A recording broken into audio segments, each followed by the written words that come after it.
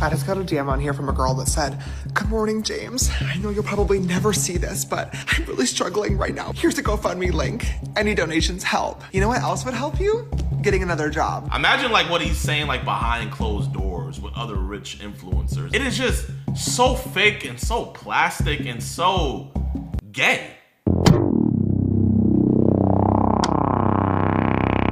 What's good, YouTube man? Welcome back to another video, and today we're talking about our favorite gay man. James Charles is in some big trouble right now because he went on some stupid rant because one of his fans hit him up asking him for some money, and he was basically like, "You're broke, get a job." But I actually want to take this another route. You know, the reason why I want to take this into another route is James Charles has allegedly, in my opinion, been caught multiple times talking to underage boys. Nothing's happened at all. And you know what's crazy? I feel bad for EDP sometimes. You know what I mean? If EDP was a gay white man, he would still have his YouTube channel. But you know, sadly, he's treated how predators should be treated. I don't get why James Charles has not gotten the same treatment as people like EDP. I've always wanted to put that out there. Like, just weird. I never understood that, but before we get into that, man, let's make sure you guys hit that like button, subscribe, and share.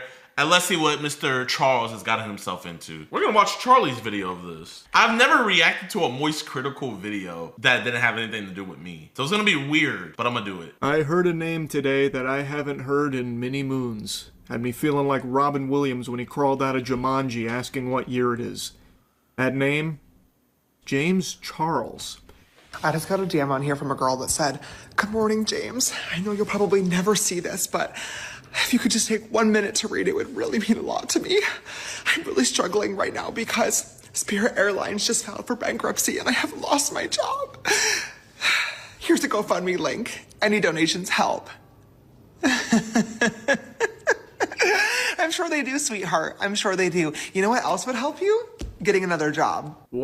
I'm gonna be real, man. I'm gonna be real. It is an annoying thing getting DMs from people you don't know just asking you for money, right? I can be real. I'm not gonna be on no virtue signaling thing like, "Oh man, you know, every time I see that donated, it hurts my heart." I'm gonna be real. I'm gonna be real. But you know what I would never do is I would never just make a video making fun of somebody that is down on their luck and asking me, you know, for money. I would never do that. And you know what's crazy? I'm not saying this to be on no high horse and stuff like that, but you guys have sent me GoFundMe donations before, and I have donated to those. Because, bro, I'm just thinking about it vice versa, man. Like, you guys have made me a millionaire. I'm not beating around the bush or anything. You guys, by the grace of God, have made me a millionaire. And I am blessed. My family is blessed. You know, I'm not gonna give everybody who hits me up money. But bro, if I see something and it touches my heart, you know what? Yeah, I could do that. But even if it doesn't touch your heart, making a video about it, making fun of the person who just lost their job, you're an a-hole, bro. You're subhuman. But we've been doing you're subhuman because allegedly, in my opinion, you've been caught multiple times talking to little boys in the DMs. Allegedly, in my opinion. What more were we expecting from the minor booty digger? Allegedly, in my opinion. The yucky douchebag. This is like cartoon villain level evil monologue here. "Oh, no money, huh? No money? Bang! Shrink ray! Now you're short too." Like that kind of thing. It's so over the top, stinking, oozing assholery. I cannot believe his delusional mind thought this was a good idea or like a strong look or a worthwhile dunk to be punching down on someone who's already fallen on hard times after losing their job, and they reached out to you in this desperate situation because clearly they have an appreciation of you. So they threw the Hail Mary, seeing what happens. I doubt they were expecting this kind of response. Now, of course, there is always the chance that it is fraudulent. There are so many fake GoFundMes out there, so there's always a chance that all of it is fucking fiddlesticks. It could all be baloney.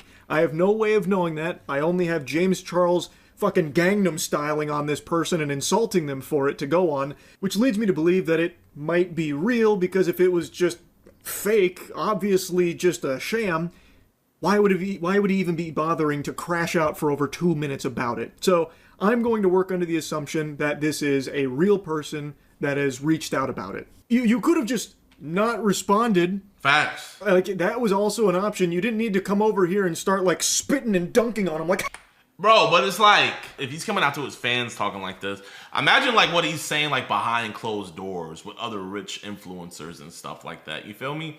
And that's why, like, you know, I never wanted to move out to LA or even, like, really associate with those people out there, man, because it is just so fake and so plastic and so gay. And, like, not gay in the homosexual way, but just, like, gay. Like, James Charles, that was a very gay thing to do. And I'm not talking homosexually. How dare you even message me asking for help? Are you out of your fucking mind? I'm James Charles, goddammit. And is there anything ickier than someone that has a job like James Charles telling someone else to get a job, preaching that they need to get a job? Brother, this former Spirit Airlines worker is a 10 times harder worker and has done 10 times as much labor as you ever have in your life. James Charles' entire career has been just farting out dog shit products and posting cringe videos, and he couldn't even do that without also trying to sext minors. So... Oh, so he admitted it. You're a pedo! I don't gotta say allegedly in my opinion anymore. You are a pedo, bro. And you have the audacity to make fun of somebody else? Were you mad that it wasn't a freaking little boy in your DM? You see, if it was a little boy asking for a bike so he could ride his bike to school, I'm sure you would have been all over that. Hello, brother! Hi, brother! How you doing? Oh my gosh, can I help you? I can give you a makeover too! How dare you try and tell an actual hardworking American to go get a job as if you've done anything worthwhile and you've done, like, actual work. You got the easiest fucking job in life. You got dealt a very lucky hand, bro. This is so tasteless. It's so crude. Coming from James Charles, of all people. So you've never been in a desperate financial situation. Great. Group hug in the shower tonight, James. Glad you've never gone through a financial struggle. This person is. And they desperately tried to reach out to you, and there's no obligation for you to try and, like, save them or anything. Obviously, there's no expectation of that, but they tried anyway because they're feeling in a rough spot. So they tried. I never get mad at a player shooting his shot. And I know for a fact James Charles, a small part of him, wanted to, like, show that person's profile. But he was like, oh, that'll probably be too much. I won't do that. But I'll just talk shit. And now you're insulting them and publicly trying to humiliate them for it? It's just so gross, bro. Yeah, try that. Because in the time that it took you to copy and paste the same fuck-ass message to myself, who you don't follow, by the way, and probably 100 other influencers and celebrities, you could have applied for 100 other jobs, but you didn't because you're a lazy piece of shit and you're entitled. Wow. And you think that influencers and celebrities should fund your life for you. You think influencers and celebrities should fund your life for you? Bro, I'm sure if no cameras, everything off, you think your followers and your subscribers should fund your shit lifestyle. Yeah, bro, I'm pretty sure when you drop a new palette or whatever and it flops, how could they let this flop? James Charles, let's see what amazing products you're putting out. Let's see. Oh man, you're putting out some amazing videos, man. Like only eating from Facebook Marketplace for a day. Just to Shop my makeup brand, painted by James Charles. Right? How's Painted doing, James? Are you still expecting your subscribers to fund your shit lifestyle? Why would I ever help you? There's no way the word entitled just left his lips. Right? No, I must have misheard that. There's no way he said that. James Charles did. Hold up, chat, man. Bro. Okay, my chat's calling me out. They're like, yo, you watch some of the videos, okay? Chat. I went on the videos earlier because I heard about the situation. I just wanted to see what the comment section was saying. I am not watching no James Charles videos, bro. As you guys can see, all the videos I had looked at are like the top ones, bro. You see? It was literally the first one because I had just looked to see, hey, what are the comments saying, okay? So no, I have not been caught. He didn't use that word against somebody else, did he? It had to be an audio glitch. I'm gonna assume that there's no way his vocal folds would even let the word entitled leave his lips. oh my god, the lack of self-awareness would probably cause his fucking head to combust. So I'm not even gonna bother touching on that one, holy. So let's instead look at the other stuff he said. He really highlighted that this person doesn't follow him. Who gives a fuck? There's plenty of people that I watch their stuff and engage in their content with without subscribing to them or following them on socials. Facts. That's pretty normal, actually. Bro, I mean, some of my favorite YouTubers, it's just like, I just trust my page to bring me back to them. There's so many creators on TikTok, I love their content.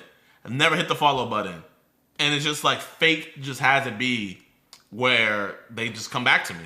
Like, bro, I'm probably like that for some of y'all. Some of you guys watching right now are probably not following or subscribed, but I pop up and you watch. But you really should hit that like button and subscribe so you never miss one of my uploads. So then he's using that to say, like, oh, you must have sent this to like 100 other celebrities. Based on what, man? You're just making an assumption. You're just taking a guess. You don't know that. You could be the only person they reached out to about it because they really admired you and thought that maybe you could be that helping hand. Which again, there's no obligation for him to do, but why go this hard against them? This is fucking diabolical. And you have no idea if they've sent out job applications or not. Why are you speaking as though you're certain they haven't? They very well could have 100 job applications out there right now. The Spirit Airline layoffs are still pretty new. Getting a job right away is not like this, bro. I don't know how out of touch you are with reality and what's going on in the world around you. It doesn't happen lickety-split like that. So in the meantime, they are out income. And I imagine as a Spirit Airlines employee, they weren't rolling in dough, able to afford fucking mansions and stuff. They're probably wondering where next month's rent is going to come from in the meantime, in between jobs. So they reached out to you in the interim. That would be my guess. You have no clue if they've sent out job applications. Facts. It takes a while. You're not a fan. You don't even follow me. You've never supported me. This is your first time DMing. And you think that I'm going to send you money because you lost your job? I'm going to translate for James. You've never supported my lifestyle. You've never given me money. You never attributed views to me. You never helped me succeed at any place. So by his logic, you know, hey, you can't get the charity. Those kids in Africa, they've never bought my makeup palette. So why the fuck should I buy them an apple? They buy my makeup palette or my concealer? No. So why should I donate to him? That's his logic. Oh my God, welcome to the real world, sweetheart. People lose their jobs every fucking day, and you're white, pretty, and able-bodied. You're in a much better position than a lot of other people out here who are trying clearly much harder to make a better life for themselves. Why would I fucking help you? What is Dr. Doofenshmirtz even crashing out about at this point? He's having a conniption, blowing a gasket. Over what? What are you even yapping about? You're not even making a point anymore. You're trying to tell someone else how the real world functions when you yourself haven't been a member of the real world in like a fucking decade. You are so detached from the real world, yet you're over here lecturing them about it? It's absurd, bro. You couldn't write someone this out of touch and this unlikable. He's like the Starbucks CEO about the $9 coffee and the premium experience, but wrapped up in like an insufferable asshole influencer. Aside from that, 17,000 people lost their jobs at Spirit Airlines. Why do you think you need the GoFundMe? I can at least like 1% respect the mentality of closed mouths don't get fed, doesn't hurt to try. But honestly, it does hurt to try because now you pissed me off. You can respect people shooting a shot, but them shooting a shot pissed you off. I can only imagine how James Charles feel passing by a homeless guy. Spare change. Did you buy my makeup palette? Huh? Did you buy my nail gloss? Did you buy my lip gloss? Did you buy my concealer? Are you a 14-year-old boy? Hey, I'm not the one. Go find fucking MrBeast. This is literally his entire shtick. I'm sure the next YouTube video is literally going to be like, I rehired all 17,000 of the Spirit Airlines employees, and it's going to be the real-life Hunger Games. The last one of them to leave the Spirit Airlines plane gets to be the CEO of the new company. Oh my gosh, bro. James Charles, bro. James Charles, if it was a 16-year-old boy, would you have donated? Would you have felt obligated to help out? Gets a house and a car and $10 million that everybody else dies. Stop trying to make jokes. Like, actually, just please stop trying to make jokes, James. Put the kibosh on it right now. It's miserable listening to him try and inject humor into anything. Why did it piss you off? How does that piss you off? Yeah, 17,000 people lost their jobs here, man. That's 17,000 people that are now out income. I imagine a lot of them are feeling very similar ways to the person that reached out to you. Facts. This person just decided to try. They decided to throw a Hail Mary. Again, you could have just ignored it. I hope whoever this person is comes out and like could show proof that it was them. And I would love to donate to their GoFundMe. Why did it piss you off? That's a fucking you problem, man. That is a weird response to it. Like, go find that video to compete in, baby. I'm not helping you. I'm not fucking helping you. All you did was lost your job, okay? Welcome to the real world. I can at least understand if you were like, James, I'm a longtime fan. Here's a trillion years of DMs and my support for you. I love you. I'm suffering with a really rare genetic disease that there is no cure for, and I'm trying to raise... Oh my gosh, moving the goalpost. So not only do you have to be a longtime supporter and you have to show all the receipts to all the shit products that you bought from him, but you also have to have some rare genetic disease for him to even entertain the thought process of giving you probably a $10 voucher for his shitty product. You know he wouldn't actually donate any money. He'll just give you a voucher card. Here, you get 10% off on your next James Charles apparel merch. Money for myself and other people that have this. Maybe I would help. Maybe I would help because I love you and I appreciate you. This bitch, you lost your fucking job? Oh. What are we good? Chat, do y'all think he really sounds like this? Or like, bro, like what is this accent, bro? Like, what are you going for, bro? I don't get it. Genuinely, he sounds like a 50-year-old middle-aged mom who's like the group leader of the PTA. I'm gonna do nothing. You know what you need to do? Go find a fucking new one, girl. Put some effort into the workplace. You just blow in from Stupid Town? He really thought he cooked with this rant. So the impression here is that the only people in the world he cares about are people that like mindlessly support him through thick and thin forever. Here's a trillion DMs. Okay, now I care about you. So maybe if you had like a genetic disease where you were dying and you were about to just kick the bucket, I might consider spitting on you if you were on fire. I might, because you've proven that you're a fan. And those are the only people I care about. Those are the only human beings to me, are the fans. Then I would have cared. By the way, worth reminding you, there's nothing that says that she wasn't a fan, by the way, James, just because she didn't follow you or DM you before. What an awful perspective to have on people, huh? Again, you could have just not said anything about it, but you decided to make a whole show. You decided to go fucking hog wild on it. And man, do you look like a clown talking about hard work in the real world, two things that you are not someone to be lecturing anyone on. You don't work hard, and you are not in the real world. And that's one of like the biggest things, like points he tries to make here. Get real. This person is just in a desperate spot, as a lot of people are and have been. And in those positions, sometimes people try a Hail Mary. That's what they did here.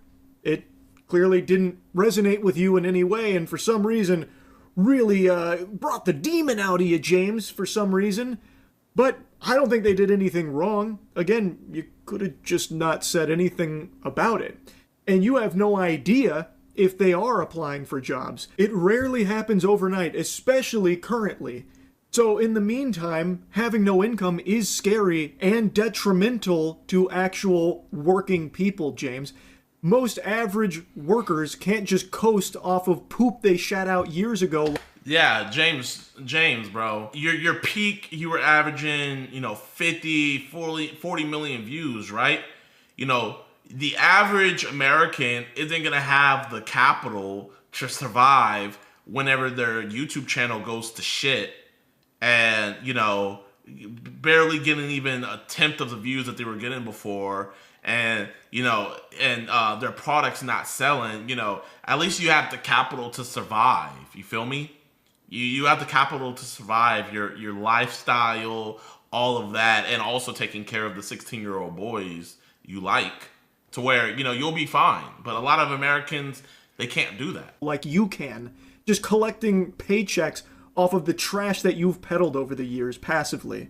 So, in the meantime, they made this GoFundMe. They reached out to you, and then you had this ballistic response to it. And James did get dunked on for it, so he made an apology video. Oh, This video was fucking stupid. It was... Whoa!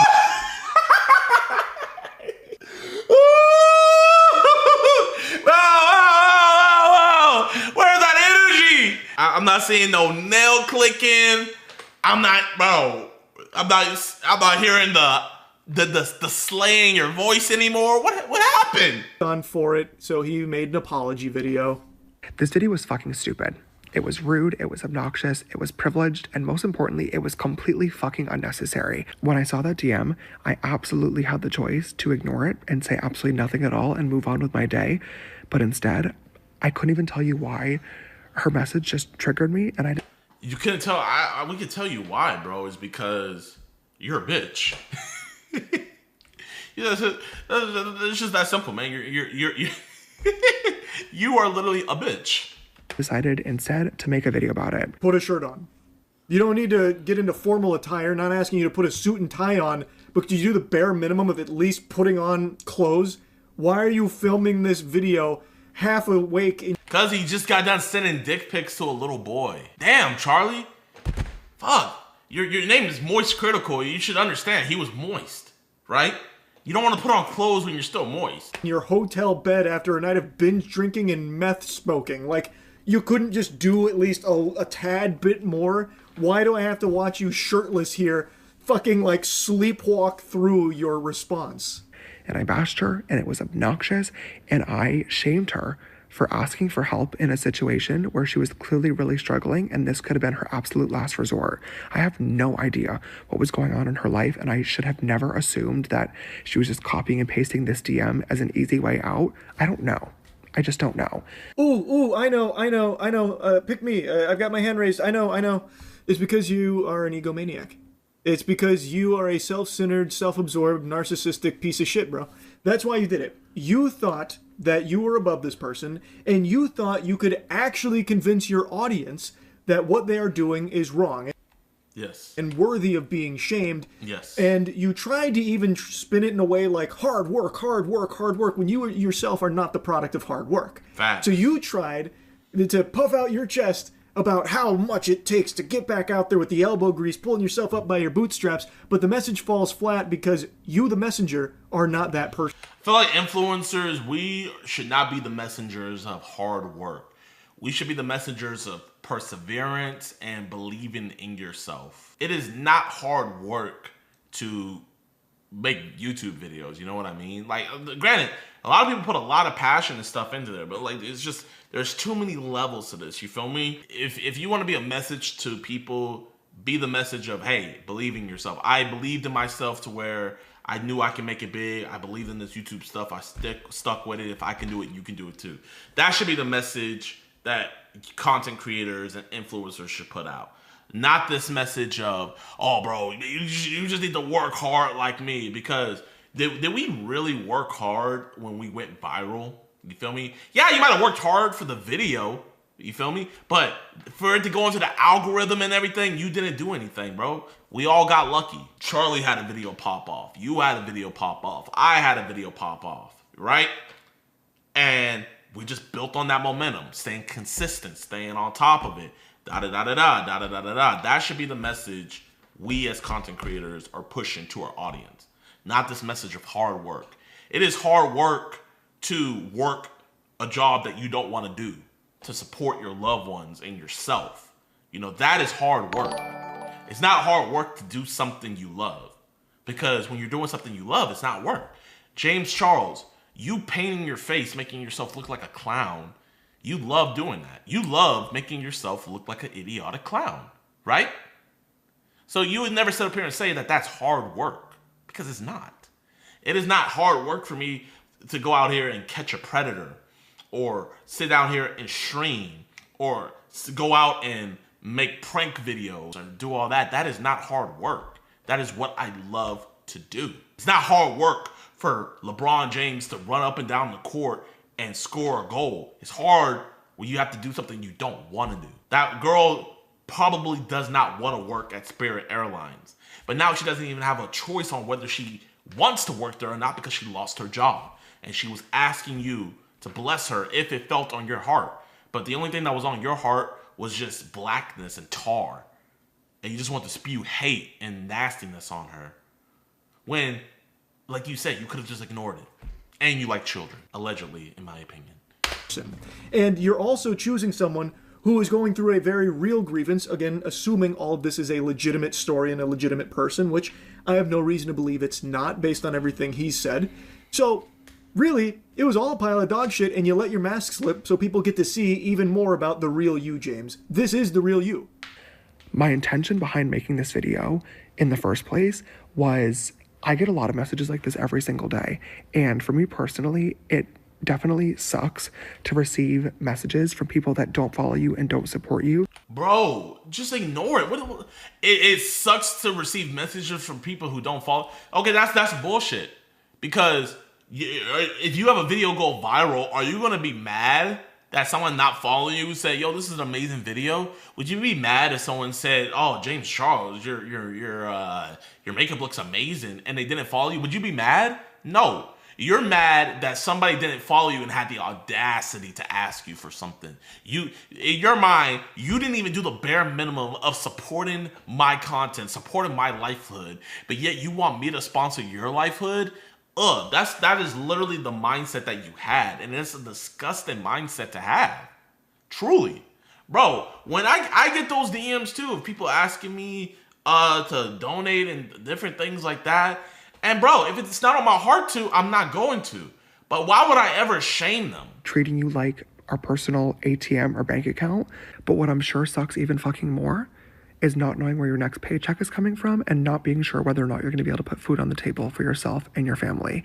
So it really doesn't matter what my intentions were behind making the video, because it came across as super fucking privileged and like I was basically shaming anybody that's unemployed for not trying. So he's pretty much saying like, I still believe the way I believe, but I see the way it came across. Hard enough to get a job. And I feel awful because that wasn't my intention and it really hurt a lot of people. This is coming across very genuine here, James, as he's falling into slumber here. It feels like I'm watching a video of someone ODing. Why did you even film it like this, man? And also, I don't understand why it even upset him in the first place and why he says it sucks that people, treat me like an ATM. I get these random messages from people that obviously don't know anything about me and are just trying to hose me for cash. Like, yeah, that happens. That's annoying if you see it, but I guarantee most of the messages go to his management. I guarantee James doesn't see the vast majority of those, like, fake, reach. The only person who can even have this, like, the only person I would say who could ever have that mindset is MrBeast, and he can't even have that mindset. I know for a fact, bro, if you follow MrBeast, if MrBeast follows you, you're gonna get DMs of people hitting you up, asking you to ask Jimmy to bless them, right? And even they wouldn't be that callous or that evil to do something like that. Reaching out for money type things. It's not like a telemarketer call. Telemarketers get a direct line to you, they call you, then they treat you like a little piggy bank for their trash product, and you know what happens there? You hang up. Here, these messages go into the fucking void. You'd have to go out of your way to find these like spam, scam, like fraudulent things. Like, I don't understand why he's making it seem like, oh, it's so hard being me, James Charles, where people reach out and they don't even care because they're asking me for money. Again, I don't think you see most of them, and the ones you do see, just ignore. Like, it takes, like, actual split seconds. If he was making a point like, friends and family are always reaching out to me just for cash, they treat me like I'm not even a human anymore, I'm just a cash ATM for them, then I'd get it, because, yeah, that sucks, that's horrible. That's not what he's saying. It's so weird, like his view on it, at least to me, I think it's weird. I'll sum up the next section where he tries to like relate to the average worker, saying that he knows how hard it is in today's job market. I know people looking for a job and it sucks, getting ghosted and stuff like that. So now he's saying like, oh, I get it. It's super, I relate. That's now his big thing that he's saying in this section. And then he goes on to talk about how he recognizes that he got really lucky with his makeup tutorials, so now he's got the position he's in, and now in his position he needs to learn how to humble himself. And for anybody that saw that video and was disappointed or upset with what I said, I am super sorry, especially to the woman from Spirit Airlines. I did try to look for her message earlier before making this video, and I couldn't find it. If you see this video and you want to get in touch, I would love to apologize to you directly and to help you out a little bit. But if you are not comfortable with that, Now you want to help her out. Bro, if I were her, man, I would just come out and be like, hey, I'm the woman. If you guys want to, please support my... I wouldn't take a cent from him if I was her. I wouldn't take a penny. Totally understand too. I really appreciate anybody that sent me a message or left a comment about this video today, letting me know how insensitive it was. I really needed to hear that. I was giggling so hard. He's going on like, okay, I really want to help now. I tried to find her message, but I fucking banished to the Shadow Realm somewhere along the way. I really want to help. I've learned my lesson. And then there's a cut, and then he's got the blanket pulled over him. He's tucking himself into bed. Why? It's so fake. It's so unbelievably fake. And I really need to think twice before I hit record and just start yapping on this account.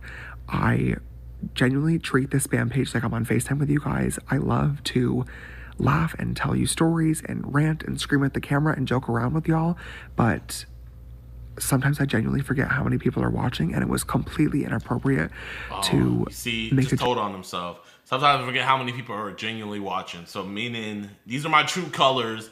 I have to realize, oh crap, I haven't fell off that much. People still know who I am.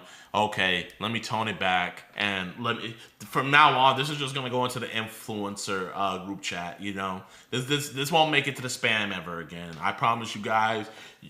I will have these rants again in the future, but you guys won't see these rants. Joke out of somebody just trying to provide for themselves and their family. That's definitely my bad. What joke did you make, man? It was just insulting them. It was just berating them for having the gall to try and reach out to you in any capacity during a hard time. Where was the haha? I don't know why he's saying it like that. Like, I just, I love to rant, I love to yap, I love to laugh, I love to joke, and, well, I just forgot that so many people like me and watch me, and this one came across bad. I shouldn't have been joking about this one. But you weren't joking, you were just insulting this person.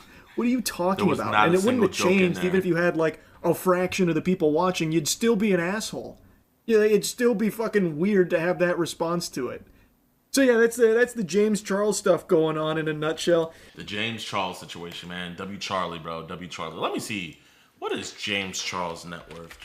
James Charles' net worth is 22 million. 22 million, and we acting like this? Crazy. Mikey, FTP, AD, OD, Sebastian was good, y'all. Hey, sorry for going on live super late. It's literally, at least in Central Time, it's 2 a.m. I just wanted to come vent real quick, bro. And I mean, I don't live with anybody else, but y'all my boys, so I just want to talk to y'all. So yeah, basically, I'm looking at the videos, right? So I'm looking at all the videos we've been posting and everything, and I'm just looking at these hoes, and I'm just thinking to myself, bro, I could do so much better, and to an extent, that shit scares me, you know what I mean, boys? Bro, I really feel like I could do so much, and I could top myself so much, and I could bring even better content. And just looking at this shit and it just really motivated me, and that shit kind of really hit deep, fuck, man. Because usually around this period, people be fucking, oh, I don't think I could, what else could I fucking do? But to myself, it's what can I not do, And I don't do this shit to fucking, fucking go partying and everybody admire me and stuff. I just do this shit because, I love doing it. I've been wanting to do YouTube ever since I was, 12. Since I was 12 years old, I've been wanting to do this shit. And it's just, now that I got that opportunity, I don't want to let that shit go. And I'm just looking at the videos and stuff like that. And I just thinking to myself, bro, we could just go even crazier with the shit, make even better bangers, and just, really like leave an impact on the fucking website. You know what I mean? And so yeah, I know that sounded like some fucking goofy shit that I just came on here talking about, but yeah, that's just literally what I was thinking. Like, I want to like, and I'm not saying like I think the videos are ass or nothing. Oh fuck no, but what I'm saying is just like I just feel like it could be even better, and like I want it to get better for you guys. Nah, I'm not sad or nothing. I don't know, when I talk at night, for some reason I get real congested, and yeah, I'm Gucci, y'all. I'm Gucci. I appreciate y'all. Damn, y'all boys over here thinking I'm fucking sad. Damn. Y'all boys think I'm in my feels? Fuck, that's tough. That's tough. Nah, I'm not in my feels, y'all. Nah, I just want to, like, literally just talk. I was just saying, I feel like the videos could be fucking even better. And so, I'm gonna work on that and try to get the even more bangers, you know? Like, on some selfish shit, like, I kind of want to do it for me, you know? Like, I want to do it for me because I feel like I can do better. Like, I want to challenge myself and shit. But, definitely need to upload more. The goal is, like, I'm not gonna lie, y'all, I don't think I could get more than once a week. I'm not, bro, imagine 2 videos a week. 2 videos a week would be crazy, y'all. I feel like probably like during the summer, I could be able to get 2 videos a week. Right now, fuck no. But during the summer, I could definitely try to get 2 videos a week. That would be game changer. Because there's no one, like, making videos like this in the community, posting twice a week. Usually they just post once. Oh, fuck. No, that sounded horrible. Usually they just post, like, once a week.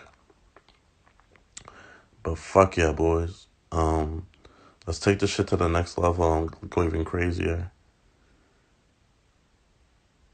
But, and big shout out to y'all, man. Like, you guys have no idea, bro. Like, it's just, like, it low-key kind of amazes me that you boys get my sense of humor and, like, can, like, laugh with me. You know what I mean?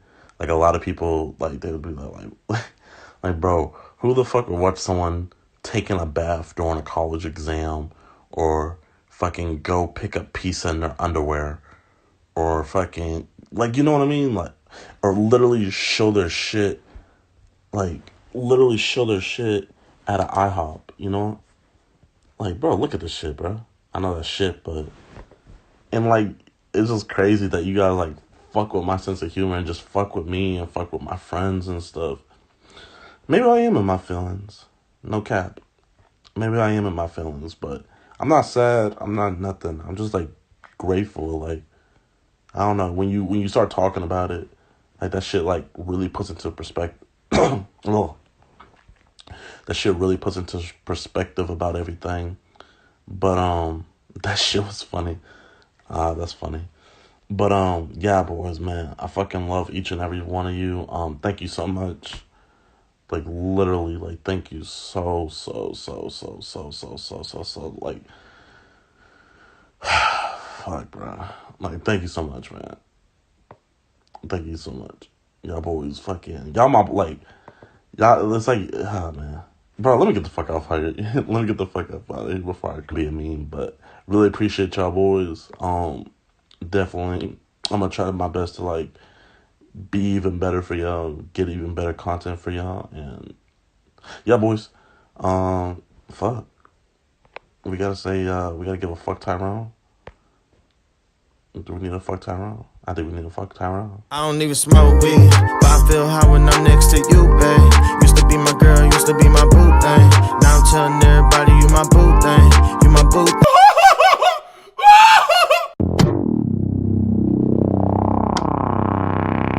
Alright, y'all, today we are going to also react to Dads Against Predators. He slaps Pred. So, a lot of you guys probably don't know this because you might not follow me on Instagram, but DAP, the people that run Dads Against Preds, they don't like me, man, because I called them out. It's not that I don't like them, it's just I don't like what they do. Because to me, it's just pointless, man, you know? I get it, like, humiliate them and all of that stuff, but when there's a good chance you could have got them arrested, it's like, why half-ass?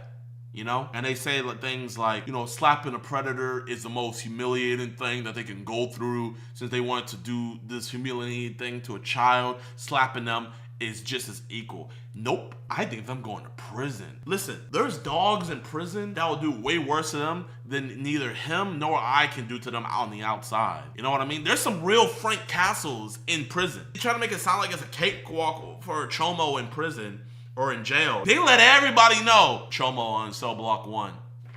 Say less. So in my opinion, I kind of see this as useless. I think they should try to get the cops involved, get these dudes arrested. That's just me, but let's watch this. Excuse me, everybody! This man right here! Why are you doing this? I want to ruin your life. I'm gonna call a relative. Pick me up. No. No, we're not doing that. We're not doing that. What has this job done to your soul? We're not doing that. We're not doing that. Looking into some of the darkest elements of humanity day after day. I still get shocked to this day because I'll ask him, why are you doing this? And to this day, 800 guys later, nobody can tell me why. You calling that little man, you got any weapons on you? You got any weapons on you, man? Oh, he's calling the cops. No.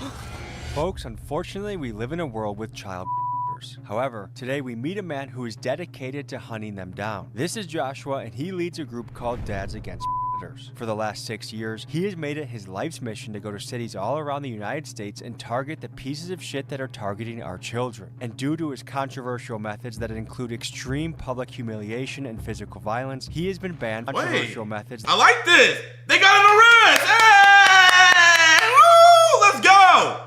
That's how it's supposed to be done. I give props where props is deserved. This is a W right here, man. I don't know if they called the cops, but hey, whether they called the cops or not, they got an arrest. I'm happy with it. That include extreme public humiliation and physical violence, he has been banned from most social media websites. And for this episode, he makes a special trip to Milwaukee to help capture these scumbags that are lurking in my home city. And you know the crazy thing about it? Milwaukee, believe it or not, is very, very good for pred catching. I'm happy that they're actually making phone calls. That's great to hear. That's great to see. Throughout the episode, we involve Milwaukee PD to help bring these guys to justice. Nice. We have done our best to keep this footage as raw as possible, censoring only what is necessary to comply with YouTube's community guidelines. Folks, this is the world of Dads Against Predators. Viewer discretion is advised. Josh and his team already had a catch lined up, so I sent my guy Dre along to get the action, and here's what went down. So we're going to get Francisco, met him off Grindr. Don't want you to be mad at me, I'm f***ing. They say, oh. He says, I'm sorry, is that bad? They say, it's okay. He says, I'm sorry, you can stop talking to me. He said, it's okay, don't feel bad. It's just that you're still too young. I feel like we could hang out, see where it goes. If not, it's cool, I got a trip. He says, yeah, sounds good. I'm free today, do you travel? Is there a store near you? What kind of store? The CVS, Walgreens? Yeah, we can meet at Walgreens. I'd never hurt you. I'm a good person. We're gonna sit in the parking lot. We're gonna watch him walk into the Walgreens, and then we'll follow behind him. I'll creep up behind him and I'll call his phone. I'll do the little boy voice, and then for the big reveal, I'll reveal that I'm not in, and then we'll do a conversation. For the big reveal. Joshua Mundy with Dads Against Predators, catch bad guys across the country. Can you explain why you got into this I got to field? get So I out was of in a here, previous arrest relationship, these people, and let God she had a handle the daughter, rest. and I was raising her Peace, as love, my own. and Peace, She my was man. messed with Heart by her emoji. dad's family. The guy never got any judgment, nothing. He just got off scot-free, got to register privately, which I didn't even What are the easiest states to start pred catching? I think it'd be easier to tell you the worst state, Ohio.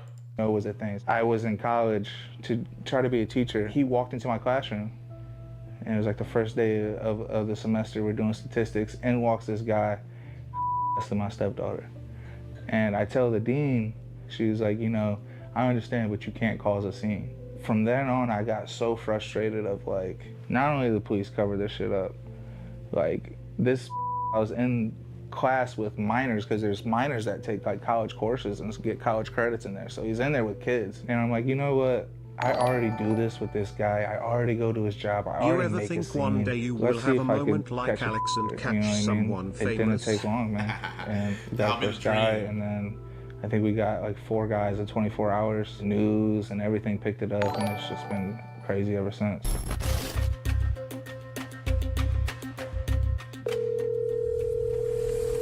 Hello? Hey, I think like I'm about to be pulling up in a minute. Okay, sure, no worries. How- I'm brushing my teeth and I'll be there in 3 minutes. In 3 minutes? Yeah.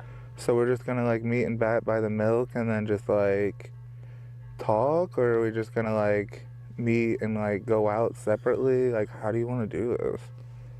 No, we can go to my place. We can come to my place. I can see you at the milk area.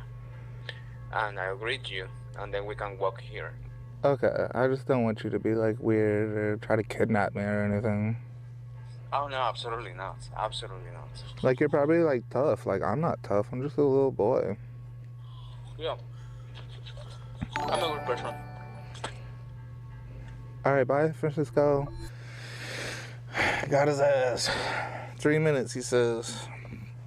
A key part of the catching strategy is to make sure the scumbag is in a location that limits the potential for a quick escape. So the team waited for Fernando to go inside the Walgreens, and then they moved in for the confrontation.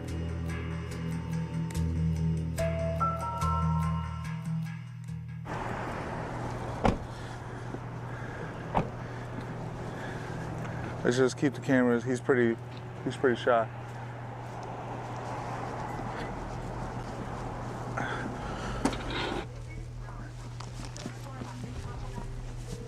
Francisco. Hey, bud. What's up, buddy? Hello, how are you? Good. Why aren't you answering your phone? What? Why aren't you answering your phone? Oh, no, I'm not answering. Why not? No, because... Let's have a conversation over here, okay? Sure. Why aren't you picking up your phone?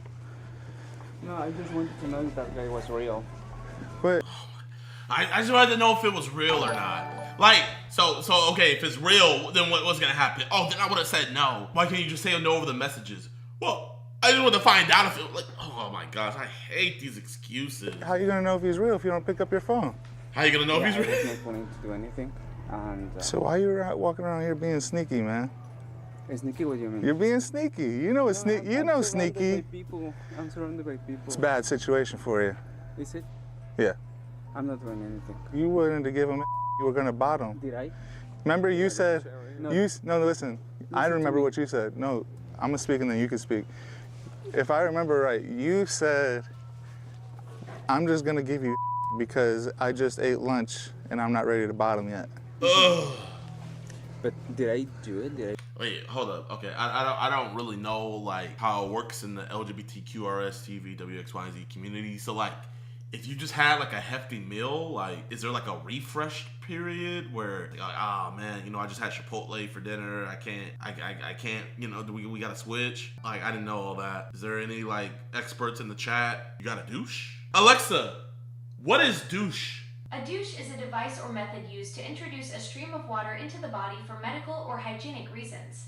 It typically refers to vaginal irrigation, but can also be used for other body cavities. So wait, does that mean I douche myself every time I use my bidet? Alexa, does that mean I douche myself every time I use my bidet? No, using a bidet isn't considered douching. A bidet uses plain water to clean externally, while douching involves introducing liquid into the vagina. I have more questions than I do answers. Do something. No, you're in here. Why are you in here? Why are you in here? I just wanted to. You're in here to do nothing. No, let me tell you something. I was gonna tell. Let me tell you something. Let me tell you something. That, Let me tell you something. Let me tell you This something. guy was real. So why are you talking he about was- having sex with a 30-year-old boy? I didn't do anything with him. Of course you didn't, because we stopped you. You showed up, though. Yeah. And I'm doing. So I'm listen, not doing anything we're wrong. gonna go out the store and we're gonna tell you how these videos end. No, There's two I'm ways gonna how these call- videos I'm gonna end. call a relative to pick me up. No. No, we're not doing that. We're not doing that. What's wrong with Chat. So I'm gonna tell you right now. I don't know if he gets arrested in this video, but that right there, his defense attorney can use. My client was not able to leave, and when he tried calling for a ride, he was then attacked and struck, and his device hit the ground. Like, it's things like this that affect the case. That's why I do research. Like, you know, no offense to him, but he probably doesn't even know if his real name is Francisco. You know, I've never met an Indian dude named Francisco before. That's probably just his grinder name. You gotta do things like this to get these dudes to stay, right? So at that point, if he's calling a relative, I would have been like this. I would have been like, hey, hey, Bao G, listen, you know, I know you might call Hemish or Risha to come pick you up, but I don't want them to find out about this, man. You know, I also don't want 7-Eleven to find out what's going on over on Silver Road, right? So I advise we just keep this between us and we have this conversation. And then he'll be like, okay, buddy. Then he'll put up his phone and then we talk. We're gonna have two options, buddy. Two options. We're gonna call the police right now, or no, stop, calm down. You're pissing me off, right? You did too. Yes, I did. Why? Because listen, this little assault charge that I get for beating you up. Here we go. How's it going, man? You a police officer? Yes, sir. Hey, how you doing, man? Chat, I'm not gonna even lie. I think Tommy and them called the police before. No way Dap and them called. Cause he was just about to go this little assault charge I'm about to catch. Tommy, whether you realize it or not, you are the reason if this dude gets arrested. And Milwaukee's really good at arresting, like really good. Since you made that call, bro, you're the reason why this dude might get arrested. This man's here to meet a 14-year-old boy for This man's here to meet a 14-year-old boy for No, absolutely not, sir. I have never talked to that guy. I don't know this guy. Solid. My man, take your hands on your pocket for me. Absolutely. Just come over here with me, please. Stand by a moment, please. So yeah, Francisco came to meet a 14-year-old boy. Hey! I don't know if he wanted to or not, but he's talking with the cops. He's getting it done. Well, chat, man. Round of applause in the chat, man. W's in the chat, man. I'm happy, man. This is a W. You know how many guys we've caught where they talk about before how they've been in prison for other reasons? They got just violated. Like, you know what I mean by violated. Now imagine now that they go to prison for what we got them on. Imagine what's gonna happen to them. He started talking to the boy on Grindr. It was shifted over to text message, and he planned to have a meetup here with the boy where he would take the boy back to his home and have sex with him. Folks, I cannot dox where Francisco works in Milwaukee, but we did hear from one of his coworkers who saw Josh post a clip of Francisco's catch on his Instagram, and after being confronted about it, Francisco is telling his coworkers it was a fake prank clip. So I say this to Francisco and his coworkers, sorry buddy, but it's real. Dang, that means he probably just got detained. And this is another thing, man, like, I wish I could see their chat logs, man, because we don't go to confront them or meet them until criteria are met. Where the criteria is, like, to me, it sounded like he clearly said that he wanted sex, he acknowledged the age, and sometimes we kind of wait for them to send pictures, because them sending pictures is additional charges, right? But I've seen other times where it kind of just looks like they're just getting dudes to just show up, and the chat logs might not be that deep, but it's just the fact that they're coming to meet like a 15-year-old or stuff like that, so they'll like beat them up and slap them on that. But those chat logs aren't good enough to prosecute. You need clear intent in the messages. What I'm guessing, the guy probably told the cops, they slapped my phone out of my hand. You will never catch me, Jidion. You know, when people say stuff like that, like, I actually take it seriously. Someone that isn't sick wouldn't say something like that. So I say this to Francisco and his coworkers, sorry buddy, but it's real. Okay, you know, racism, lacism, all that, but bro, where do you guys think Francisco work where his coworkers found out about this? Just some guesses, man. Chat here. Do I have Tommy's number? Yo, what's good, Tommy? Hey there, how you doing, man? Good, man. I'm watching your documentary on Dap and them. Oh, I watched your Houston video yesterday, man. You know, I live out in Houston. I really enjoyed it, bro. Well, thank you, brother. Truly. I appreciate that. Okay, so I have two questions. A, when the cop came into the to the CVS or whatever, or the Walgreens, did you guys call the cops or did Dap call the cops? We called the cops. Well, yeah, I was working with Dads Against Predators, but while they were in Milwaukee, they attempted every single time to call the cops and actually go that direction. Okay, yeah, because I was just telling my chat, Milwaukee is one of the best places for pred catches. You wouldn't believe it, but it really is. But That's good to know. That's good to know. Yes, sir. Now, my next question is, we're looking at Francisco right now on stream. Okay, I know you say you didn't want to dox him or anything, but can you tell us what type of job he worked? It was like something for the Mexican consulate or something for immigration rights within, and he also had access to children. I got to put it all together. Let me just put it in my chat, my team. Wait, really? He didn't work at a gas station? No, he had a government job. So wait, is he actually Mexican? Yes. Oh, bro, I thought he was Indian. Yeah. That guy worked at a Southside Milwaukee nonprofit that helped with immigration. Hey, chat. My bad. I was wrong. Okay. But yeah, man. No, this is a good video, Tommy, man. I appreciate you, man. Keep up the good fight, okay? But okay, well, chat. I'm not racist because I got the whole race wrong, so you can't say I'm racist. Here we go. Tommy. Good to meet you, bro. What's up, boss? How are you? Good, man. Good. Come on in, man. Yeah, let's see the operation Just got a little here. workroom going on in here, man. Putting everybody to work. This is my boy Tony, man. He's my assistant, right-hand man. My boy Boston, camera guy. My beautiful fiance. We got Vince, Bloody Knuckles over there, man. We got my boy J-Mac, Philadelphia's own, man. Whole Just in operation. here, Nice. war rooming it up, man. Trying to get some leads and go from there. I think we got a guy that's ready now, actually, so perfect timing. Okay, you got to Milwaukee yesterday afternoon. Yeah. You already got one that I missed. Already got one, yeah. And how many people do you guys have on the hook right now? I think we got 2 people. 2 people on the hook. Potential. It's crazy how fast you get, especially when you go on Grindr. Like, you definitely gotta get these dudes, the dudes on the apps and everything like that. And when I first was starting my own thing, we would do it like this. But then, like, kind of like after working with Alex and stuff, it made me want to more go to get the CP guys, the guys in these group chats and these worser dudes. You know what I mean? Because, bro, there's levels to this stuff, man. Like, I don't care what anybody says. There's a huge difference. A 25-year-old guy or a 23-year-old guy trying to go for a 15-year-old and a 25-year-old guy or a 25-year-old guy trying to get an 8 and 5-year-old, bro. There's a huge difference. Maybe it's just me, man. Maybe it's just me. Maybe they're all the same in your eyes. But I see a huge difference, in my opinion. They all need to get got.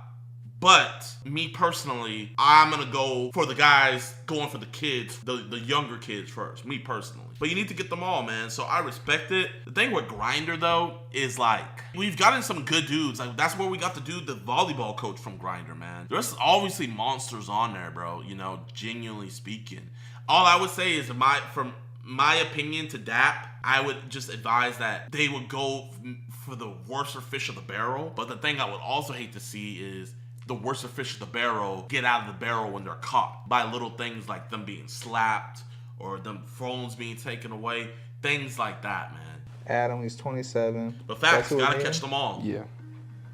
He looks younger than 27.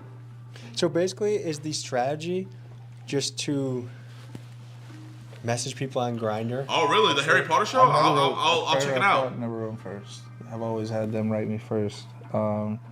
My pictures are very obviously underage kid. Can you show us the pictures you're using to catfish? Sure. I don't know if I can screen it. And is that an app you've used to do that? Yeah. And this is done through what, an AI filter? Yeah. Y'all ready? Yeah.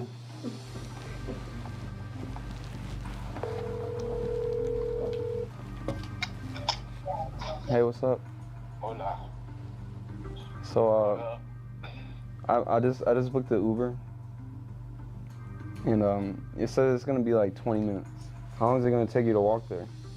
I don't know, like I'd say less than a minute. A lot of people like get weirded out because like when they see me, I'm, you know. Well, I know that, but I'm saying like, shit, you're cool, you know what I mean? You pretty much, you know what you want, you know what I mean? So that's all right. Are you top or bottom? Do you know what I'm already about, so. Yeah, I already know. All right, well, I'll see you later. Okay, cool. Are there any common characteristics that unite these people you catch? I feel he's rooted in power. So I believe you'll see like a lot of weak dudes who don't have anything going for them, and then they come across this, and I feel like that's an opportunity for them to like be better than and like to look down upon. And then I feel like you have. I wouldn't say that, man. You know, I've caught like successful dudes that had like wives, not even just chopped wives, but like, you know, like, oh man, he has a beautiful wife and family, and they still throw it away. Like, I wouldn't say it's just power, man. A lot of these dudes, I would say, are demon possessed, bro. You know, like, not to give an excuse or nothing, but like a lot of these dudes are demon possessed, bro. Like, what could possibly come over you where you want to see a 1-year-old? watch videos like that, want to do stuff like that, actually do stuff like that, you're sick. Of, you know, the Epstein Island pedophiles types of guys where it's like these guys are rich, powerful, they got everything you want, but yet like they're still like trying to hurt kids, and I believe that just comes from like they don't have enough power. It feels like society is maybe it is a power little bit thing around us, and so I think that's why people cheer I for look at it people as like demon Joshua and his possession. team. Is it feels like they're at least doing something to right the balance. Or it's just like, how are these people just walking around living their normal life and nothing happens to them? And I feel like, I don't know about you, but I kind of have hoped for vigilantism recently. Like, he says 1 minute, so I'm guessing he's a house across the street. So You see, I'm cool with vigilantism, right? But chat, and I want to hear your guys' opinion. Do you guys think it's enough if the justice system doesn't work, right? Do you guys think it's just enough to just slap a pred? Yes or no? No. Exactly.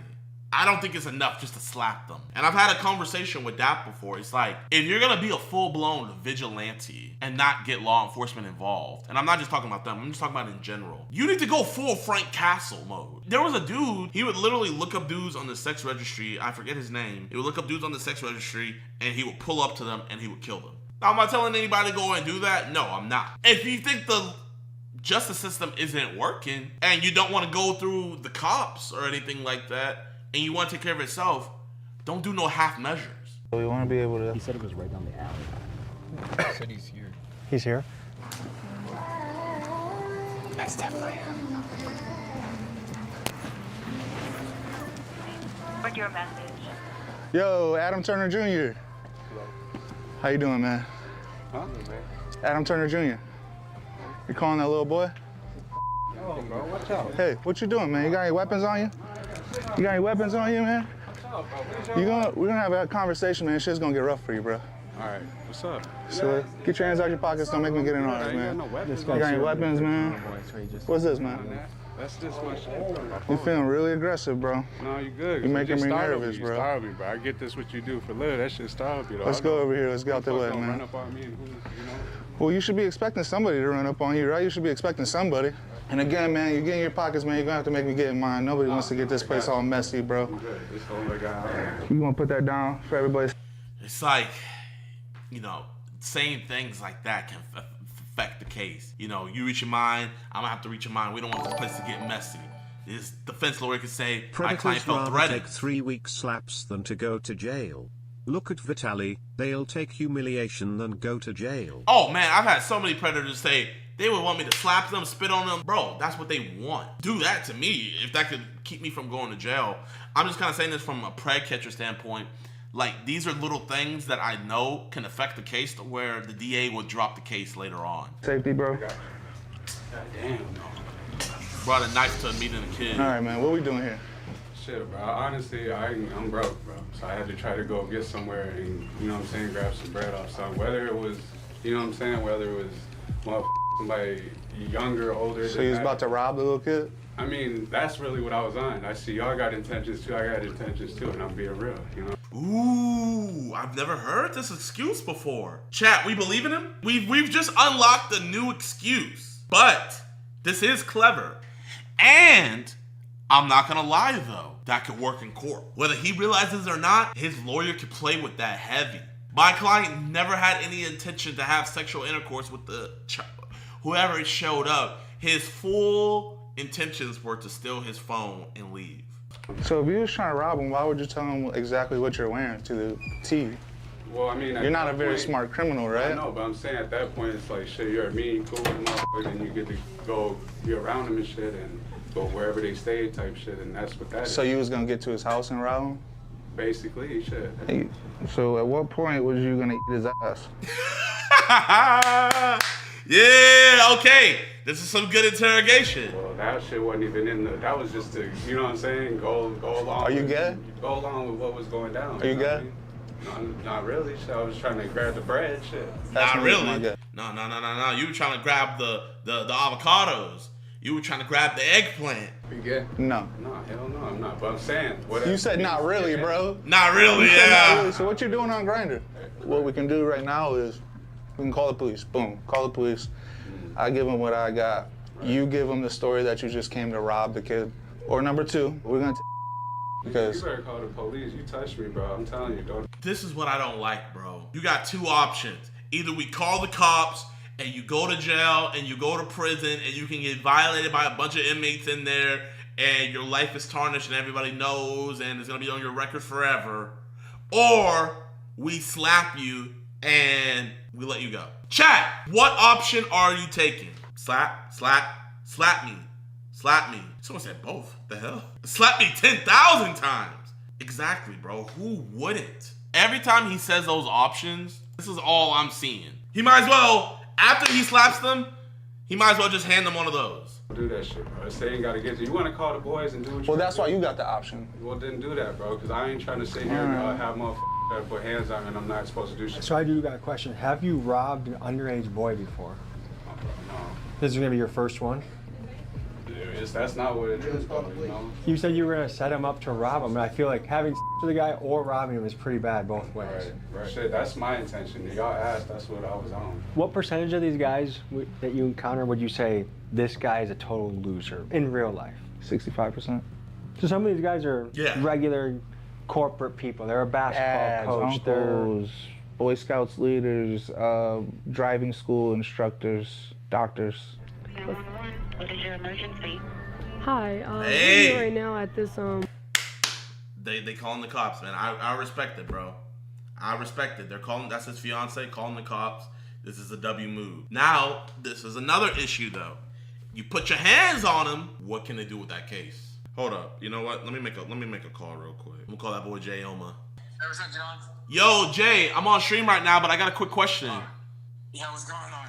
Okay, let's say I did a pred catch, right? And I told the pred, I'm giving you two options. Either I call the cops and you get arrested, or, you know, I slap the you-know-what out of you, right? And he picks the option of me slapping him and I slap him, but I still call the cops and he gets arrested. When it goes to a judge, how easy would it be for you to get him off? Get him off? Well, he has to give me a call, but I mean, if you guys call the cops on him, it's gonna be another uphill battle. Just have to attack the case. Would the slap affect the case? It might. You know, I can get creative with my arguments. I'll use it in my arguments to try to get him off. I'll say some shit like, probably you slapped him because you're doing it just so you can get views, and this shit's not really real. You see that? Yeah. What do you think? Do you think with the slap, do you think the prosecutor would even want to take it like further when they find out that he got slapped? It depends. It depends. Some prosecutors they'll accept you know, the work that you do, and you do good work, right? Sometimes they'll accept it, sometimes they won't, because they feel like you might have tainted it. But it's all up to the prosecutor that's gonna attack this case. No, I was just curious because I didn't know to what extent putting your hands on them, like let's say like they're trying to leave, I'm blocking them off, they try to call somebody to pick them up, I slap their phone out their hand, I take their phone, I slap them multiple times. Like, how much more does that help your client? I mean, it helps out a lot. I'll just get real creative with that. I'll use the slap. I'll use every slap that you use on there to try to get him off. I was just curious, man. He said every slap you do, he would use that to get his client off. I just don't think it's worth it, chat. Even if I slapped him the hardest I could possible, there's nothing I can do on the outside that somebody on the inside, once he goes to jail, couldn't do 100 times worse. Walgreens. Let me find the exact. It's 14th and Burnham. 14th and Burnham Street. There's this man in here. He came to meet a year-old boy, and he just told us he wanted to call the cops on him. Your mind right now? They never want the police to come. Sorry, excuse me. Oh, we just called now. Wait, did they call the cops because he... Wait. I'm like, wait, hold up. Never. And he just told us he wanted to call the cops on him. Your mind right now? They never want the police to come. Wait, hold up. Did they actually call the cops because the guy called the cops? Asked for the cops to be called? Am I hearing that right?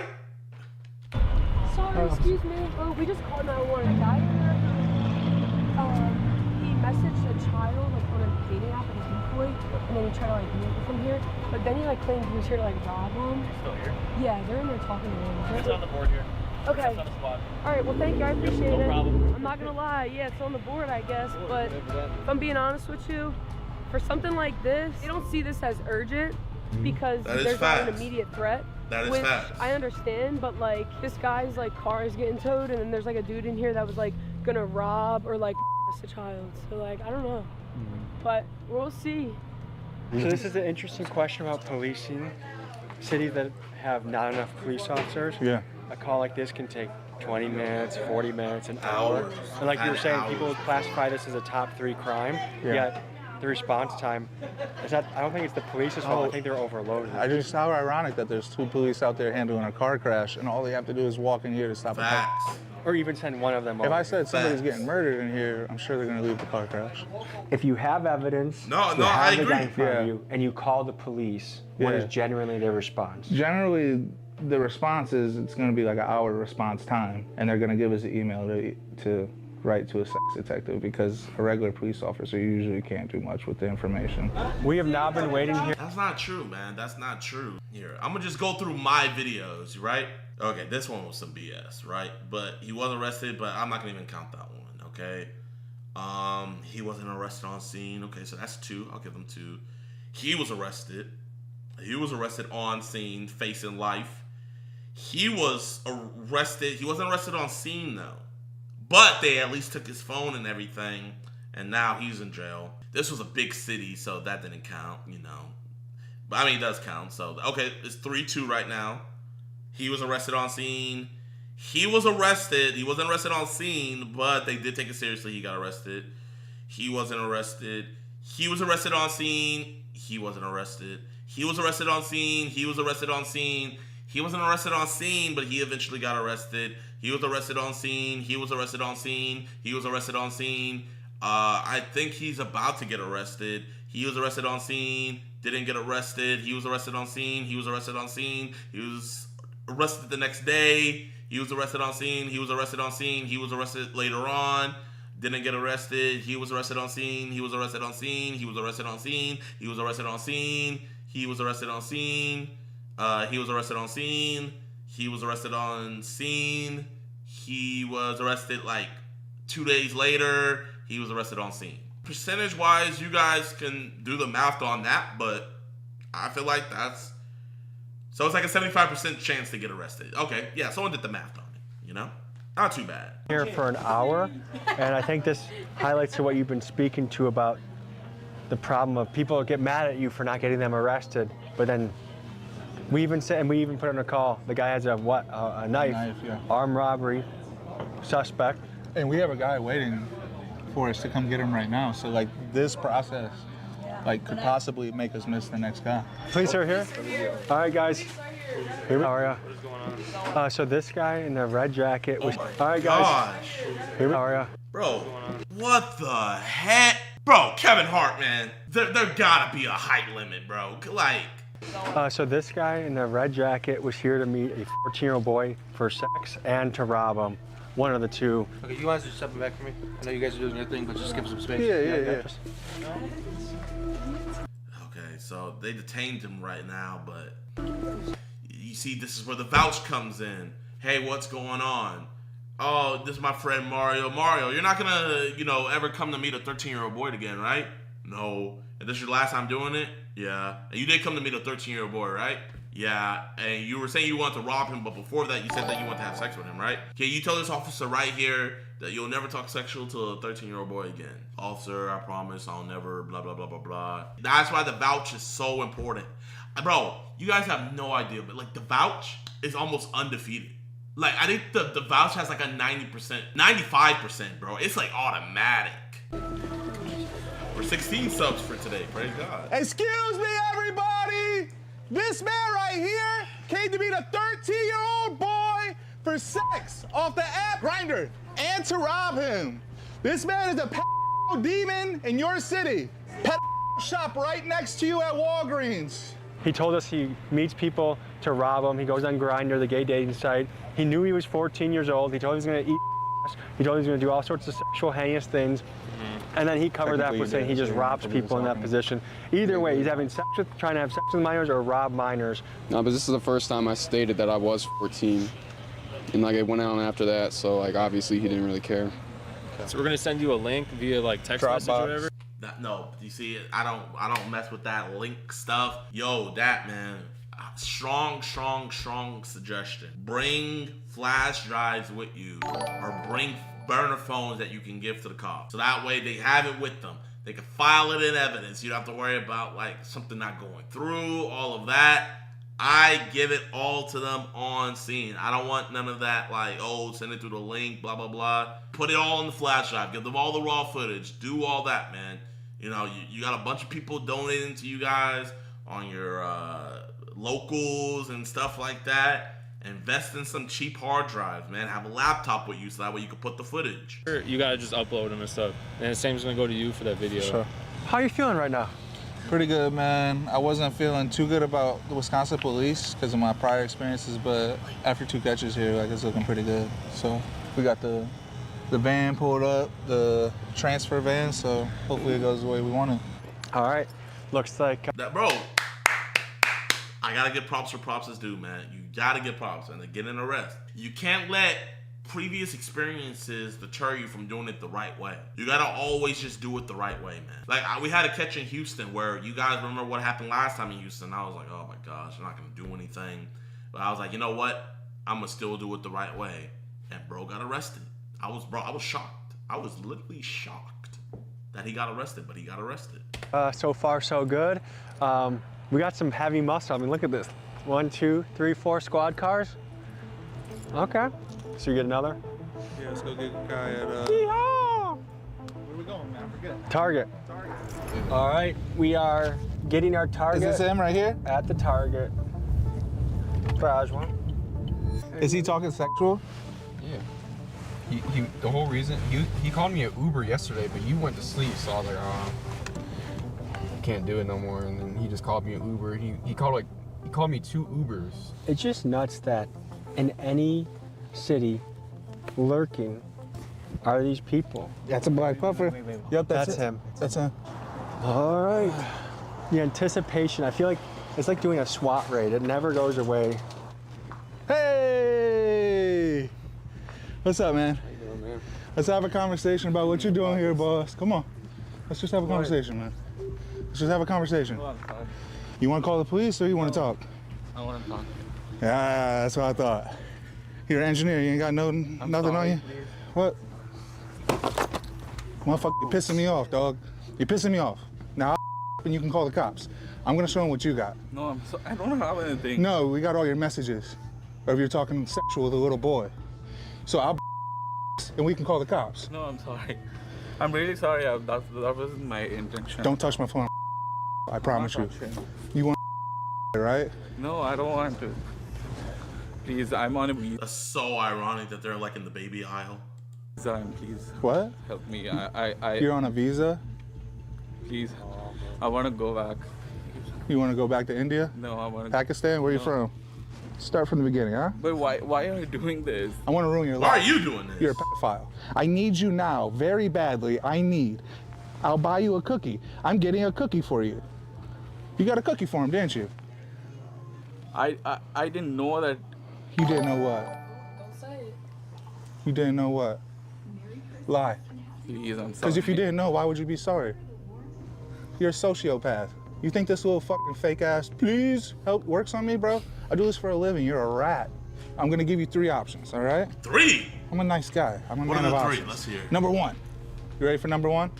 We call the police right now. The police come here. I give them what you got. You give them what I got. I think that's the best option, man. There shouldn't be any other options. the cops should already be on the way. That should be the only option. And we go from where it goes. No.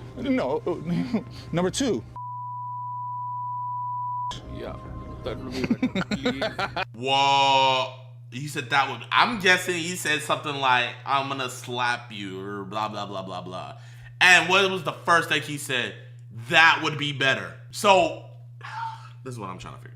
We're giving rats like this what they want. So we're giving rats like this the favor and the what they want.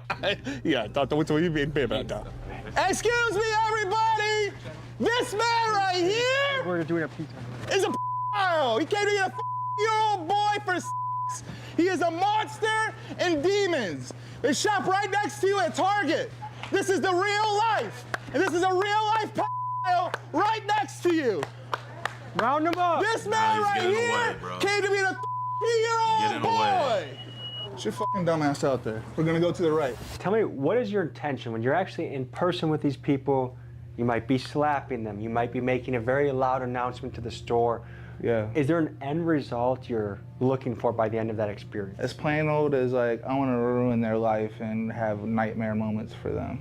Generally, how do the other people in the store react to what's happening? Generally well. Especially nowadays, early on, people didn't know what was going on. So let's say the video doesn't go viral, right? Let's say, you know, because it's like we've had catches where like it doesn't go too crazy or nothing like that, or doesn't do nothing crazy. So then it's like doesn't go too viral. Maybe doesn't get back to people who know them to ruin their life or their job or whatever. Then it's like, I don't know. But now this is 6 years later, man, and people see the cameras and a creepy guy, and they kind of just go, it's probably a catch. You know what I mean? All right, we're gonna. We'd love to show you guys this whole clip, but because of time constraints, we have parts of this episode that are available only on Patreon. And for limited time, you can use code SLAP for 50% off your first month, and you also get access to a boatload I'm gonna of buy clips it like this. But our water don't work in here. Basically, this is where I sleep. I took on 3 girls, 2 black and 1 white. And this. Dos partes de Sinaloa, Chapito y El Mayo. But be sure to move quick before this offer expires. And now, folks, back to the episode. Have you ever been... So he slapped him. Be sure to move quick before this offer expires. And now, folks, back to the episode. Have you ever been charged with a crime? So we gave him the option that he wanted. Hold on, I'm gonna call Tommy again. Cause I don't want to jump to assumption. Yo, so I'm on the part with the Indian dude where you guys caught him and in the Target, right? So did he end up slapping him? Yes, we had to cut that for YouTube reasons. How many times did he get slapped? A good 3. Okay. Did he ask to get slapped? Yeah, that was his outcome that he desired rather than the police coming. Okay. So he got what he wanted. Now my next question is did he call or get any cops involved? On that particular one? Yeah, like yeah, so this is what I'm asking. So the one before with the dude that was trying to rob the little boy, the guy, he wanted the cops to be called, so he obliged him and called the cops for him. This guy, he wanted to get slapped, and he got what he obliged him and slapped him. So what I'm asking is like, after he slapped him, did he get cops involved or anything? Is there more to your question? Like, are you leading this somewhere? No. I'm just asking. No, that's it. Yeah, it was cop or slap, and he chose slap. And he didn't call the cops after. Well, at that point, we'd gotten threatened by one of the Milwaukee police chiefs that said, if you keep doing this in our town, it's going to be a problem. And I don't think that was representative of all Milwaukee police. I think it was just one guy. And he even asked the Dads Against Predator guys, where's your hotel? You don't think we could find that? So we were less interested in getting the police involved at that point anyways. I understand that. Like, my whole thing, and like, don't think I'm like saying this at you at all, right? So like, I don't know if you know, but like, I don't know if he brought me up or anything, but like the DAP team and them, they don't really like me. And the reason being is because it's like, I mean, personally, I don't have a problem with Preds getting slapped, right? At all. But what I do have a problem with is like, you should, if you're gonna slap them, and then get the cops involved. Yeah, and I think it's probably more of a conversation with you and them, but I think part of the reason is it takes 2 or 3 hours for cops to come. They oftentimes don't get charges, and so like we had an incident where it took 2 or 3 hours, and then we couldn't bust another guy. We missed someone because the cops didn't show up on time. So I think that's the rub too, is if the police made it much easier to work with them, and they actually backed up the case and took it seriously, I think that Joshua and his team would be much more interested in the police. I get that, but like, I would get that if this was like a major metropolitan place that doesn't take this seriously. But like, what I know about Milwaukee is like, it's actually one of the best places to do this. Yeah, overall they did a really good job. It did take a while. It did take a long time. We were sitting in the back room with that guy that was going to rob sat with him for, it felt like, at least 2 hours. And he got arrested, right? Yeah, he got arrested. Bro, and like I give so much props, and it's like, you know, I don't want to put you at odds with anybody, but I want to ask you your personal opinion, you know, because you have a child and everything. Like, do you see it as justice that dude just being able to get slapped 3 times and walking off and going home? I mean, I think there's a few ways to apply justice. There's embarrassment. I think public humiliation, getting your ass kicked, hopefully for some people is a powerful enough lesson to never do it again. And then I think for some people, the police, but then if the police don't handle the case and they do nothing, then it's almost like, well, I wish I just slapped the guy and humiliated him rather than taking the proper steps if they're not going to do anything. So I think both sides have their virtues, and in an ideal world, you call the police, they show up in 5 or 10 minutes, and the guy gets arrested. But that's just not where we're at right now. Okay, I feel that, but it's like, you know, when you have YouTubers like me, when you have YouTubers like Skeeter and Alex and Omma and stuff like that, and we're getting majority arrest, like, I would say for me, it's probably like 85% of the time the guy gets arrested, you know? And then, you know, you have the 15% where they don't, and, you know, I'll make a big fuss about it or whatnot. But, you know, I look at it as like, you know, I've caught in so many guys where they've begged me to slap them and do other things to them rather than me call the cops, you know? So it's like, this dude, when, at least in the video, the way it was edited, when he was asked, like, either we can call the cops or you'll get slapped, it looked like automatically the guy was like, yeah, let's do that. And it's like, you know, to me, you're giving a predator what he wants. I mean, that's one way to interpret it. That's not how I would interpret it. Okay, no. I mean, to each their own, It's like... I also told you the context of the Milwaukee police captain threatening Joshua earlier that night, and that's also informed the decision. And to be honest, I'm rooting for what you do. I'm rooting for what Dads Against Predators do. I'm not really interested in you trying to make me a wedge between that. No, I'm not trying to make you, like, the reason I was asking was because I didn't want to show your Patreon content without I didn't, like, because I was gonna buy it, but I was like, oh, I don't want to show that content, so I just wanted to ask and get the quick synopsis of it. But, you know, I understand, like, what you said with, like, the cops getting involved and everything, and, you know, after I say all this, like, don't feel like you have to say anything, but what I was gonna say was, you know, about, like, you know, I've been threatened by, I just had a police chief make a whole video about me and stuff, you know, and I have all these different, Sheriff Greg Judd, something like that. Florida guy. Exactly, you know, freaking, I got him on my neck and all of this different stuff. And, you know, you get it, like, with you looking at these powerful politicians and stuff, you know, almost supporting pedophilia and stuff like that.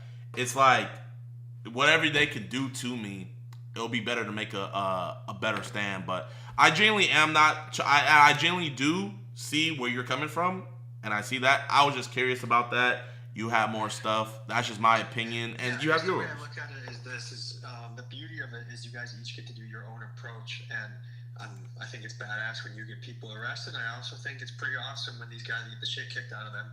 I think these are people that are dangerous to society and that we got to get rid of in some form or fashion. So I like both approaches. Man, you did it with them now. I you know, if you want, I would love to get you in contact with Alex, bro. I think if you did one with Alex Rosen, I think you'll get a fire episode and see some real sick people. If you would be willing to do another one like that. I'm open to this. I think this is the only thing is I wish YouTube wasn't as guarded about making this type of stuff. I want to make it real. I want to make it authentic. And when you have to censor so much, it makes me less inclined to do an episode on it. But I'm open to it for sure. As long as you have police presence in the video, you're chilling, man. Yes, yeah. Yes, sir. All right, my man. The last call. Sorry for bothering you again. I appreciate you. No worries. Have a good day. You as well. You know, I get it, man. You know, that's Tommy's boy. And I'm not trying to wedge a divide between Tommy and Dap. I'm genuinely not, man. Maybe I'm just the type of guy where I'm more outspoken. But 3 slaps and a guy walks away. Me personally, I don't see that as kicking the crap out of somebody, you know? You know, you guys see me get threatened by cops that they're gonna arrest me and stuff. And, you know, I wish a police department would arrest me, man. I'm gonna fight that and stuff like that, because I know I'm doing nothing wrong, I'm doing nothing illegal, and I know I'm doing the right thing. That's just me, man. You know, am I being a Karen, chat? Am I being a Karen? Like, I don't want anybody thinking I'm like, oh man, you can't slap Prez. Like, it's not that at all. It's just, I would like to see an effort put out to try to get them arrested first. And if that doesn't go that way, you slap them, do whatever, happy at it. But I feel like the first prerogative should be get them arrested. Crime, like assault? Yeah. When you beat the hell out of someone? Yeah. I have a few warrants across the United States for assault. I guess the other thing going through my mind for some of these guys is this is the worst day of their life. So what do you guys think when you see something like that? It's just disgusting. I never thought I'd actually like see it in person. So do you guys feel bad? Did you see any of the slaps? I did, yes. Yeah. I don't feel bad. You don't feel bad? I think it's deserved. As long as it like doesn't like interrupt with them getting like legal justice, then as long as it doesn't interrupt with them getting legal. Bro said it right there. As long as it doesn't interrupt with them getting legal repercussion. But how can legal repercussions even happen when the two options are either you get slapped or either you get slapped and we let you go, or we call the cops on you and they get slapped. And no cops are. So there can never be, at least with that dude, there'll never be a legal scenario with him. You know, yeah, people are gonna recognize him from the video and stuff like that, but. So how brutal should we get to those people, do you think? I don't exactly know. Like, I mean, obviously they deserve to. I mean, they don't deserve to walk away. They shouldn't be able to walk away. So thank you. They don't deserve to be able to. Should be a brutal enough beatdown that they remember it for a couple days? Of course. For a while? Longer than a couple days. ¿Qué pienso? Que ese tipo de personas no debería de existir. Policía o el gobierno debería de tener o tomar acciones más fuertes contra ellos. Como capital punishment? No necesariamente, pero tomar seriamente como like. Sí. Cortar. Castration. It's this weird cornered position you see them in where they realize they have no options, there's no easy way out of the situation, and that there's just a situation to suffer through. But there is an easy option, bro. Like, I don't see how they don't see how that's the... I don't see how they don't see that is the easy option. Am I tripping? Like, bro, get slapped 3 times and I get to let go? Yeah. You gotta pick, it's a pick your poison type of thing. But one of them's not even poison. The next day, we went back into the field for one final bust. The perp's name is Jordan, and he told us he gets off work at 5 and gave us the address to the restaurant he worked at. So we showed up to his job. So what's the game plan? We're gonna go in there, hopefully he's one of our like waiters. I love job catches. I love them. Here goes another person's ability to pay rent. And he's the waiter. How's it going? 1, 2, 3, 4, 5, 6, 7, 8. This part of this kills me, dude. I know. Like watching someone's life become a train wreck. I come here all the time. Jordan, right? Jordan, right? Jordan, right? I come here a lot. I thought I talked to you before. You say your name is Jordan? Is this still on the menu? Is this you? That's you. Have a seat. Okay. It's you, right? Yeah, that is my, but what is the problem? What is the problem? You've been talking to a 13-year-old boy about having sex. You get off at 5, no, right? I never say that. I never say Excuse me, everybody! Talk about it. Conversation. No, hey, he was trying to have sex with a little boy. I'm not kidding you. I gave you an opportunity to have a conversation. You get off at 5 o'clock. How do I know that? How do I know he gets off at 5 o'clock? It's because he came to have sex with a little boy. You need to go right now. What is this? Call the cops. Hey, what is this? Call the cops. You sent this to a little boy? You need to go. Call the cops. The men will care. Yeah, I did. You're in Milwaukee. Milwaukee does a good job at arresting these dudes and convicting them. Call the... Showed up? Let's talk about it. We're gonna call the police. Do you ever feel bad for the people you catch?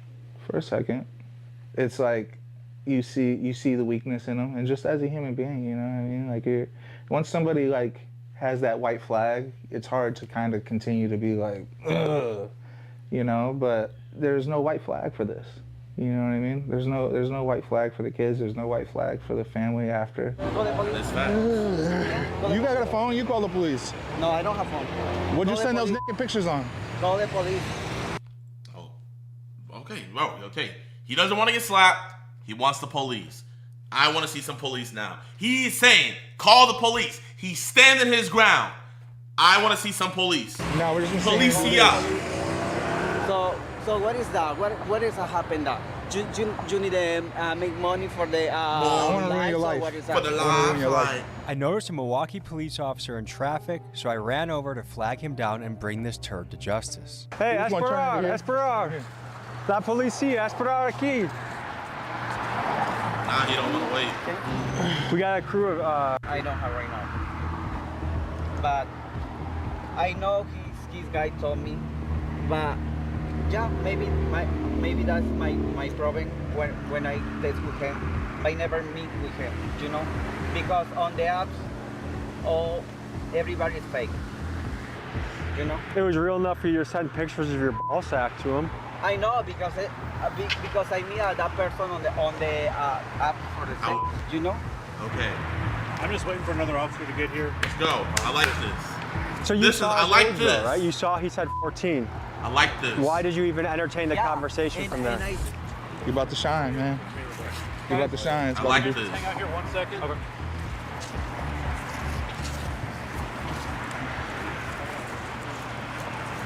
So right now, suspects being detained. Yeah. What's going through your mind right now? A bit of frustration, if I'm being honest. He's detained. We've already caught 3 guys. Each time it kind of didn't end how we wanted it to end.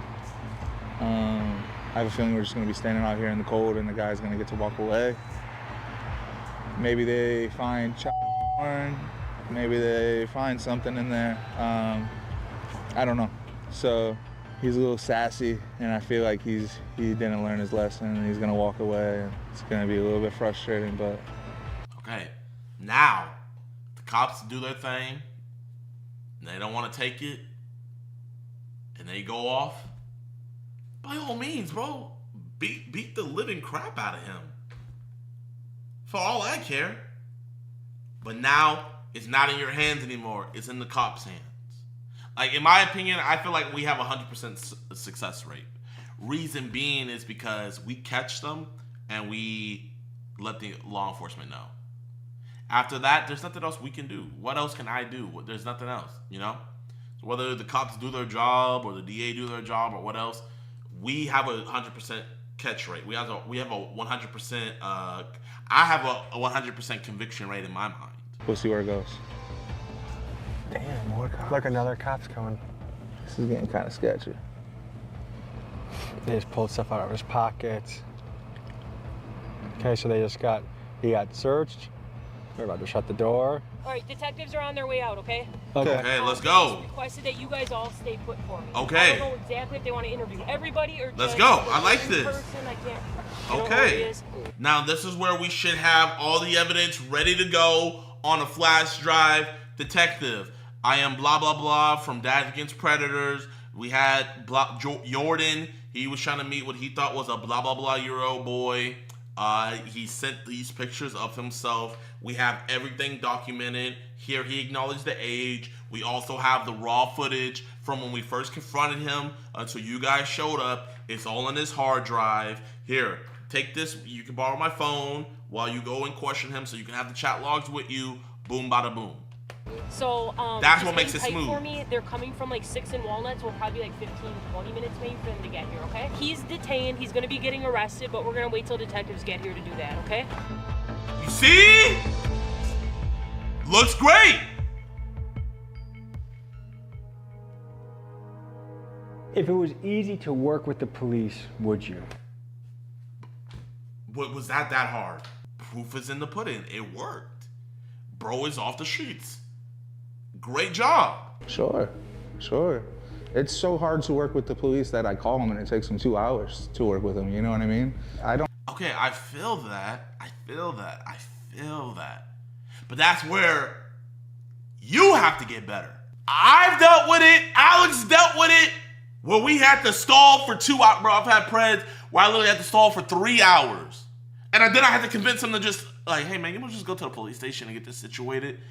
I deal with the same thing, too. But I don't blame the police. I get better at what I do. I get better at conversational skills. I get better at making them feel more comfortable. All of this. So that's just let you know you got to get in your bag to where you can flesh it out for 2-3 hours, however long. Or you could get in your bag about getting them to the police station. I don't need anything more than what I have. I don't need any more glory. I don't need any more pats on the back. I just want to ruin bad guys' lives. I don't see how my mission and the police's mission differ in reality. So, well, you know, it differs when you are giving them an option of either I slap you or I call the cops. You know, like that's a big part where it differs. Elaborate, Jidion. Brandon Buckingham, what would you like me to elaborate on? Let me call Mr. Buckingham. Yo, Jidion. What's good, my man? My man, I appreciate you being in the chat, man. So what do you want me to elaborate on? Well, I'm not even gonna front. I literally clicked the link, opened up, and just typed elaborate, Jidion. So I'm watching Tommy's video on DAP. You know how they're slapping preds and everything, right?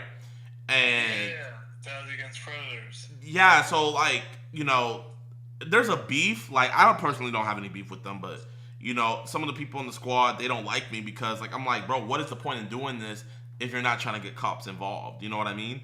And so I was kind of like on the phone with Tommy, and he was like, well, I see two sides of it. You know, if the cops get involved, great. Or if you just slap them, you know, great. You know, like they'll learn their lesson that way. But it's like, how can somebody learn their lesson from you slapping them if you're giving them an option on what do you want, me to call the cops or me to slap you? And they're choosing, oh yeah, please slap me. You know, how is that them learning their lesson? You know what I mean?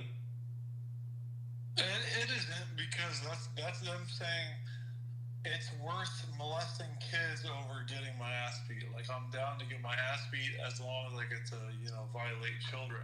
So that's not really justice. And that's how I look at it. Like, you know, and I get it, justice might not happen. The kids don't have a choice. Ooh. Right? Ooh. The kids don't have a choice. Damn. That was a bar, bro. That was a bar. Well, you know I got a daughter of my own, JiDon, and bro, I'll tell you this right now. If I was in a position where someone was molesting my daughter, it would be hard. It would be hard to keep my freedom if someone was doing what some of these people are doing to these children, to my daughter, bro. Because children are precious, innocent creatures. Facts, man. We're giving a choice to scum where there wouldn't be a choice for that child. Yeah, I you know what's crazy? I never even looked at it like that, bro. But yeah, it's legit. Like, it's so sickening, bro. It's a sickening thing. What you guys do? I remember when I first found out about it, I was like on the edge about it because I was just like, child stuff, it's gross, But now that I have my own kid, like, I truly believe the work you guys do is very, very valuable. Because anyone out there violating children, they should be very worried that someone like EDP 455 predator hunters are going to be on their ass, exposing them and ruining their lives. I feel that, bro. Like, you know, and I think the reason why I'm so critical is because I see the potential with them. Like, it's like I see the potential for so much more to be done, but it's like, you know, it's like it's not going that full way. And I look at it like this, bro. If we had a predator, you know, if he had to choose between who he wanted to get caught by, you know, I would assume that they would choose DAP all day, every day. You know, if I got caught up, I know I would choose DAP. you know, oh, I just gotta get slapped and I'm good. You know what I mean? I can't hear you, Brandon. I was saying, yeah, I'll choose the slap all day. I don't want to be involved in the system that holds people down and gets them tied up for years. I'll easily just take a slap. The system's not that easy to deal with. And not only the system, but I look at it like, bro, them boys in the pen can do far worse to them than what we could do on the outside. Oh, yeah, they're in the pen, they're not talking about slapping you, bro. They're talking about busting your ass and I'll just... Hey, they're not, and you don't even get a choice. you don't even get a choice. There's no choice. There's no choice. The only choice you have is either you comply or we take it. Which one? You can either, your choice is to roll over or try to not. But, you know, they deserve it because that's the same energy you're giving to these kids, bro, these innocent kids. I agree, man. Yeah, bro, you got a lot more on my mind, man. You got a lot more on my mind. But I do think Dap and them are doing good work out here. I'm not gonna say they're not doing good work. They are. They're exposing these dudes. I just think personally they can do better, you know? And I'm always gonna have that opinion. But I will not discredit what they are doing. But I just think that they're not doing it to the fullest ability. But that's me, man. That's just me. We can all improve, and I think, I do think the method that they're going about does need some work. They probably hate the shit that's going on as much as you and me. They're just probably letting the anger get to them more than, the foresight of, like, how are we really going to put them behind bars? Like, yeah. I'm not gonna lie, this is crazy. This is my boy, Tyler Oliveira. I'm not gonna lie, he has some of the best investigative journalism videos out there. He went to a town where only EDP 445s live, right? Yeah, I should be younger. She's 13. He charged me 20 counts of possession of child. I made a big screwing mistake. She lied her age, said she was 18, and to find out she was 16. I'm done with this. You keep bringing that up. You're being disrespectful. This is Miracle Village, a town in the middle of nowhere, Florida, founded by a sex offender to house other sex offenders once they get out of prison. But how many sex offenders live here? Do they think what they did was wrong? And what do the people of Pahokee, the closest neighboring town, think of living next to a village of sex offenders? When they first moved here, they was walking all along the road. It was kind of frightening to me because I used to keep little daycare kids send me a paper as they were moving in, the sex offenders. Do you? Damn. W's in the chat if I should go to this town. I got an idea. Should I go to this town, chat? Damn, I'm seeing nothing but W's. I'm seeing nothing but W's. Bro, I'm not gonna lie, bro. I got a lot of ops out here, so I can't fucking let my moves be known. But one of these days in the near future, I will be going to this town and I have a bomb-ass idea. You feel concerned as a father that they are so close? Yes. That's why I don't let my daughter walk anywhere. I mean, you don't know who's who. You really don't know who's who. I would tell them get away. I'm like, I don't want no parts of it. I don't want to hear about it. That's sick. Leave us alone. And they haven't gone yet. They won't go by these men standing there. That blue gas station. All right, we're gonna go there too then. So the old lady was telling us the dudes that hang out here basically keep the sex offenders from crossing the line. Yeah. Like sex offenders don't go past a certain line. They're homophobic and they don't like all those. Really? They're old people, Got it. They're not young. But they'll keep kind of an eye on them. Do you have any thoughts on the sex offenders being so close? Oh yeah, man, it's very bad. You should have I feel like there should be a cop in that neighborhood 24/7. And if you want to leave, you gotta check in. You gotta say where you're going, what you're gonna do. Bro, if you did stuff to children, bro, why does our society not care about kids? What's that? Yo, chat, what's the name of that movie that just came out? The Sound of Freedom is literally a movie about child trafficking, and you got these theaters out here literally sabotaging it, messing with the audio, or just outright not even playing it and stuff like that. I'm thinking logistically, right? Any business wants to make money, right? If I have a movie theater and there's a movie that is bringing eyes to child trafficking, even if I don't care about the issue, my business mind is I need to play this movie because I know everybody's gonna want to come and watch it. So why are all these companies not wanting to play this movie even though they know they're gonna make a lot of money from it, bro? The movie with no promotion has already made like $50 million. That's with no promotion. So imagine like they actually had promotion and stuff, bro. That movie could have easily probably been like, what, like a $500 million. Bro, it's weird, bro. Out here, man. They got them right down there in the Pelican Lake down there. They be walking through here all the time. Did you raise a family out here? Yeah, I have a family. Does that concern you as a father? It's very concerning, man. I mean, at least they should put a fence around them. Well, when you see them, it'd be like probably about 20 of them. Oh, 20 of them. They walk in packs. Yeah, they walk in packs. Why? For protection? Sometimes. After talking to the people of Pahokee and driving past their school, Bro, they have to put a fence around the school. Sometimes. After talking to the people Look at this. That's crazy. of Pahokee and driving past their school, I drove 6 minutes down the road and I'd made it to the sex offender village. Okay, well, we trespassed. We're in. Let's ask this guy if he wants to chat. Hey, what's your name? I'm Ryan. Ryan, good to meet you. I'm Tyler. Nice to meet you too, Tyler. So, are you familiar that everyone here, for the most part, is a sex offender down Yes. here? Got it. Of course he's familiar. He's one of them. That's his kind. EDPs stick together. I feel like we shouldn't even call them sex offenders. Just EDPs. If I was a judge, I would be like, you're being charged with 5 counts of EDPs, 5 counts of child EDP-ness. Like, bro, you're just an EDP. Straight up. That's not you? I got sex charges, yes.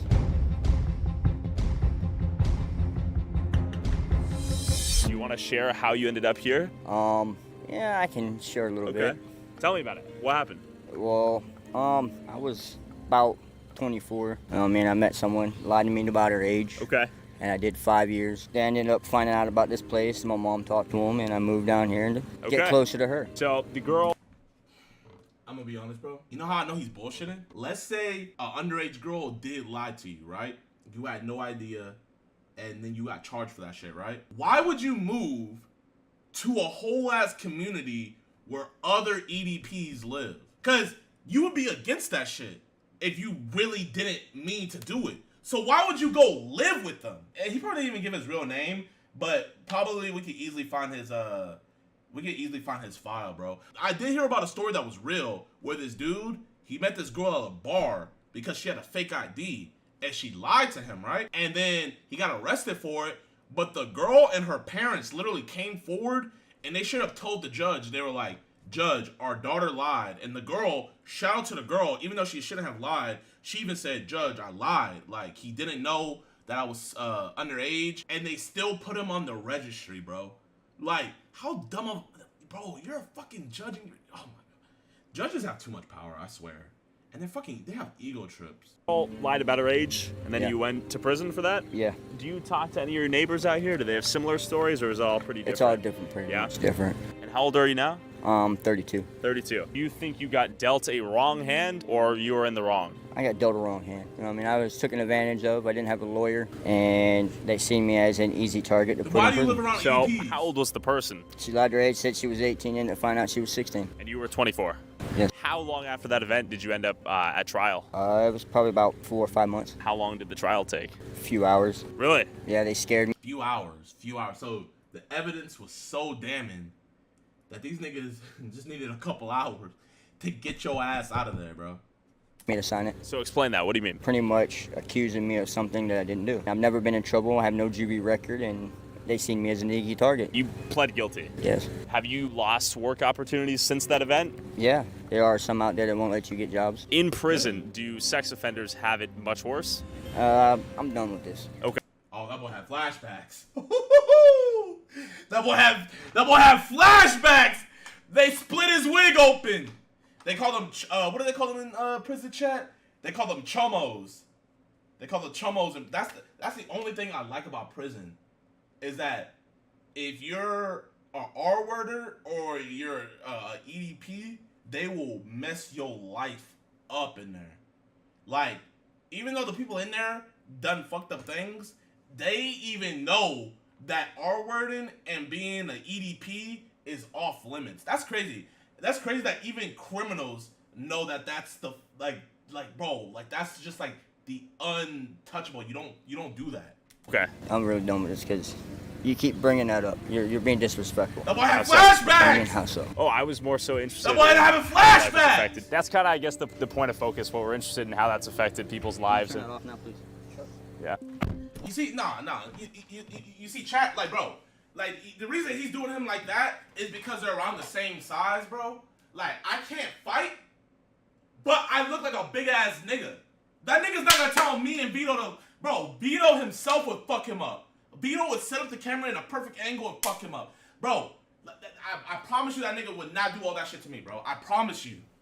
I promise you. He would be like, oh, I gotta go do something. No. Okay. I thought he was gonna hit me in the head with the crowbar, I'll be honest. But he didn't, and a minute later, I spotted this. They're bitches. Bro, I'm telling you, predators are fucking bitches. They're, oh my God. Bro, they're such pussies, bro. They're such pussies. That's why if you ever look, like, that's why, like, people be like, damn, Brody looks like a nonce. Like, they all have the same type build. Because real niggas don't do that shit. Real niggas don't need child. Lady outside her house who told me something unexpected. Hey there, is this where people have committed sex offenses live? Are you? No, I live here and I'm not a sex offender. Okay. Because sex offenders can't live everywhere. Okay. You can only go where you're allowed to go. You can either be on probation or whatever. Like my brother is an offender and he's not on probation, but he's still got that on his status. So what'd your brother do? Or is it a weird thing to talk about? plumber. But what did he do to get the crime? I don't know. Oh, so you never talked about it with him? No, my brother. Why would I? I see. He So didn't it's. do it to me. I see. He didn't do it to me? Wait, what? Oh my gosh, bro. That's sick. So, because it didn't happen to you, you know what's crazy? If you had kids, and then it happened to your niece, or not your niece, if it happened to your daughter, or it happened to your son, then what the fuck you gonna say? Then you're gonna look stupid. You're gonna look like a fucking dumbass. Is he reformed? Okay. What percentage of people here do you think are sex offenders that came here for that reason? I would say 80%. 80%. Okay, that's pretty high. You know this guy? No. Maybe they'll talk. No, he won't. Is he a sex offender? I don't know. He just won't talk. Who do you think we should talk to, if anyone? Nobody's gonna talk. Really? Unless you get a stupid one. I took this as a challenge and began driving around the village, knocking. Oh yeah, I gotta pull up, chat. I'm pulling up.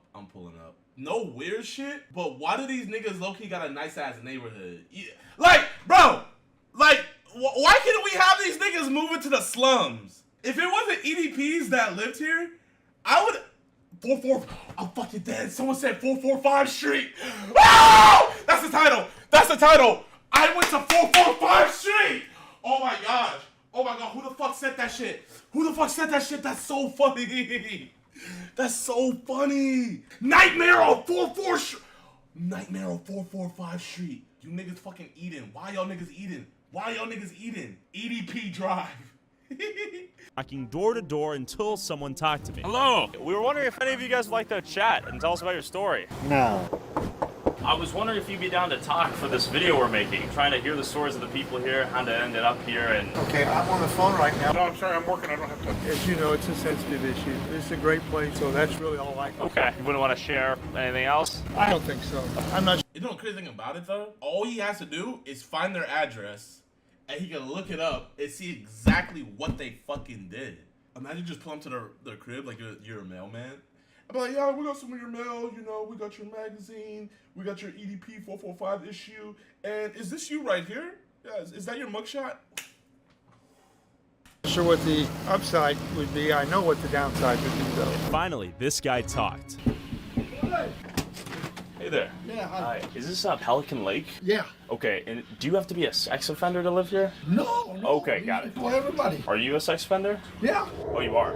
Yeah. What did you do? I made a big screwing mistake. Got it. That's something private. That makes sense. Okay. And right when I was getting close to the truth, I'd alerted the people in charge of protecting this community's privacy. Wait, who are you guys? We're just making a documentary. You need to leave. Oh, why is that? We don't want you out here. What do you mean? Well, you have to go through the office. Oh, okay, the front office. Yeah. So I played dumb and went to the office to see who ran this operation. See if we can get a little interview here. We are sanctuary. What the fuck is that supposed to be? See if we can get a little interview here. Hello. Hi. Hey, we're making this little video, talk to the people that live here, trying to hear their stories and how they ended up here. We don't talk to the media. It's not something we're allowed to do. We've had past issues with the press. Got it. But since I'm just a YouTuber, I got back in the car and kept knocking door to door until I heard more stories. We're wondering if you'd be willing to share your story. Yeah, my story's not that big a deal. I just got some computer. That's it. You know, I don't. Not that big a deal. Chat. I know some things. I so badly want to talk about it, but I'm not. Because there will be a time and place to talk about it. That's all I'm going to say. I know some things. I don't have a hands-on charge. There's a lot of over-punishment involved here. So what did you do? I looked at some child teenage girls on the computer. Okay. I was being monitored by the police, and I did 3 years for it. But I still got thrown in the same category as guys that maybe have instinct or little tiny.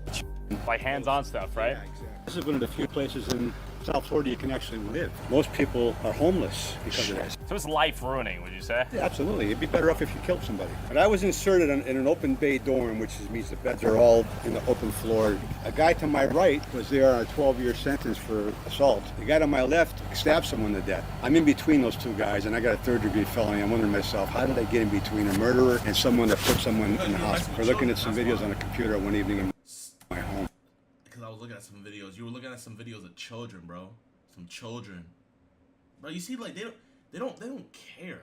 They really don't. And I've noticed a pattern, because I've only done like 3 catches, or actually 4 catches. But out of the 4 catches I've done, they all just don't care. It's not a big deal to them. I just happened to be nosy and stumbled onto a file sharing program site that was really getting music, downloading music, LimeWire. And somebody said, hey man, you get all the free music you want in the world, you know? Sure. I was downloading free music, and here's what I did. Yeah. I'm watching TV, and hear this music from this band I used to know from the 60s called the Youngbloods. Okay. And so I said, that's a great group. Let me see if I can find a video of them on LimeWire. Okay. I typed in Youngbloods. Before I could spell the word blood, it came out blondes. It kind of gave me a suggestion of blondes and everything. Yeah, I wonder what that. Bro, chat, I'm not giving a cap. That shit always happens to me, bro, on everything. I literally, bro, I be trying to type in the Youngbloods, like, cause I fucking love their music, bro. They be bumping. But like my shit auto fucking corrects to Young Blondes, naked, and videos, extra hour long. Bro, I shit you not, bro. It always just auto corrects to that. And then like it accidentally downloads. And then it like shares it to my file. And I accidentally got like 5 terabytes of that shit. It happens to me all the time, chat. Every single time, bro. Shit's fucking wild, man. Shit, fuck. So I hit open the door to the child, which I didn't even know how to find before. Sure. Now, you know, if I get anything... Bro, chat, doesn't that shit happen to y'all too? Bro, am I the only one, chat? Nah, it happens to y'all too? Bro, I swear, bro. I swear.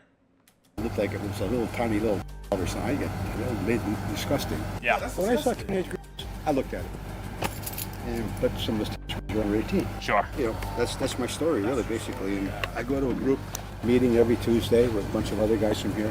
Sure. And there's guys in there that have... Yeah. So, like, you accidentally downloaded 10 terabytes of some child stuff.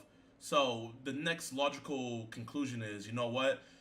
If I'm going to be labeled as an EDP, I might as well move in with them and move as them. You feel me? Their daughter. Ugh. They have Yeah. their granddaughter. Yeah. And I'm in there with these guys, and I find and some of these guys have done like 15, 20 years, 25 years. So I didn't have any videos of under 12-year-old. That's the cutoff. You go down below 12, then... I see, so you downloaded the videos from the LimeWire. That's right. Gotcha. And that's the only way you can see them, because all you can see is the title, and you have to download the CD. I see. You know, it happened back in 2012. I'm still dealing with it.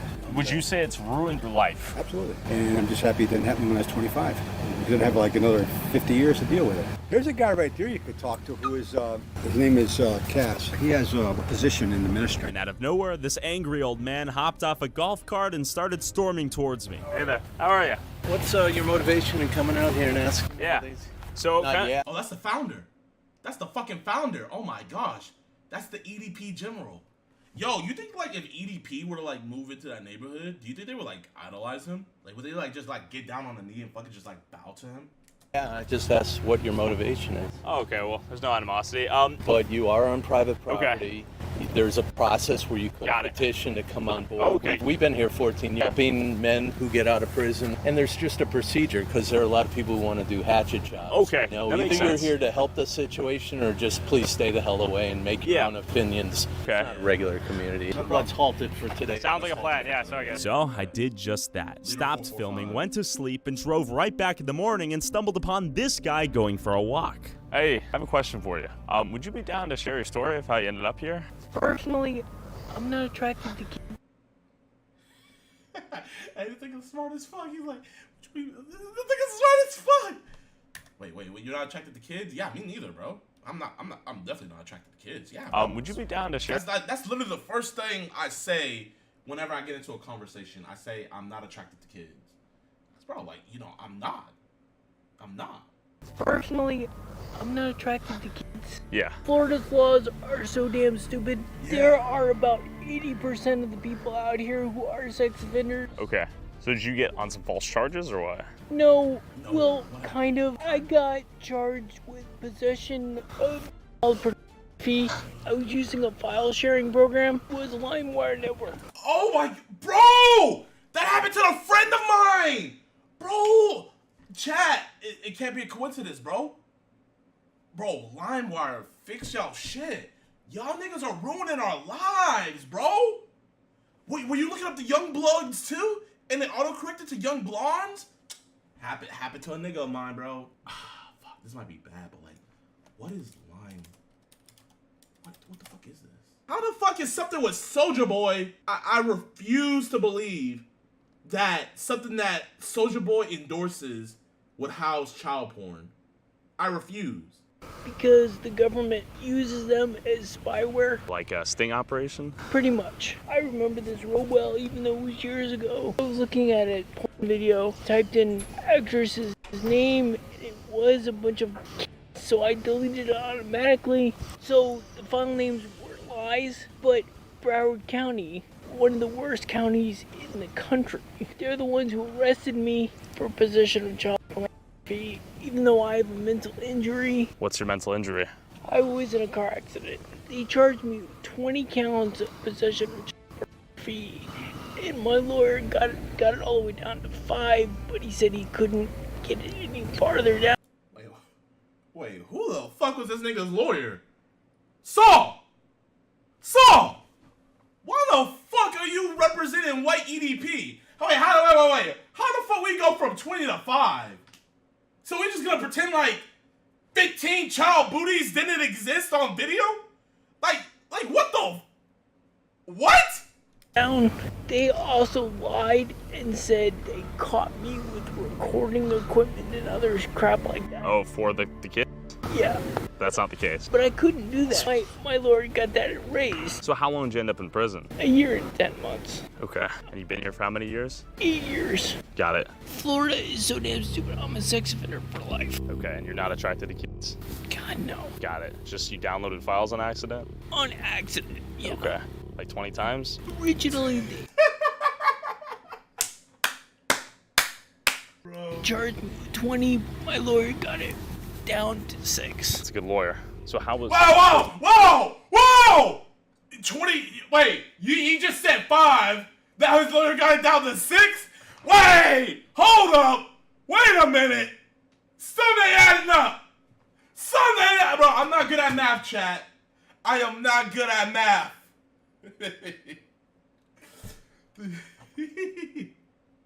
Something's telling me that those 20 videos are still on a hard drive somewhere hidden. And as a sex offender. It wasn't good. All right, well, I appreciate your time. After this disturbing interview, I ran into someone who lived in these sugar fields before these sex offenders all started moving down here. Did you work in the sugar? Yeah, okay. Sure. We got a brother. I know my brother right here don't play that. You know what's crazy? I haven't seen a Samoan get caught up on an EDP catch. I'm trying to think of the races. The races that are the most in the clear on video. I haven't seen a Samoan yet. Have y'all seen a Samoan? And I've seen very few black guys. I've seen black guys. Every race does. I'm not saying that. Duh. Every race has EDPs. I'm saying races that have been caught with the videos. It was coming from around the back there. Dang, And they come to me and they hand me a paper. What did the paper say? And he say, sex offender going to be living behind it. Yeah, they say if I have any problem, just call them. Okay. And that's what it. So you haven't called? No, You've never had a problem? No problem, so I don't call. And after learning that this land was seemingly overrun by this community of sex offenders, I then ran into this guy who told me something even more unsettling. So you're not a sex offender? No, anybody can live here. You Okay. got kids or anything. Oh, kids live here too? Yeah, there's kids on that other street over there. I know some of them. Okay. But I don't hang around them much. I know that guy on the end there. You could probably talk to him. And when I walked over to where this guy directed me, I stumbled into the most disturbing story yet. Hey. Hello. How you doing? Okay, do you have to be a sex offender to live here? No. You don't have to be a sex offender to live here? No. Got it. So not everyone here is a sex offender? No. Is he a sex offender? Yeah. Are you a sex offender? Yeah. What's your story? Got out after 21 years. This is the only place. 20. Oh, nah. Hell nah. 20. Bro, they don't give you shit, bro. You can literally do some horrible stuff to a child and you only get 5 years. Nigga, you got 21? What the fuck did Brody... Bro, chat, I don't think y'all niggas realize, bro. 21 for an EDP is crazy. Like, crazy. Bro, you can commit manslaughter and get out before Brody got out. What did you do?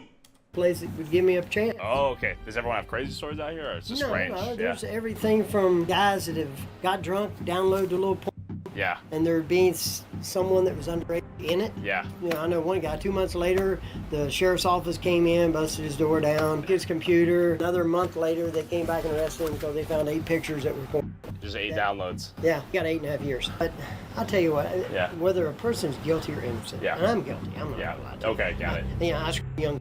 Okay. Do you know how old she was?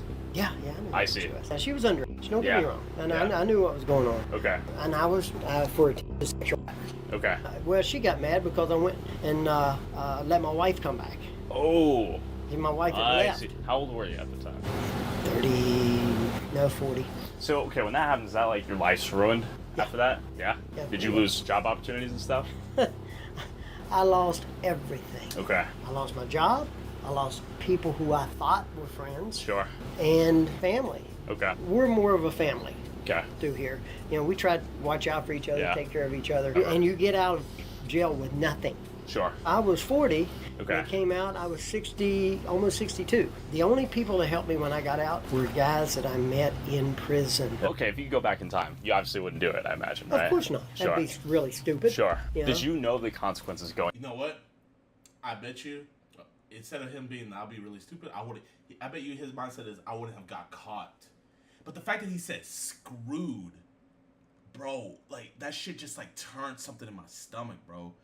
Like, that's what you and your homeboys talk about, like, with a randy girl, like, yeah, man, bro, I met this girl at the club, yeah, we screwed. You ruined a child's life knowingly. And oh my gosh, bro. This nigga is sick. But I do have to give props where props is due. Brody knows he's a piece of shit, and he's straight up about it. I will respect this. I don't respect him, but this is way better than these niggas that are just like, yeah, but I'm a victim of the system. Bro, I can't stand niggas like that, bro. On everything. I cannot stand niggas like that. Going into that relationship, do you think? I knew there'd be consequences. If you got caught. But I didn't think they would be quite as harsh. Sure. Did the girl disclose her age? So, bro, exactly. Brody didn't give a fuck. He didn't care. Bro, I'm telling you, he's not telling the full story. For him to get 21 years, Chad, he had to, bro. Yeah, our wording had to have been involved. There's no way you get 21 years. Cause bro, niggas, they barely be getting them 2 years. 21 years? Nah. Yeah. Oh, and I knew she was a... You knew. But the same girl Yeah. crawled into bed with me, took her clothes off, and crawled into bed with me. Sure. But So you got rape charges. yeah, that's bad. That's what I see. Yeah. How was your lawyer? Bad. And So you're in prison with like murderers, right?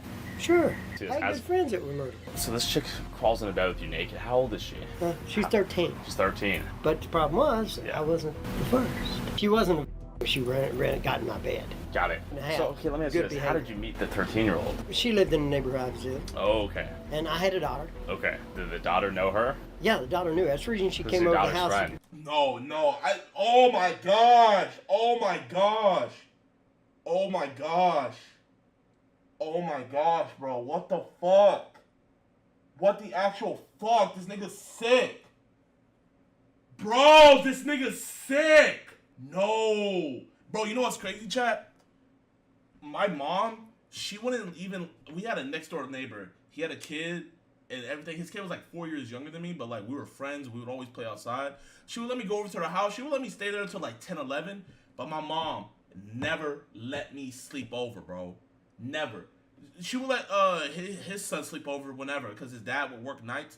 But my mom would never let me sleep over. And I used to remember like me being pissed at my mom, bro. I used to be like, Mom, you won't let me have any fun. Blah, blah, blah, blah. Never let me sleep over at any of my friends' houses. Now, I respect my mom so much. I respect my mom so much. Don't get me wrong. Our neighbor, he's not a weirdo. Our neighbor's not a weirdo or nothing like that. But it's just like my mom was just being protective, bro. Like, because you don't know. Because look at this. The fucking family, they let their daughter go over to his house because, oh, yeah, they're nice and da-da-da.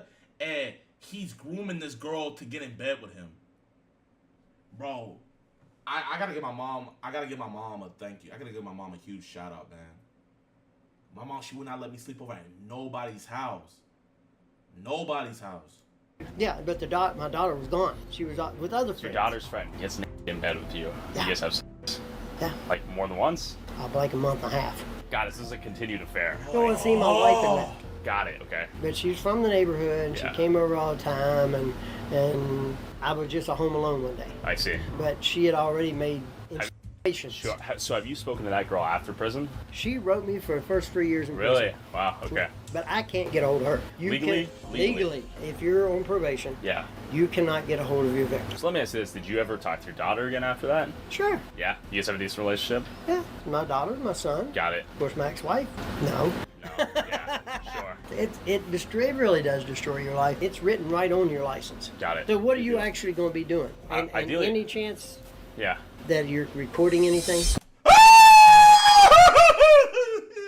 What are you actually going to be doing? You see, Brody, I promise you, if Brody saw the camera, Brody would have straight up, I downloaded some videos. He would have lied. He didn't see the camera. Oh, you see, that's why you have to lie. And any chance that you're recording anything? Also, whoever has the most viewed TikTok or YouTube short using a clip from this video, I'll send you $500. Post however many times I don't you even want. smoke weed, but I feel high when I'm next to you, babe. Used to be my girl, used to be my boo thing. Now I'm telling everybody you my boo thing, you my boo thing. He was the subject of SA allegations by his adopted daughter, Dylan Farrow, who claimed allegations from your adopted child, and you're in the Epstein list. Like, yeah, GG. Whoever helped transport this man to that island, bro, give him 100 years. Just for going through the effort. Because that's more determination than him. I want to go to the island. Alright, y'all. So we're going to react to this video, man. Huge shout out to Patrick CC. Let's get it. a monster like Jeffrey Epstein did not operate alone. His illegal trafficking enterprise was built around celebrities who never thought they'd be exposed. Okay, he showed a lot of people, man. I rock with Leonardo DiCaprio. I rock heavy with Tony Hawk, man. When the race wars pop off, you know, I might let Tony Hawk slide. But anyway, so I am very hesitant when I call out, you know, celebrities being on the Epstein list or whatnot. You know what I mean, man? Because the worst thing you could call somebody is a PDF, in my opinion. Like, in my opinion, I think being a PDF is even worse than being called a rapist, you know? So, you can't, like, people just throw around, oh, blah, blah, blah is on the Epstein list. Oh, blah, blah, blah is a PDF. You know, all of these things. And people might be right. But if you don't know fully, you can't be saying that stuff, man. You can't be saying that stuff. So I'm very, very, Yo, Matt, thank you for the gifted, man. I appreciate that.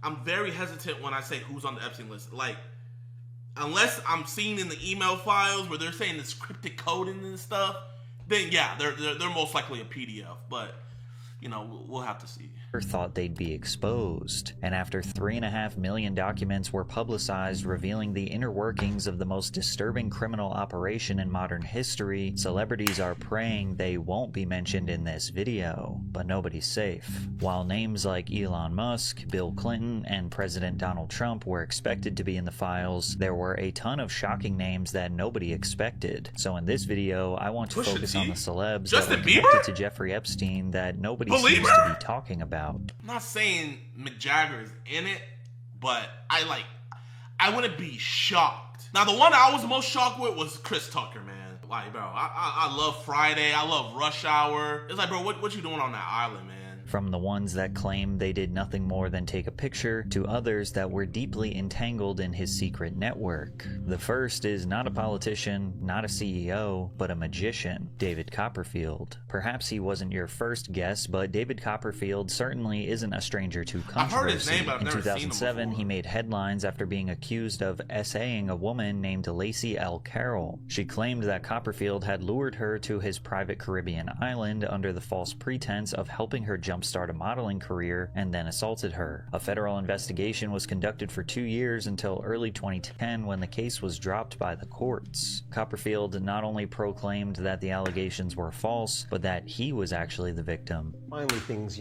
come to light. Unfortunately, in the press, what happens is people remember the charge, they don't remember the exoneration. Exactly. Not only Dang, so I mean, he got exonerated, you know what I mean? That doesn't mean he didn't do it, but in a court of law, the peers looked at the evidence and whatnot, and they said he didn't do it, you know? But who knows? Who knows? Only him, that woman, and God know. exoneration. Yeah. But I was the victim. Throughout 2004 and 2005, David had left 16 different messages for Weird take victim blaming. I am not victim blaming. I mean, the guy got exonerated. So, I mean, if somebody gets exonerated and you're still victim blaming, then I don't know what you mean. Epstein, indicating that the two had a close personal relationship. In one message, he even affectionately referred to himself as Magic David. Legal representatives for Copperfield denied he ever personally reached out to Jeffrey. Any messages that were left would have been left by our client's office in response to a request by Epstein for tickets to a show. On top of that, they made it clear that Copperfield was not a friend of Jeffrey Epstein.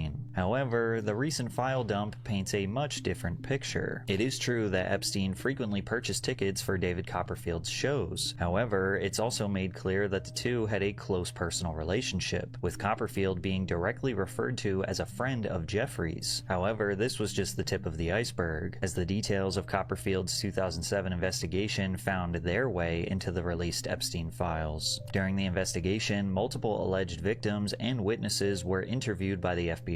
After Jeffrey Epstein's name was mentioned, the FBI wanted to see if the two had a criminal relationship. It reads, "A review of the evidence seized from search warrants executed on Copperfield's residence, warehouse, and at the MGM Grand Hollywood Theater where he performs, show a number of other occasions when he provided complimentary tickets to Epstein and his guests. Epstein's name and information is contained within Copperfield's personal telephone list." From even the short time I was in LA, man, you would hear stuff, like, especially like in the LA world, you don't even gotta be famous to know stuff about actors and actresses. If you're just like around the club scene or just out and about, you'll know more things about Leonardo DiCaprio than some freaking internet blogs and stuff like that, because word travels. So you can't tell me word's not traveling about this guy Jeffrey Epstein having little girls on his island, and you're still giving him shows, tickets to your shows. You're still calling him friends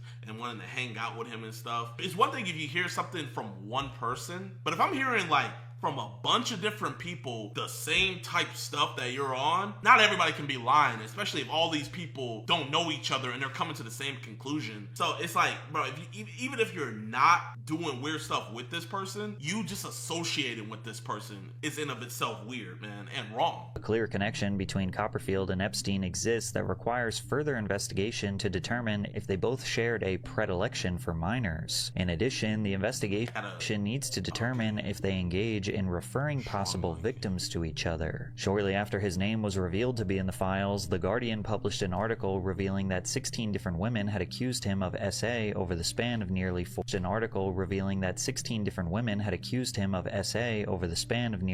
decades.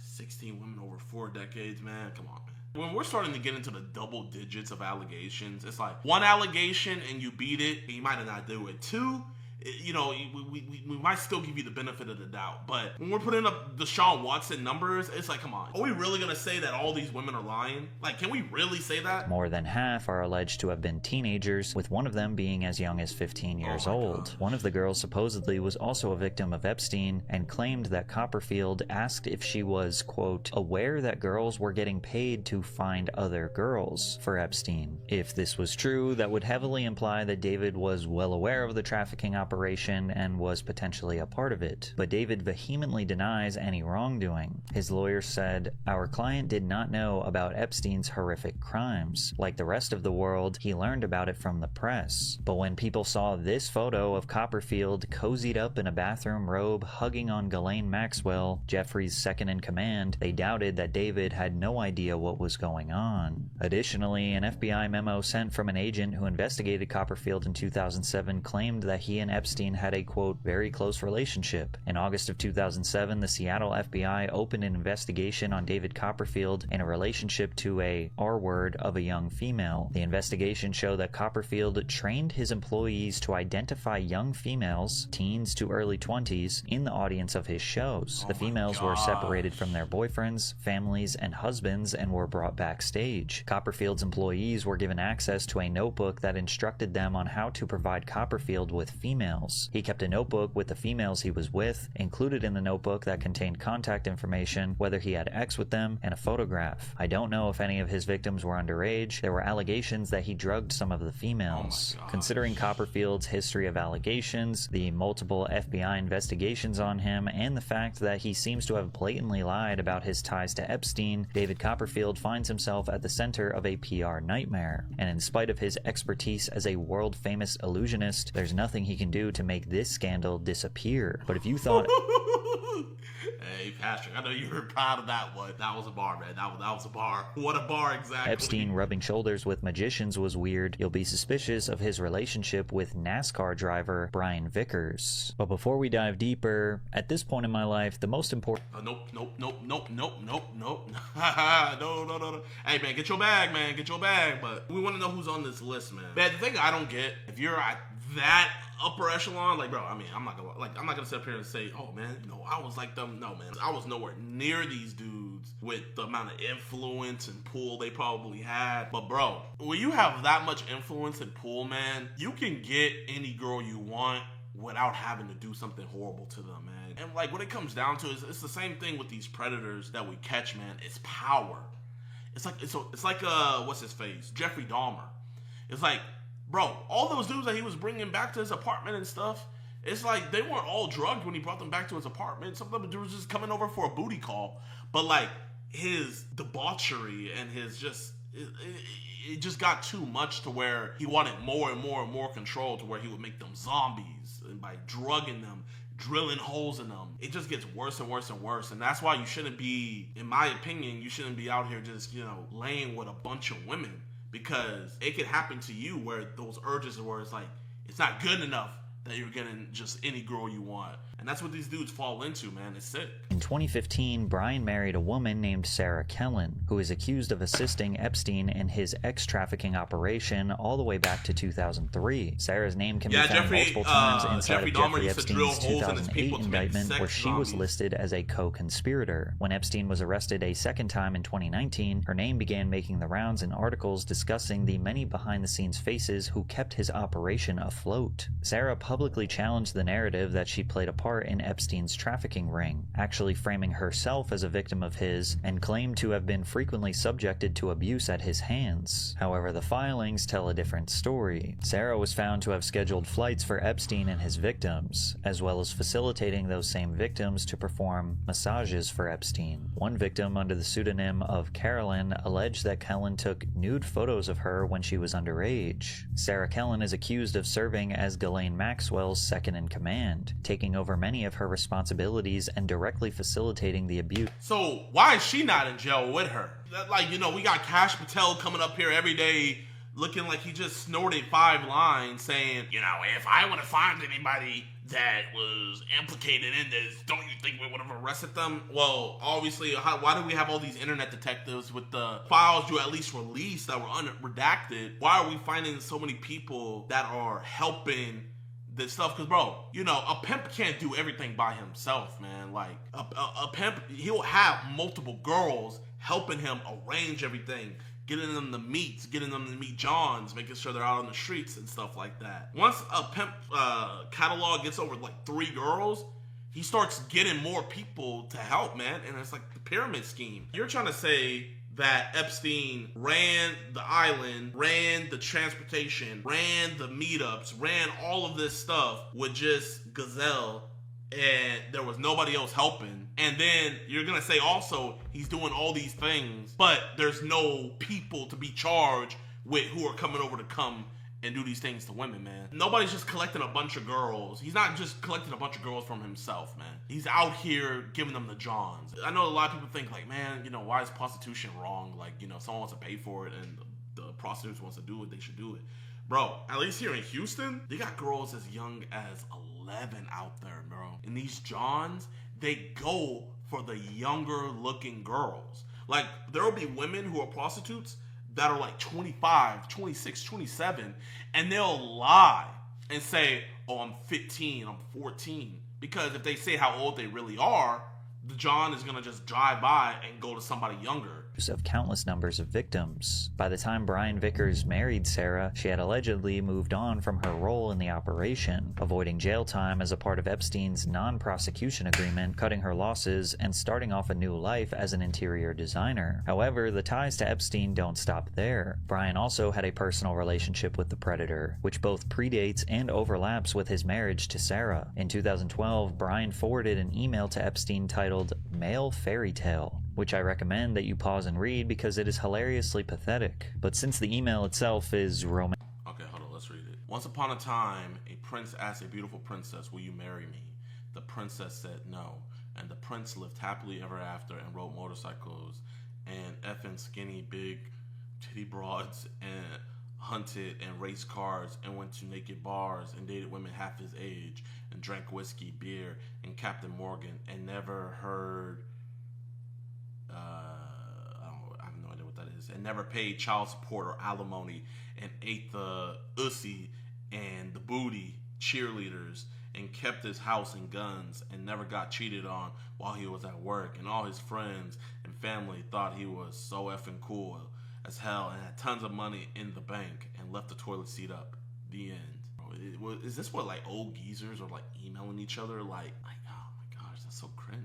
That you pause and read because it is hilariously pathetic. But since the email itself is romantically graphic, it indicates that Brian and Epstein were close enough to discuss these explicit subjects. The recent file dump also shows a prenuptial agreement for Brian Vickers and an unnamed spouse. We can assume the spouse is likely Sarah Kellen because Epstein also sent an email to a Sarah K that says, is you prenup not finished? Anything you want me to do? Brian's name shows up in various other places in the files. In one email, Brian inquires about potentially meeting up to go bowling together, and others show mortgage loans taken out in his name. However, one of the most troubling emails comes from as recently as 2019, when Brian sent Jeffrey Epstein a video for Valentine's Day. It reads, thought you would like this. Happy Valentine's, buddy. Winky face. It's uncertain what this video is, but considering it was Valentine's Day and the two had actually explicit conversations before, in addition to their friendship and ties spanning nearly 2 decades, people are assuming the worst. The NASCAR driver's personal relationship with Epstein, along with his wife's history as being an integral piece of the ex-trafficking operation, leaves more questions about their marriage than answers. Bro, man. A lot of these women know, man. And a lot of these women are implicit with it. You know, a lot of people think, you know, the cheese pizza stuff is just dudes, man. There's girls out there that are addicted to that stuff, bro. They're just way better at hiding it than the dudes, granted that. But, bro, I've caught women. Alex has caught multiple women. What I don't understand and what I need somebody to try to help explain to me is there's all this evidence in here of these people having relationships with him hanging out with him and even showing up on his island. But why is nobody being charged? I think we all know the answer is that, they're trying to like protect them. So what I'm wondering is after this administration is gone, because we can't hold this administration accountable. There's not going to be any arrest with this administration. When I vote for the first time ever, whoever can promise that they are going to bring to justice and actually put a competent FBI director and a competent attorney general, bro, they got my vote, man. There's nothing more that sickens me than a predator getting away. It pisses me off so much. And the two notably divorced in 2025. A couple of weeks ago, Brian randomly posted a selfie to Twitter while fans begged him to address his almost enough to make you wish for a nice island vacation, isn't it? What country are you hiding in? We're not gonna forget, buddy. Obvious ties to Epstein. But if you thought it was shocking that Jeffrey Epstein's network expanded into professional sports athletes, it actually gets crazier, as he was also connected to owners of professional sports teams, like Steve Tisch, owner of the New York Giants. Dang. Oh my gosh. I'm not gonna lie, man. Depending on how bad his emails are, I'm asking for a trade, bro. Like, I don't want your dirty money. I genuinely don't, man. If I'm Malik Neighbors, if I'm Jackson Dart, if I'm Cam Scattaboo, I'm like, bro, man, like, trade me out. Like, I don't care if my career nosedives. Trade me to the Jets. Emails reveal Tisch had a close relationship with Epstein, as the two frequently met up for Giants games and even personal meetups at his home. They also had personal discussions about redacted women, such as this email titled Ukrainian Girl. Tisch writes, "Hi Jeffrey, I just had lunch with your assistant's friend, redacted. Very sweet girl. Do you know anything about her? Thanks, Steve." Epstein responds, "No, but I will ask. All confidential. I will get all info. Did you contact the great ass fake tit redacted? She's a character. Short term. Has an older boyfriend going to acting school. A 10 ass. I'm happy to have you as a new, but obviously shared interest friend." Oh my gosh. Steve Tisch then asks if the girl is a professional ex-worker or a regular civilian, to which Epstein... Oh my gosh. Oh my gosh. Kind of what I'm getting from the Epstein files is he would have sex workers and he would have civilians. Civilian is just so that means someone's not even in all of this, man. So that's like people that are really out here being trafficked. But then again, sex workers are being trafficked too. I didn't always look at it like that, but no, like those prostitutes out on the street, sex trafficking isn't what Sound of Freedom, putting them in a cargo crate and shipping them across the world. That's not what sex trafficking is, man. And that's why pimps and stuff like that got away with it for so long. Those women aren't out there just because they want to be out there, man. They're forced to. They got someone to report to, and it's their John. Cryptically responds, "Send me a number." You would think this would be on Telegram. I know, like, why are they? But imagine, now that I think about it, if they're saying all this stuff on email, imagine what they would have on encrypted things. And the thing about Telegram is, if one person deletes the other side, then it's all gone. Number to call. I don't like records of these conversations. Only for Epstein to report back to Tisch, "You did very well. She wants to go to the play. She is a little freaked out by the age difference, but go slow and wait. I will try to convince her not to return to Ukraine." Having her crying worked. If Epstein was concerned about records of this conversation, many are assuming that the two men were discussing some sort of illegal activity. And with Epstein's track record, it's hard to imagine they're simply discussing consenting adult workers. Another email correspondence shows Epstein trying to connect Steve to more girls. Steve asks if he can expect any trouble. Epstein suggests inviting a Russian girl and gives Steve's her contact information. One conversation shows Epstein mentioning that he has a new present for Steve and asks for a time to meet for lunch. Steve asks, "Is my present in New York City? And can I get my surprise to take to lunch tomorrow?" I'm trying to figure out, because earlier they were saying the big age difference. How big is that age difference?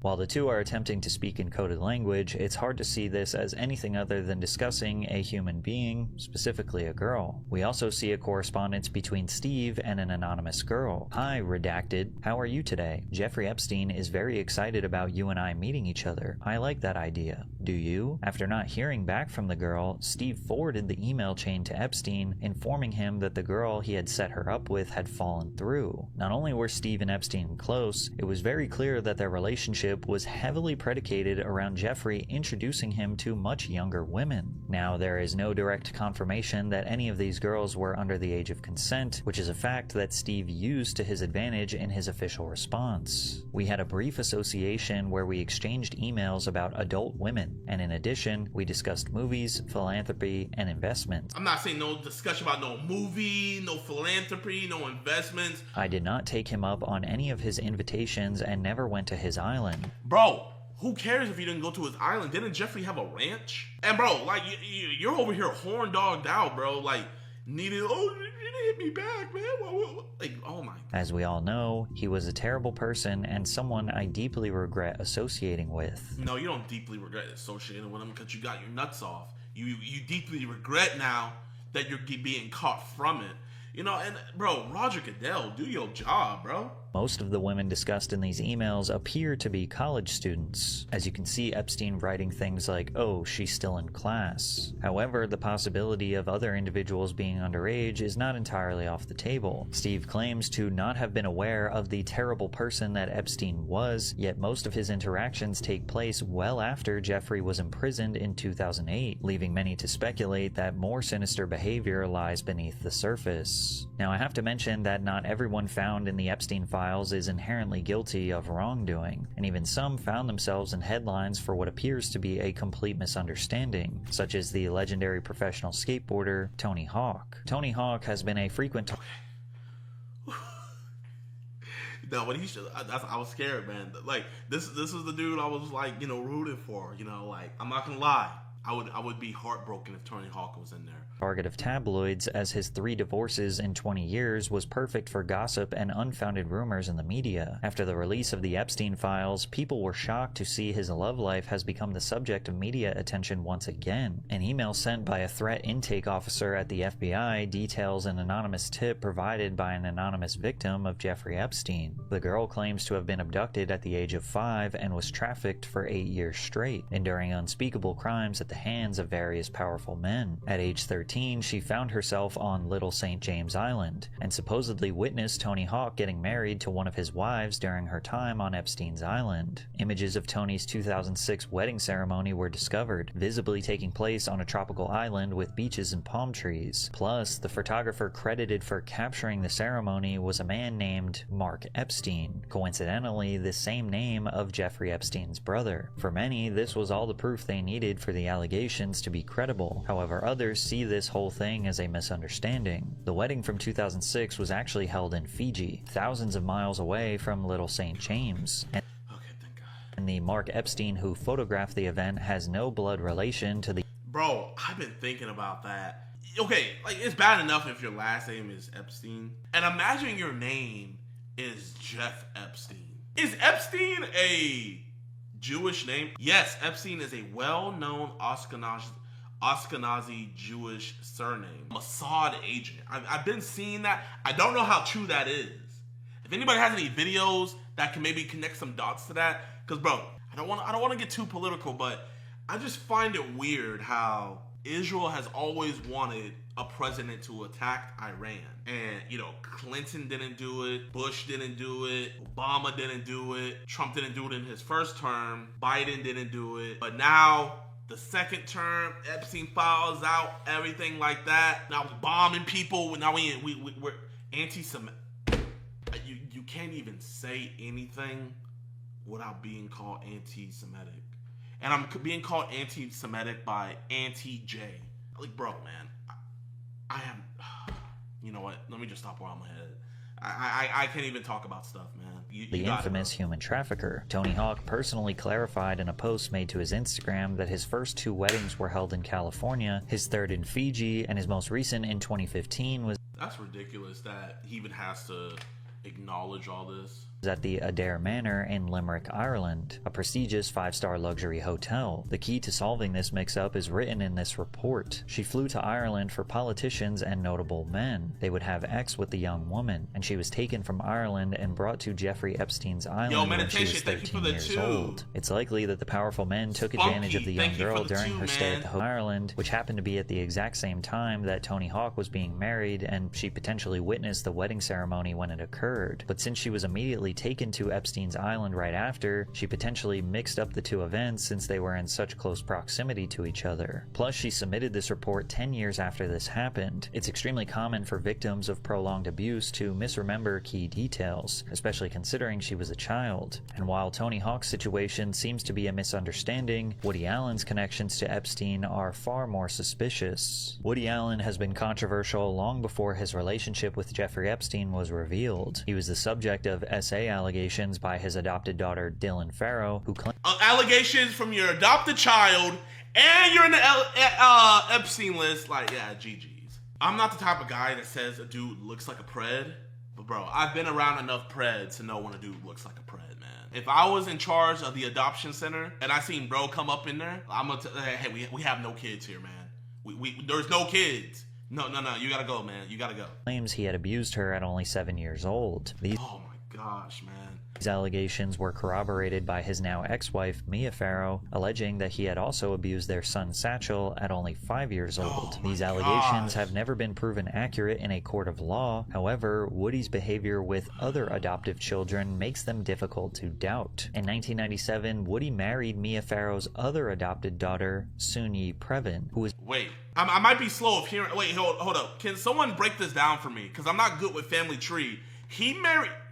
Did he marry his adoptive daughter? Like, wait, who is he marrying? Woody's behavior with other adoptive children makes them difficult to doubt. In 1997, Woody married Mia Farrow's other adopted daughter, Sunyi Previn. Wait, did he marry his wife's adoptive daughter? In 1997, Woody married Mia Farrow's other adopted— Oh my God. If that was his wife's adoptive daughter, that means that this man was in her life while her mom was still raising her, which in turn means that he was raising her as— oh my gosh. That is disturbing. Who is Woody Allen? Woody Allen is a renowned American filmmaker, screenwriter, actor, comedian with a career spanning over 6 decades. He is famous for creating witty intellectual comedies, including Annie Hall, Manhattan, and Midnight in Paris. Never heard of this dude. Is he still— wait, hold up. Alexa, is Woody Allen still married to his ex-wife's adoptive daughter? Yes, Woody Allen is still married to Sunyi Previn. They've been together for over 27 years now. I'm not even lying. My stomach is actually— someone in the chat said Woody give himself a Woody. Okay, that's not funny. Bro, my stomach is actually queasy. No, like literally, ref, do something. The daughter, Sunyi Previn, who was only 10 years old when she first met the disgraced filmmaker. 10 years old? Oh, this dude pre-ordered. Safe to say, people weren't all too surprised to find out that this guy was rubbing shoulders with the most notorious predator to ever exist. In September of 2025, Allen spoke with The Times where he discussed a dinner event he attended with Epstein in 2010, months after he was released from prison, claiming to be unaware of why Jeffrey was locked up. Get out of here! Bro, so many people have been exposed for saying, oh, after he got arrested for all that child abuse stuff and he went to jail, I stopped associating. Bro, anybody that was still hanging out with him after this dude got busted, there are two things, I'm not gonna lie. A, they're disgusting, and B, I'm sorry I have to cuss, but they're just a dumbass. So you're gonna do some of the most illegal, like bro, predators are some of the most dumb people I've ever met in my life. You're gonna hang out with the dude who got busted doing the illegal stuff, and then you're gonna go right back with him and keep on emailing him and asking him for more. Like, how dumb can you be? Like, bro, are you gonna keep on buying from the plug that's always getting arrested by the cops and always has the cops outside his house? He told us he'd been in jail and that he had been, I can't remember the word, but that he'd been falsely put in jail in some— falsely put in jail. Oh my gosh. Woody Allen. Maybe you need to be falsely put in jail. And maybe you need to meet Woody Jamal. No, okay, no. Jokes aside. way. But even after learning the full truth, he still went on to describe Epstein as charming and personable. Woody seemed to be entirely unfazed that his friend was a predator, and when asked if he regretted his frequent visits to his home, he said, "Well, I'm a writer, so I don't get put off. Those dinners were fascinating, and when it was all uncovered, it becomes interesting to a writer, because then you're dealing with a kind of nefarious character." Oh my gosh. This boy's like, I wasn't fazed at all. I found out that I was actually having a dinner with the most notorious child sex trafficker ever. It kind of got me excited.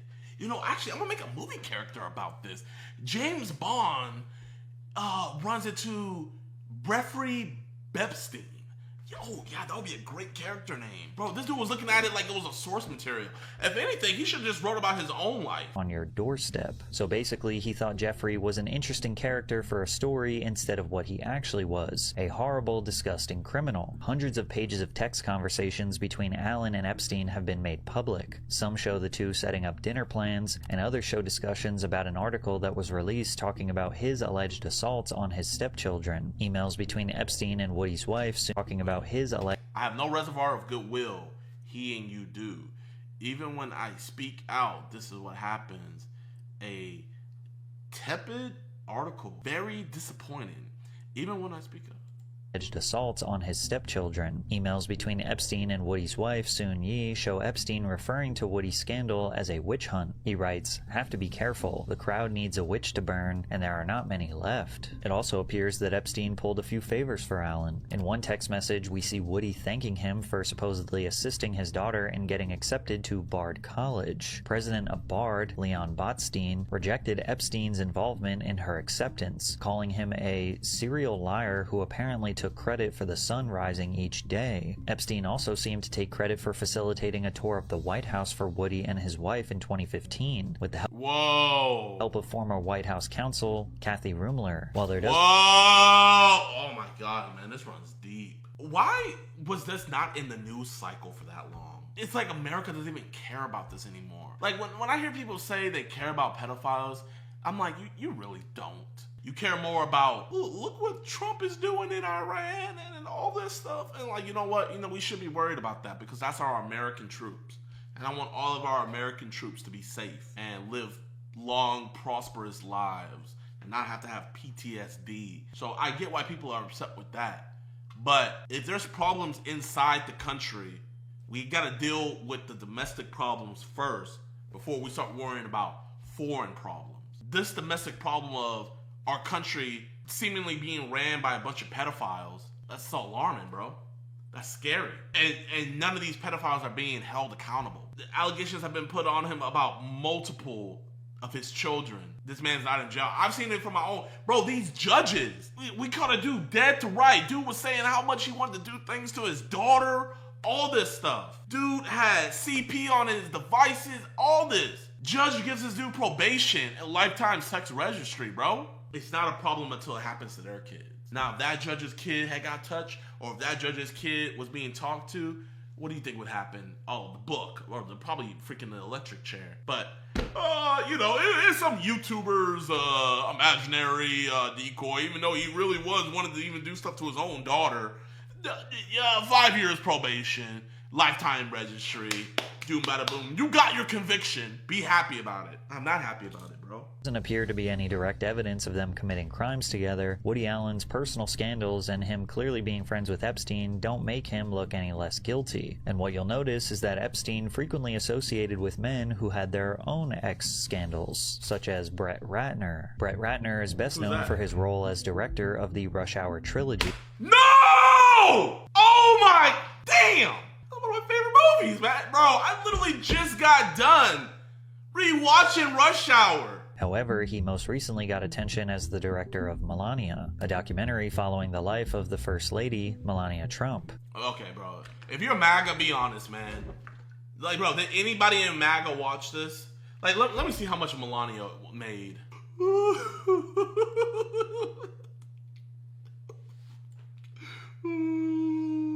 What happened to Hollywood's making all these woke movies? Go woke, go broke.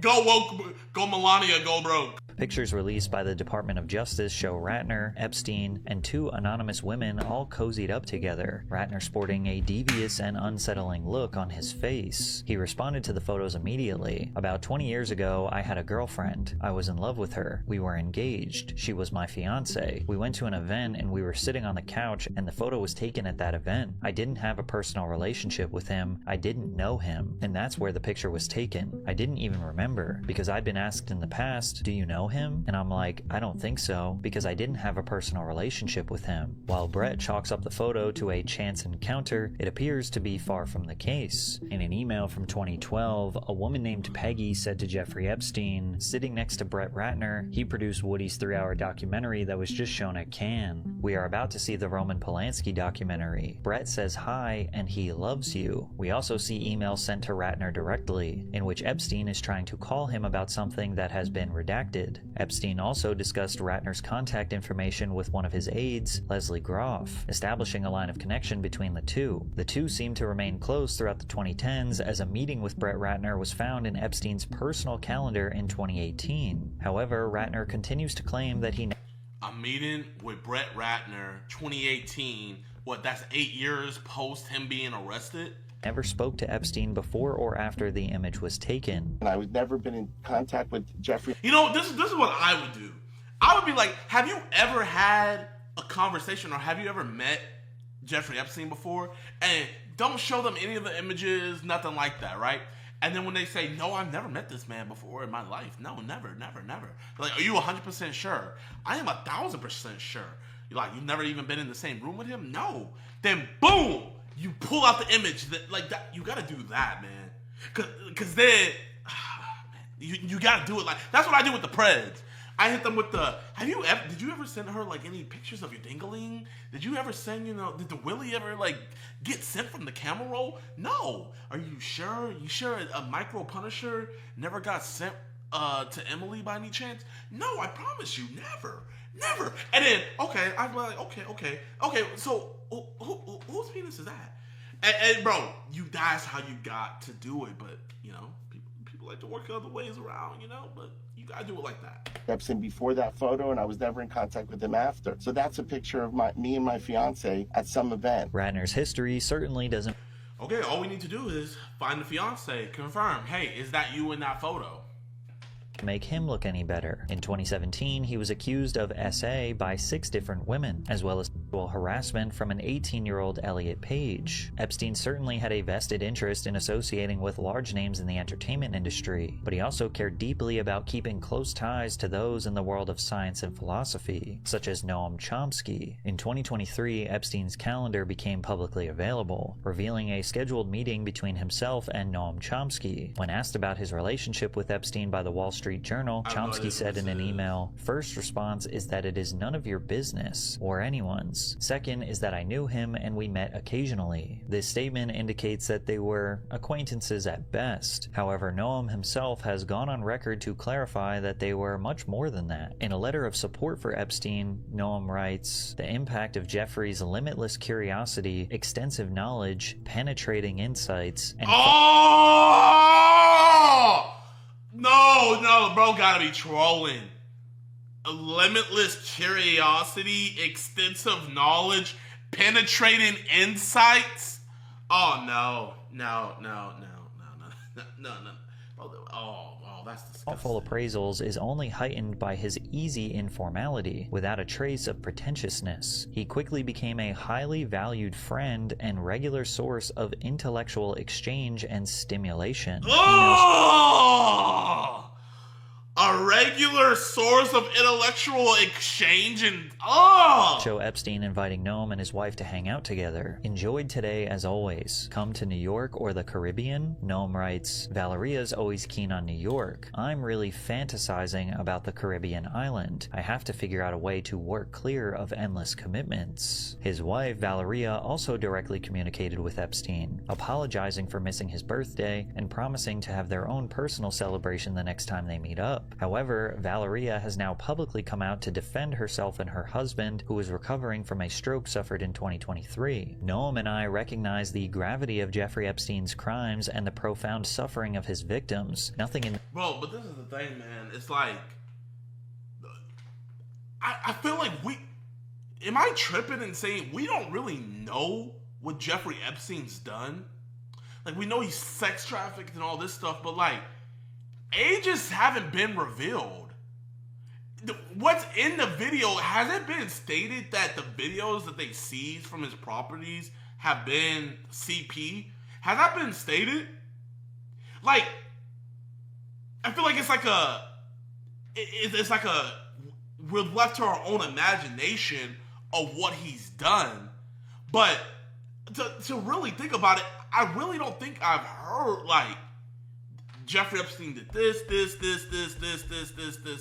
Like, Alexa, what were all of Jeffrey Epstein's charges that got him arrested back in 2019 before he killed himself?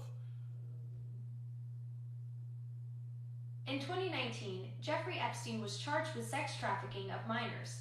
The indictment alleged he recruited and paid underage girls for sexual acts in New York and Florida. So, okay, chat, okay, Alexa, stop. So I'm looking at that. So, sex trafficking minors. Bro, that charge alone, you can do so many, you could do racketeer. You could have made it a RICO. You could have did so many more things. Like, why just one charge? Were they going to pile on more later? This statement is intended to minimize that What's good, suffering, Schlep? and we express our unrestricted solidarity with the victims. She explains that they were unaware of his previous conviction of soliciting a child for prostitution and were introduced to him as a philanthropist supporting science and a financial expert. Supposedly, Epstein encircled Noam with frequent gifts and opportunities to connect with high-profile individuals for conversations. However, Noam had spoken with Epstein about his poor reputation only months before he was arrested in 2019. "I'd love your advice on how I handle my putrid press. It is spiraling out of control. Do I have someone write an op-ed, defend myself, or try to ignore it?" Noam responded with, "The horrible way you are being treated in the press and public. It's painful to say, but I think the best way to proceed is to ignore it." Bro, that's the thing. Predators protect each other, man. Like, I'm not gonna go into the stories about things other people did, and like the cult following these dudes have. But bro, man, like, they genuinely feel like, I'm telling you right now, these dudes probably felt bad when EDP got exposed, and they feel bad with what we do, man, because they see themselves. They're like, it's like, oh my gosh, they're not doing anything wrong. They don't see, like, so I'm telling you right now, like, this right here, the way you respond to someone's conviction about this stuff says a lot about you and probably what you're doing. You know what I mean? I've had plenty of experience, though of course not on this scale. Valeria claims that Noam was manipulated, and Epstein used him to help from the evil. Bro, no evil person sees himself as evil. Jeffrey Epstein didn't see himself as evil. Nobody does. They feel what they're doing is right, and they're being unjustly torn down by everybody else.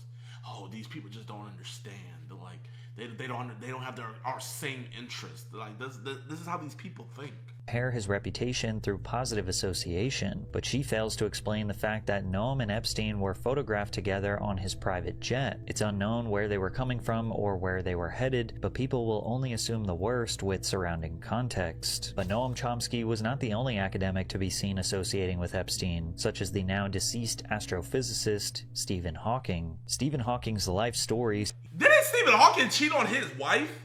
Like I'm not trying to condone, cheating at all. But if I was his wife, I'll be damned if you're gonna cheat on me, bro. Like, Steven, where you going? I'm going over to Steven's house. Oh no, you're not. I'm putting the wheel lock on your thing. What is he gonna do? Unlock it? Alexa, did Stephen Hawking cheat on his wife? Stephen Hawking did have extramarital affairs. Alexa, stop. Alexa, did he cheat on his wife when he was a robot? Stephen Hawking did have extramarital affairs during his marriages. His relationships were complex, with mutual Alexa, stop. infidelity. So bro cheated on his wife when he was a robot. I'll be damned, bro. I'm putting the wheel locks. I'm bringing you up the stairs. I'm leaving you in the bed. Like, bro, cheat on me? Cheat on me. Okay. served as a source of inspiration. He was living proof that physical limitations could never outwork perseverance and dedication. However, his reputation has since been destroyed as his name being associated with Jeffrey Epstein. It was revealed that Hawking visited Epstein's compound in the U.S. Virgin Islands to... Bro, do you know how hard is to transport this to an island to go meet up with some minors, bro? Like, bro, we had a pred come and he was in a wheelchair. And you know how hard it was to get that Uber set up for him and everything? Now we're talking about we gotta get a plane, we gotta get a runway, we gotta get all this. Bro, whoever helped transport this man to that island, bro, give him 100 years. 100 years. Just for going through the effort. Because that's more determination than him. I wanna go to the island. Oh, Steven, man, you know, that's gonna take about a 5-day journey. We gotta get the right plane, and I wanna go now. Oh, you know what? Okay. Like, bro, if someone's helping him do all that, they gotta wanna go too. They have to. attend a conference discussing gravity. It's uncertain if any illicit activity took place during his stay, but there was a connection nonetheless. Yo, Schlep, man, thank you for the 5. Stephen Hawking cheated on his wife with his nurse. The nurse's husband made the software for his voice.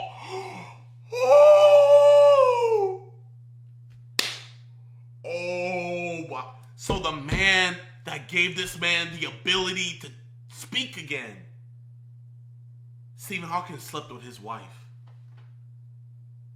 Not only did I give you the ability to speak again, but you're gonna sleep with my wife? Hey man, if I'm there with Stephen alone, when everybody comes back, they're gonna see him at he's gonna be on the staircase. Everybody's gonna be like, "What happened?" Oh, he took a couple steps. I thought he was making a comeback, and then he just fell down the stairs and cracked his neck open, and his skull got busted. And and then somehow he stood back up, grabbed the 9mm, and shot himself in the head 3 times. I don't know how he did. I swear that's what happened. However, new details were revealed regarding Stephen Hawking in an unsealed email between Ghislaine Maxwell and Epstein from 2015. Hawking was accused by Virginia Giuffre, one of the most prominent victims of Epstein's trafficking operation, of participating in an underage orgy. In the email, Epstein... What is he doing in the orgy? What is Stephen Hawking doing? Bro! Chad, did I not just say if Stephen Hawking wanted to go to an island, he had to have had a group of people to get him over there. So you can't, bro, y'all thought I'm over here joking and stuff? No. Whoever had brought him over there, that team of 15 people that brought him over there were the people that were in the orgy. That has to be the case. And what is he gonna do in an orgy? What is Stephen Hawking? What is he reversing? Or are they putting attachments on his will? What can he possibly be doing? Epstein is seen discussing with Maxwell about offering a cash reward for any of Virginia's friends or family to disprove the claims. The claims of an orgy. Oh, no.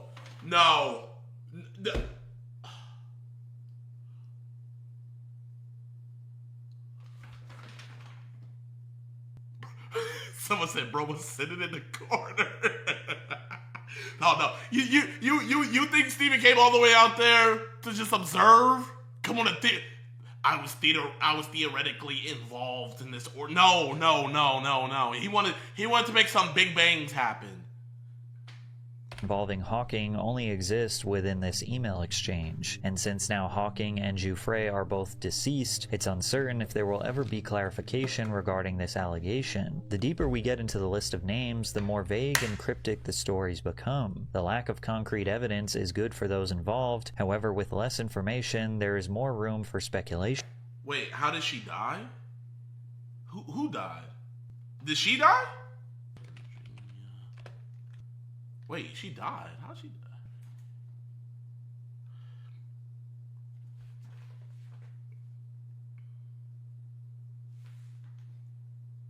So the most outspoken person Hold up. I gotta see this. Accusers of disgraced financier Jeffrey Epstein has died. Virginia Giuffre dedicated her life trying to get Epstein and his enablers to face justice. NBC's Stephanie Goss has more. When the scope of Jeffrey Epstein's crimes finally came to light, Virginia Giuffre was the woman at the center of the story, publicly sharing painful details. She says she would never kill herself? Of her own experience. In a statement, her family announcing the 41-year-old mother of 3 took her own life. Giuffre said she was recruited by Epstein's girlfriend Ghislaine Maxwell. A mother of 3 took her own life. Like, I'm gonna just be real. You don't hear too much about mothers of 3s taking their own life. I personally haven't. When she was just 14 years old. According to Giuffre, it was the start of years of sexual abuse by Epstein. How did she die? What? It was that constant. You can't tell. Age 17, Giuffre said Maxwell and Epstein directed her to have sex multiple times. I've seen with this Prince picture. Andrew, an allegation the prince denied. Giuffre sued, and she settled with the prince in 2022, receiving an undisclosed amount of money. Epstein and Maxwell were both charged with sex trafficking. Epstein took his own life in federal prison before standing trial. Everybody's taking their own life. Was convicted and given a 20-year sentence. In one of her last social media posts earlier this month, Giuffre said she was hospitalized after a car accident. This year has been the worst start to a new year, but I won't bore anyone with the details. But I think it's important to note that when a school bus driver comes at you driving 110 kilometers as we were slowing down for a turn, that no matter what your car is made of, it might still as well be a tin can. Wait, a school bus? Alexa, how fast is 110 kilometers? 110 kilometers is about 68 miles. That's a decent distance, but not extreme. Alexa, what is the legal limit that school buses can drive? School bus speed limits vary by state, but typically range from 40 to 60 miles per hour on highways. Alexa, stop. So a school bus can't even go 70 miles an hour, but she gets hit by a school bus. I'm not sure I understand. Alexa, stop!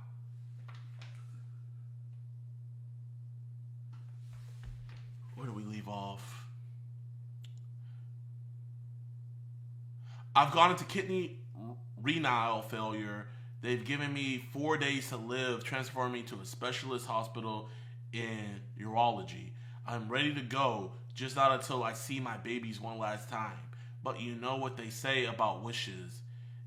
Shit in one hand and wish in the other. I guarantee it's going to be shit at the end of the day. Thank you all for being the wonderful people of the world and for being a great part of my life. God bless you all, Virginia. And was gravely injured, posting a disturbing photo. But days later, she was released. The family says they are heartbroken, writing Giuffre was heroic and will always be. Okay, how did she kill herself? How did she... Okay, I see suicide. I want to know how. I want details. According to reports, the statement...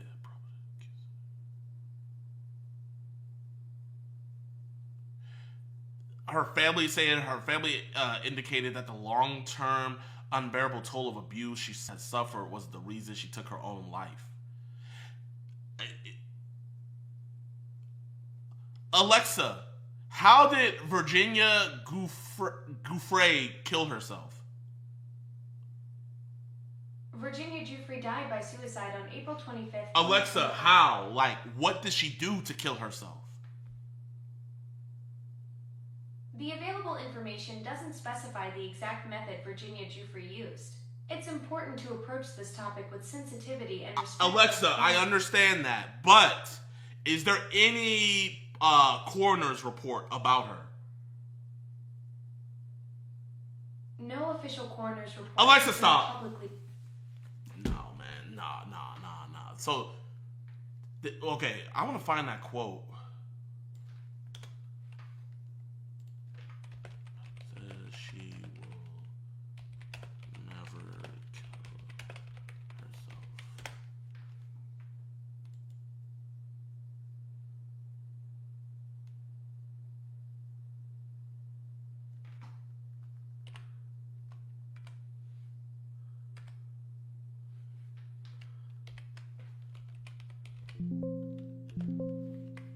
You should look into doing a catch in Pensacola, Florida.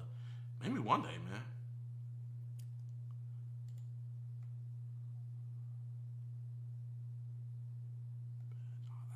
That's too fishy, man. Chat, you think she killed herself? You get hit by a bus going over the speed limit, and then you get out the hospital and now you died. To me, it sounds like they wanted that bus to do her in.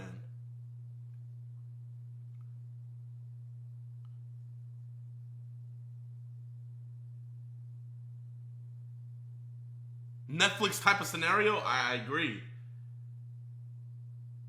She did not suicide. Yeah, no. Prominent victims of email, Epstein is seen discussing. You see, and this is what. Hey, imagine how many victims saw that, and now they don't want to even come out and speak. Thank you so much for what you do, Jidion. Jesus bless. Also, you should look into Palm Beach Pete. Crazy stuff. Epstein conspiracy. Okay, thank you. I'm gonna have to look into that. It's speculated she was dead in that photo. Look at her eyes. Yeah, I'm not gonna lie. She does look rough in there.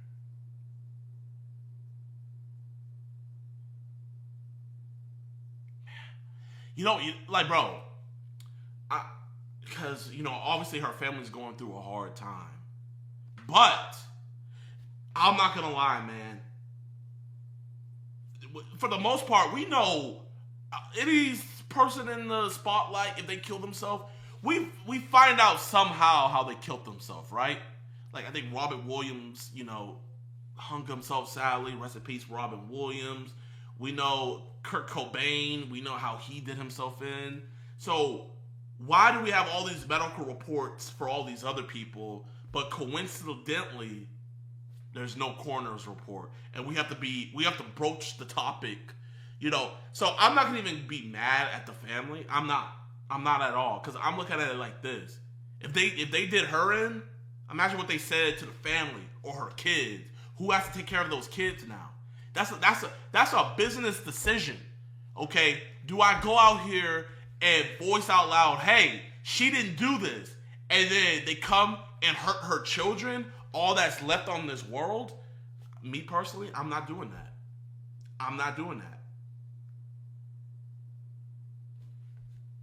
With Maxwell about offering a cash reward for any of Virginia's friends or family to disprove the claims. The claims of an orgy involving Hawking only exist within this email exchange, and since now Hawking and Giuffre are both deceased, it's uncertain if there will ever be clarification regarding this allegation. The deeper we get into the list of names, You know what I think? I think somebody heard Stephen Hawking. Somebody didn't want people to know that they were in an orgy with underage girls with Stephen Hawking. You got to follow the line. You know, so there was a human centipede going on, and whoever was up at the top didn't want other people talking, so they started silencing people. the more vague and cryptic the stories become. The lack of concrete evidence is good for those involved, however with less information there is more room for speculation, and there are various names that have popped up with little context surrounding their involvement with Jeffrey Epstein. The most notable of these individuals... No! No! I want you back. Yes, I do now. I want you back. MJ.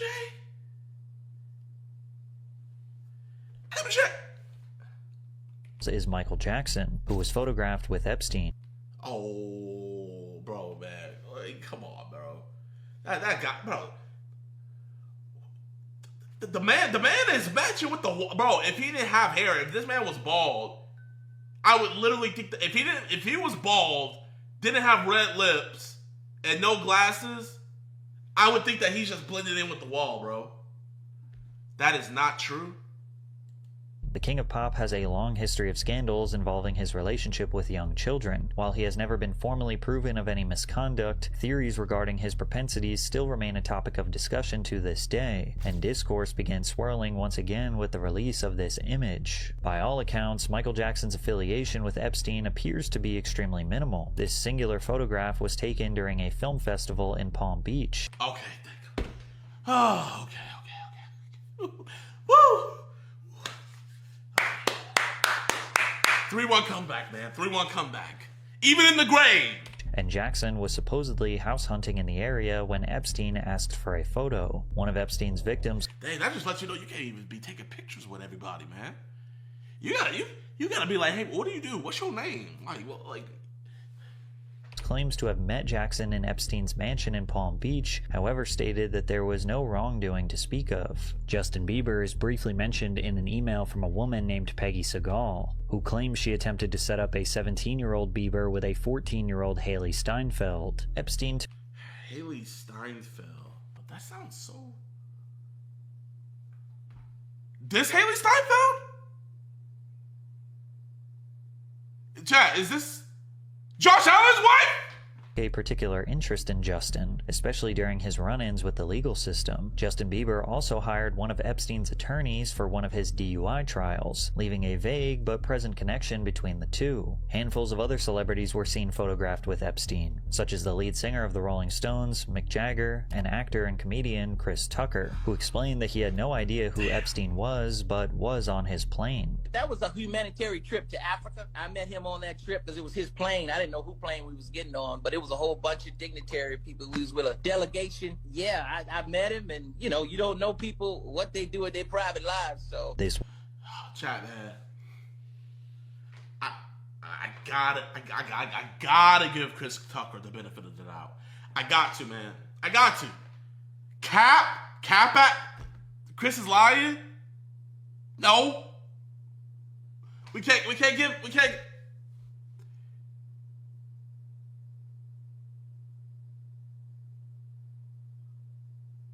Chris is a sellout, so I don't know. Bro, man. If there was... I don't... Like, bro, like... I'm not no lie detector expert or nothing, but, like, to me, it don't seem like he's lying here, man. And I'm not saying that because I want to see Rush Hour 4. I'm not.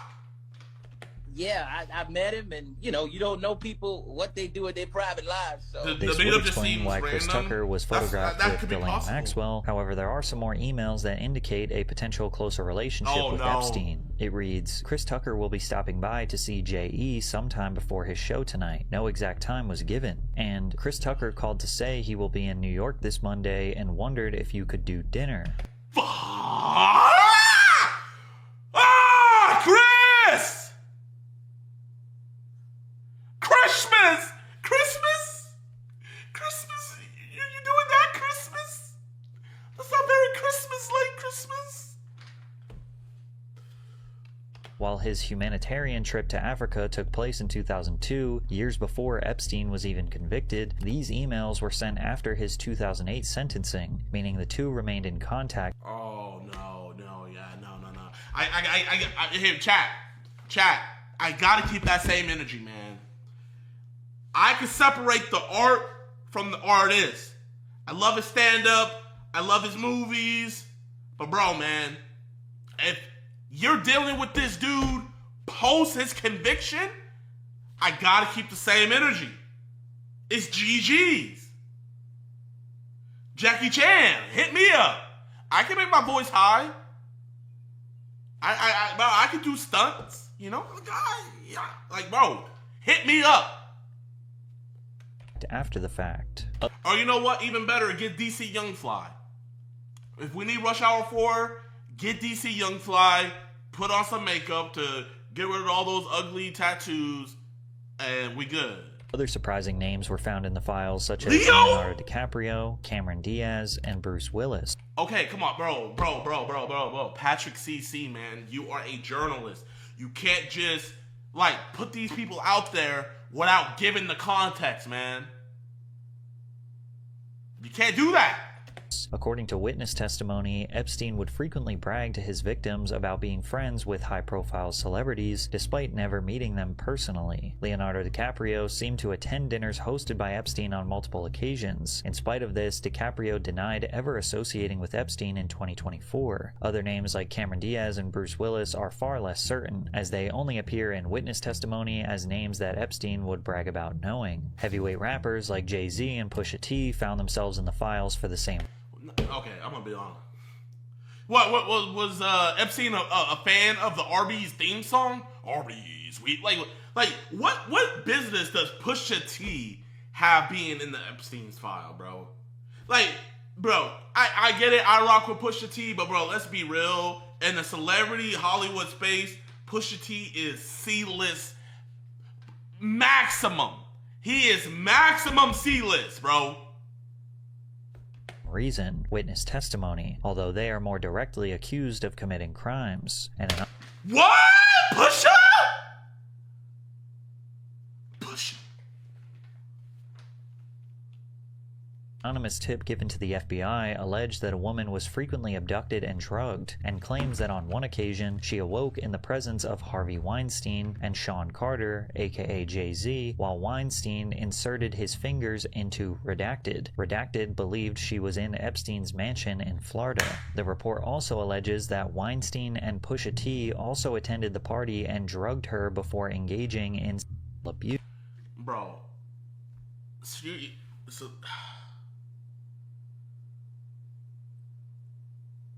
I'm gonna be honest. Bro, who's gonna come up here and say that Weinstein and Pusha T are tag teaming abusing somebody? Bro, you. Chat. Are we believing this witness statement, chat? Yes or no? Yo, Dale, thank you for the gifted. Thank you for the 2 gifted, my brother. Yes. That's just so random. It's random in the fact of it's so random where how could somebody just make that up? But it's also in the realm of it's so random where it's would somebody make that? Pusha T and Harvey Weinstein?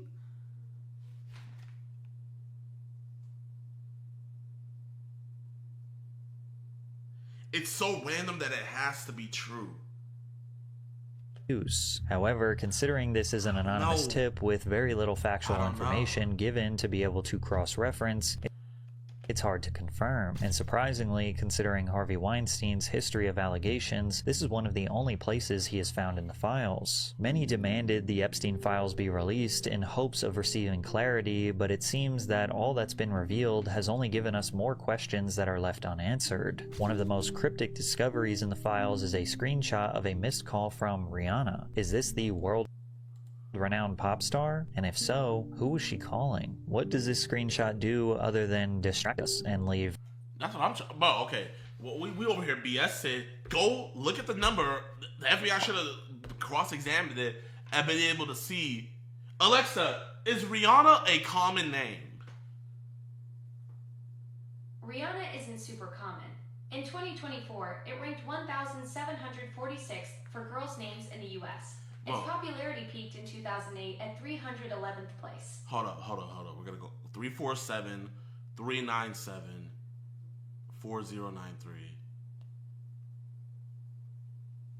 What can I help you with? Use has been restricted or is unavailable. Alexa, stop. Please contact customer care for assistance. Okay, that number's not working. Okay, 229 518 6909. Welcome to Verizon Wireless. Your call cannot be. Oh my gosh. 347 433 0537. Oh crap, it's ringing. Please leave your message. Oh my god, bro, I got scared. I'm not gonna lie, I got scared, chat. I got scared. Okay. Hey, man, Patrick, this was an amazing video, man. You know,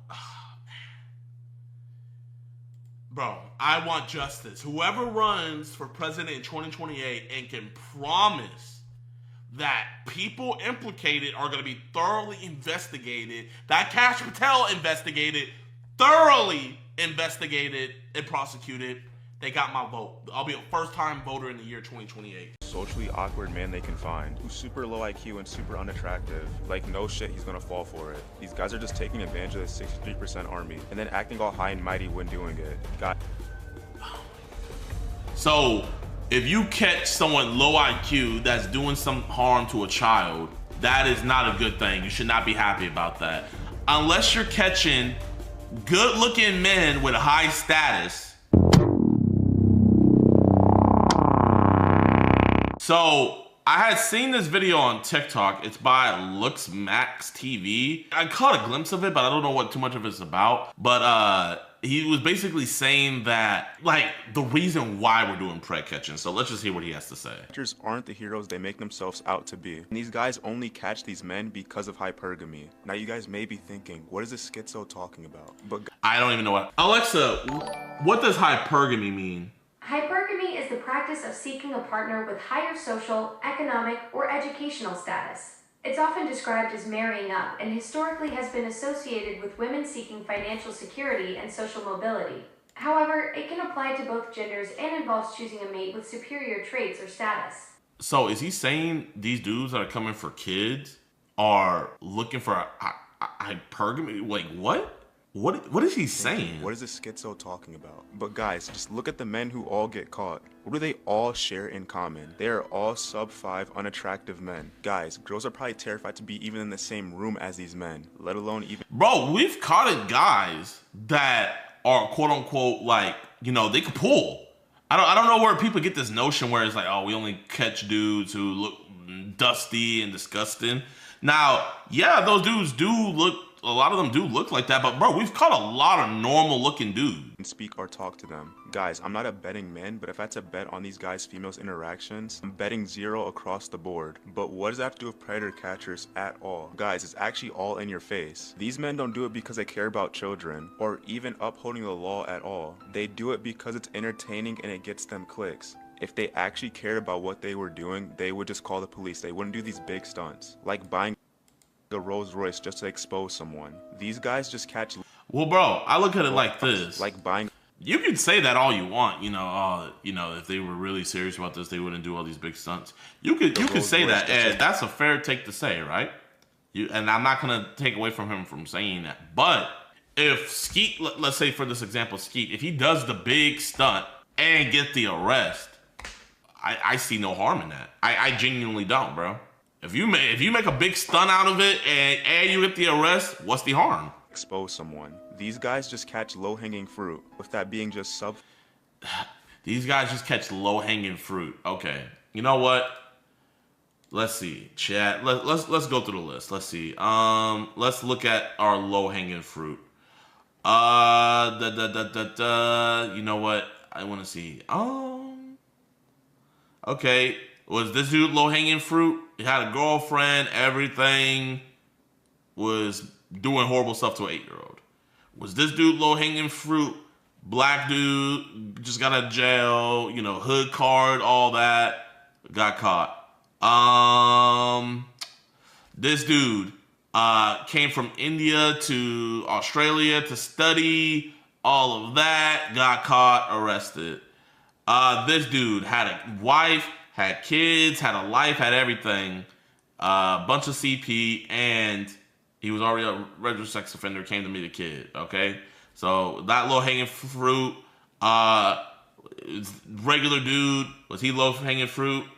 Let's see. This dude, great paying job, families, 2 sons that are 20 years old, you know, had everything going for himself, came to meet a 13-year-old. Was he low-hanging fruit? Freaking barber, a barber, not a bad looking dude at all. Tried to meet a 13-year-old. Was he low hanging fruit? This dude literally married, has a son. Was he low hanging fruit? This dude had a wife, had a kid, all of that. Had his own business. Was he low hanging fruit?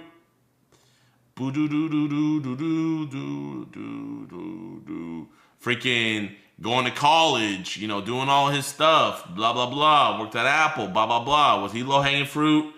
Set up his friend. Was he low hanging fruit? Trader, all of this. Had a great social life. Was he low hanging fruit? You know, bro, come on, man. Need I say more, chat?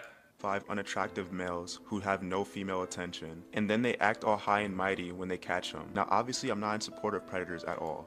Now, obviously, I'm not in support of predators at all, but you know, they're getting predators who are going for children, you know, instead of going for predators who actually have lives. They're going for predators with no lives. Now, I'm not mad about it, but I'm gonna make a whole video about it. I'm not mad.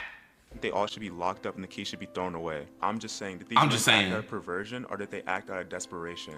Okay, did they act out of perversion or did they act out of desperation? All right, let's use his logic, okay? Let's go back, okay? So now let's look at the low-hanging fruit, okay? This dude. Oh, you know what? No, we got way low-hanging fruit. This dude married, all of this, had literal videos of family abuse happening to their children. Was he just down on his luck?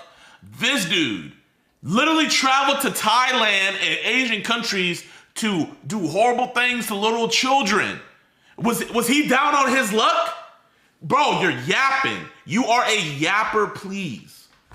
Oh my gosh, bro. This dude probably never had a girlfriend, had a bunch of CP. Was he just down on his luck? So are we now gonna say dudes that are downloading CP and stuff like that, they're just down on their luck and they just so happen to run into people like me? Are we gonna say that, bro? Do you really want to go down that route? Do you really want to be the guy that goes down that route? Because hey, if you do, man, hey, I would gladly go down that route with you. Gladly. Let's see his full video. Guys, I've been watching a lot of YouTube because my life is boring, and I stumbled across these predator catching videos. And at first, these videos were hilarious. Seeing predators think they won a Lamborghini off of sweepstakes, and then getting thrown in a cop car is hilarious. But guys, the more and more I watch these videos, the more I seen a common theme with these men. They would all say the same thing when they got caught. How they were lonely, how it's been years since they talked to a girl before. I mean, they literally sound like me, except I don't like kids. But guys, oh, okay, so if you're lonely and you haven't been with a woman, and it's been a long time since you've been with a woman, we're catching low-hanging fruit, okay? Okay? Oh my gosh. All right, he was probably lonely. This elementary school janitor had a bunch of CP on his phone, came to meet a 13-year-old girl, okay? Is it, what's his name? LMT. Is this low-hanging fruit? Is this low-hanging fruit? Listen, we don't care if it's low or high-hanging fruit. We're going to catch it all. If you're trying to meet a child, you will be caught, you will be exposed, and all the information will be given to the police. This made me genuinely think, these guys aren't actually pedophiles, or at least desire to be a pedophile, and they're just lonely men like the rest of us. But guys, the whole entire predator catching thing is just fishy to me. Like, just look at the men who all get caught. It's never someone attractive, ever. It's never somebody, oh my, bro. What is it with this dude? It's never somebody attractive, okay? Okay, R. Kelly was one of the most desirable dudes to women, and he peed in a 13-year-old's mouth? What? Is he not a predator now because he's quote-unquote attractive? Like, what are you yapping about?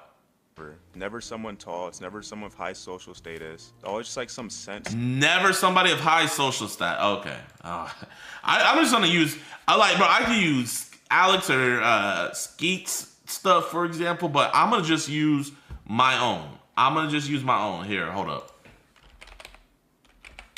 Let me go on my main channel, okay?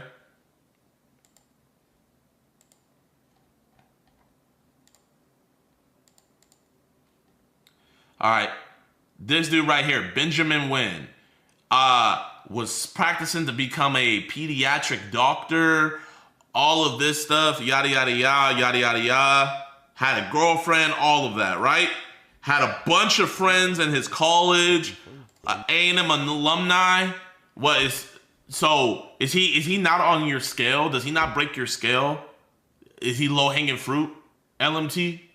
The fact that he's even making a video, like the way maybe he's just prefacing this wrong, but the way he's saying this sounds so weird. They're not actually catching predators. They're catching guys that were lonely, but these guys are coming to meet 10, 11, 12, 13-year-old girls. Like, what are you...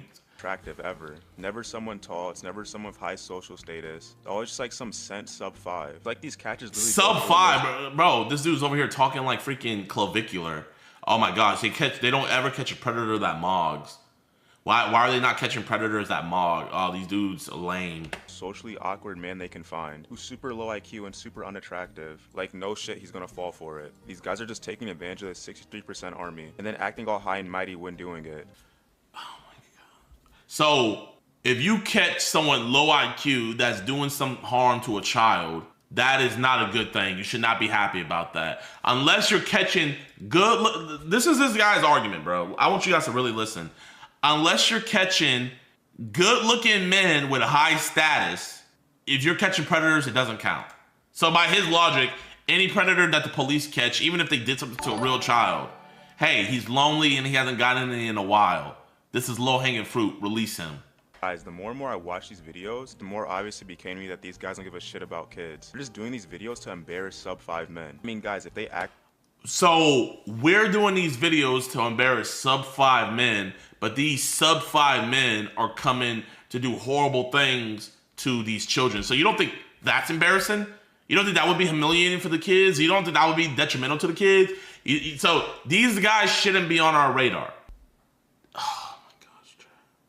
Actually cared, they would just call the police. They wouldn't do these big fucking stunts where they come as Santa Claus, exposing some oofy doofy for texting a 16-year-old. I mean, these guys literally do anything to embarrass someone. Okay, I don't know any pred catcher. At least he used the example of me, Skeeter, and Alex. We never. Our decoys are max 14. But most of mine, they're 13, mostly like 12 and under. And same with Alex. Like, go to a fucking Walmart and scream to the top of their lungs about how someone's there to meet a 15-year-old. But guys, it's not even the worst of their kind. I was looking on Twitter the other day, and guys, there's a group of catchers that go, we either get to beat you up or we call the police. And these guys will beat the fuck out of someone and still call the police on them. Like, there's no way you can watch this content and think that these guys are the good guys. These guys are just bullies who justify it by making someone a pedophile. These guys will trick... We're making somebody... Oh my gosh. Guys are the good guys. These guys are just bullies who justify it by making someone a pedophile. These guys will trick normies into thinking that it's fine to curb stomp someone as long as that person likes children. And obviously there are sick people in this world who do like children. I'm not standing up for these pedophiles at all. I'm not standing up for these pedophiles at all, but these pred catchers are making them pedophiles and they're just normies with no lives and they're ruining their life to look like good guys. But I'm not trying to defend them. I'm not trying to defend them. Either this dude is just the most double-minded person ever, or maybe he's the sub 5 normie. In his mind, what our target demographic is, maybe he's that target demographic. I feel like they should go to jail. No matter how shit your life is, you shouldn't traumatize someone else. Wait, I feel like they should go to jail, but they're ruining these dudes' lives and making them look like pedophiles. How do those two correlate, bro? How? Chat, explain to me, bro. I feel like these guys are acting more on desperation than actual perversion. If you can digest this content and not see what's wrong with it, I feel like you're a part of the problem. Oh, so they chat. No, this is you too. So you're part of you. You are part of the problem, not LMT. Not LMT. You are part of the problem if you consume this content. So here, because LMT doesn't find this pred attractive that we caught who was actively doing something to a real 8-year-old girl because he doesn't break LMT's attractiveness scale, right? We ruined his life. And we found the normie and we shouldn't even be proud of ourselves. We shouldn't. Okay. If you can digest this content and not see what's wrong with it, I feel like you're a part of the problem. Mocking lonely, unattractive men won't get us anywhere at all. If anything, the questions that should be asked from these videos is why are these guys doing it? What causes a man to become so desperate that they're willing to throw away their life and go to jail just to talk to a girl? And while I don't think that's You know what, LMT, you know what I want you to do? I want you to go to your local jail or your local prison, find every chomo in there and be like, hey, Yeah, hey, you know what? I don't care that you touched your daughter, even though you had a wife right next to you. I don't care that, you had all this CP downloaded. What made you so lonely? What made you so lonely? That's what I want to know. What made you like this? Not why did you do it? Why did you hurt anybody? What made you like this? Oh my God. Excuse to talk to a minor? Do we really think that mocking them is the answer? And guys, I'm probably gonna post on YouTube more now because TikTok has been fucking me over recently. Took away my... Yeah, bro, if this is what we're posting, nah, I'm good, guys, G. Predator... I'm good, G. Yes, they do care, bro. Jidion literally calls the police every time. Oh, bro, he's already getting cooked. All Preds are sub-5s. Oh my God, bro. It doesn't justify it. They don't actually care. They do it for entertainment. Friendly reminder, Jidion has likely done more harm to children than Hulo. He's done more harm to children than Hulo. Than 10 Hulos combined. Predator hunters. Which is why the police say, hey, please don't do this. Please just contact. That's what the police say. Please don't do this. That's what the police say. Do it. Just like that of law enforcement. But that's the thing. We don't work under the directment of law enforcement. Law enforcement doesn't tell us to do this, do that. That's the beauty of it. That's why it can be used. And the funny thing that they use this as 561 predator poachers. Delray Beach, that's where he gets all his convictions from. This dude is so dumb. Yo, what's good, YouTube, man? Welcome back to a brand new video. Make sure you guys hit that like button, subscribe, and share. Also, follow us on Kick, because at 100,000 followers, we will be giving away a Tesla. Now, I saw this video pop up on my For You page, and I've been busy doing catches and IRL streams, so I hadn't got a chance to do a desktop stream in a fat minute. But since I'm home and I got the time now, I want to watch this with you guys, man. I didn't watch all of it, but I saw the first half and I was like, oh my gosh, like we can't be real. So this dude said Jidion is ontologically evil. I don't even know what that means. Alexa, what does ontologically mean? Ontologically means relating to the study of being or existence. It's used when discussing the nature of reality and how things exist. So Jidion is existing evil? Like what? Okay, without any further ado, let's just see what he has to say. Science, you think that is bad? You think this universally agreed upon bad thing is actually bad? A thing no one contests at all? So brave. Stunning, but also brave. It's really... Oh my gosh, bro.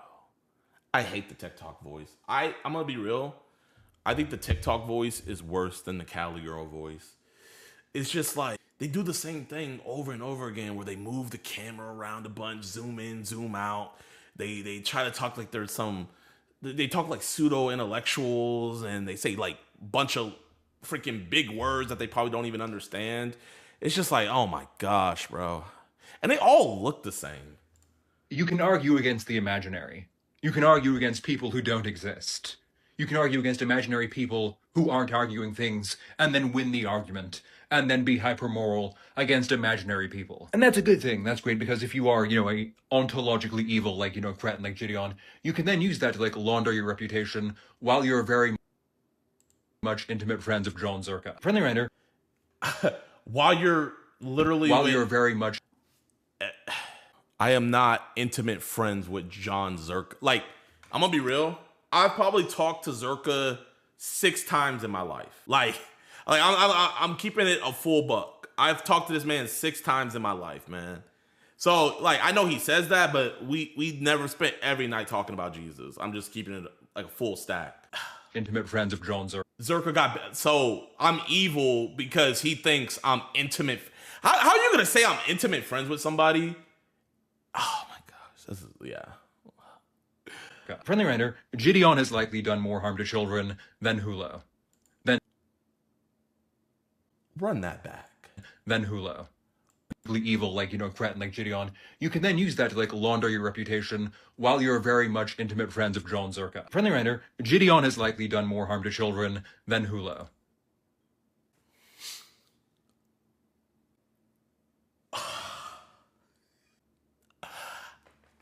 I've done more harm to children than the man that literally bought cheese pizza.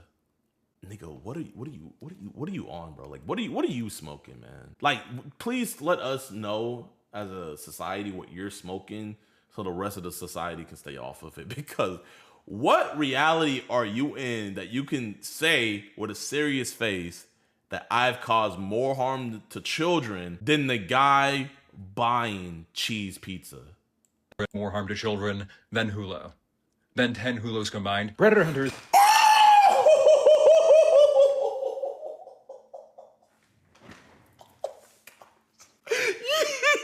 Yo! Oh, bro. Oh my. Chat, they're clip farming me now, bro. They're clip farming me now. Chat, I'm falling for the bait, man. This is clip farm. Please tell me this is clip farm. Please tell me I've done worse damage than 10 Hulos combined. So you didn't say 1, you didn't say 2, you didn't say 3, you said 10. So a super predator. So okay, IMPD warns that vigilante sting operations can hinder prosecution of child predators. You know what's so funny? You know what's so funny that he's showing this right here is that this same police station that he's showing that is saying that can hinder prosecution of child predators, we got a prosecution in that area. All the police stations say the same thing, like, hey, don't do this. Vigilantes, don't do this. But this specific one that he's showing, they not only arrested the dude, but convicted him. This was the volleyball coach that we had caught. This was in Indianapolis. So his proof text saying that I'm worse than Hulo, whatever, is, oh my gosh, this is crazy. The dude literally got convicted in this screenshot that you're showing in this area. You are, wow. And they always have been. So, enough. Twitch streamers aren't detectives. They aren't the thing you need to go to university for. And so, when non-detectives do detective things, the outcome is often significantly different. Bro, this dude. The outcome. Florida courts have dismissed charges where the methods used by civilians or confidential informants were outrageous or coerced. But you see, it has to be coerced. Entrapment, like predator poacher acted as an agent of the state, meaning they worked in cooperation at the direction of. This dude's so stupid. Look. His proof text. Chat, look at this. Under Florida law, entrapment can be a valid defense when someone induced or encouraged to commit a crime they were not otherwise predisposed to commit. If a civilian group like 561 predator catchers acted as an agent of the state, meaning they worked in cooperation with or direction of Delray Beach police, their conduct may be scrutinized just like that of law enforcement. But that's the thing, we don't work under the direction of law enforcement. Law enforcement doesn't tell us to do this, do that. That's the beauty of it. That's why it can be used. And the funny thing that they use this as 561 predator poachers, Delray Beach, that's where he gets all his convictions from. This dude is so dumb. Like, quite literally, what he is showing, him calling me evil, saying I'm creating 10 hollows, we don't coerce people. We never even talked to Hollow and told him, hey, you should buy some child porn. We don't do that. We don't tell these dudes to come talk to our decoy. And besides, the only way we can commit entrapment is if we're police officers or we're working directly with police officers. We only work with the police after the crime has happened because we're the reporting agency. We're not the acting agency, because when we're doing all of this stuff, we're not agents of the state. But he's too dumb to realize that. But hey, you know, he thinks, oh, let me highlight this, screenshot it. I'm gonna look really smart and use ontologically. Is often significantly different insofar as prosecutions aren't really acquired. And that's not theoretical. That happens all the time, which is why the police say, hey, please don't do this. Please just That's what the police say. Please don't do this. You know, that's what the police say. Contact us if you want to maximally defend children, which Jidion doesn't want to do because he wants to make content. So if you want to maximally protect children, don't do this. So if you want to maximally protect children, don't report the people that you caught trying to talk to children. He was actually very willing to trade child suffering for fire content. And that's I would trade child suffering for, bro, oh my gosh. There has never been a case that has gotten messed up because we were involved. Because there would never be a case if we never got involved, there would never be a case. So this video was just this was such a bad video. Okay, because you all care so much. Oh, my sight. Oh, man. I bet Jidion is secretly a PDF and just doing this for cover. And it's always people with no usernames. Like, I'm not gonna lie, this has been happening a lot. People have been calling me a secret PDF. There's this one dude on Twitter, he said, I can't wait till the day Jidion gets exposed being I'm not gonna lie. I would never wish that on anybody. And I'm gonna be real, if you're putting that out there in the air, that is just straight projection.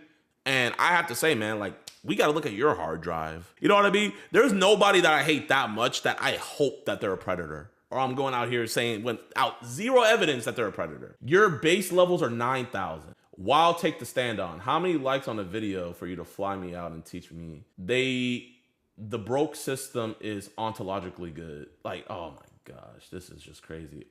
I'm crying, bro. Y'all convinced, but y'all have no proof, but you're convinced. It makes no sense. Yep, he looks like one. Okay, well, bro, you look like Hollow. So, what? Because you look like Hollow, are you a pedophile? Olive oil? Like, bro, man. It's not even, okay. It's like worse than haters, chat. It's worse than haters. Because it's like these people are straight up defaming my name because they don't like me. I would normally agree, but the police search Hollow's phone and what do you mean I would normally agree? You see, like, this is what I hate the most. I hate it when he says internet detectives. I hate it when we got these internet lawyers. When even his proof text that he's using in his own video that completely debunks what he's saying and how what we're saying actually can be used because we're not agents of the state. He doesn't even realize it. That's how dumb he is. He doesn't even realize that this screenshot debunks literally everything that he was saying. But you know what? I'm going to do me, chat. You guys know what I love to do, man. You guys know what I love to do. You know, I'm going to go on his IG, and I'm going to see if he wants to have a talk. Let's see. Where is this silly Billy? Here he is.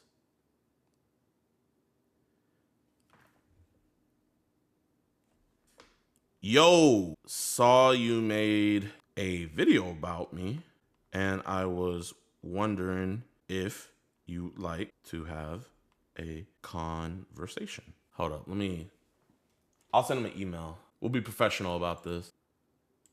Please let me know. My email, my Discord is Jidion7714. It's crazy that like 1,200 people agreed with this. You know what? I can't even say 1,200 people agreed with this because I liked it. They might have not like agreed with the take, but they just liked it because I liked it. So, but I only liked it so I could like save it. Here, let me. It really is a shame that Let me link his TikTok. Ooh, did he delete my comment? It might not pop up because I see it on my phone. Hold up, chat. Tell him to don't be rude or anything, but tell him to respond to my DM. We used to play games, and then it became sexual. He would choke me, he would hold me, he would kidnap me. How did that affect you? A lot. It just hurts knowing that. It just hurts knowing that so many kids go through this.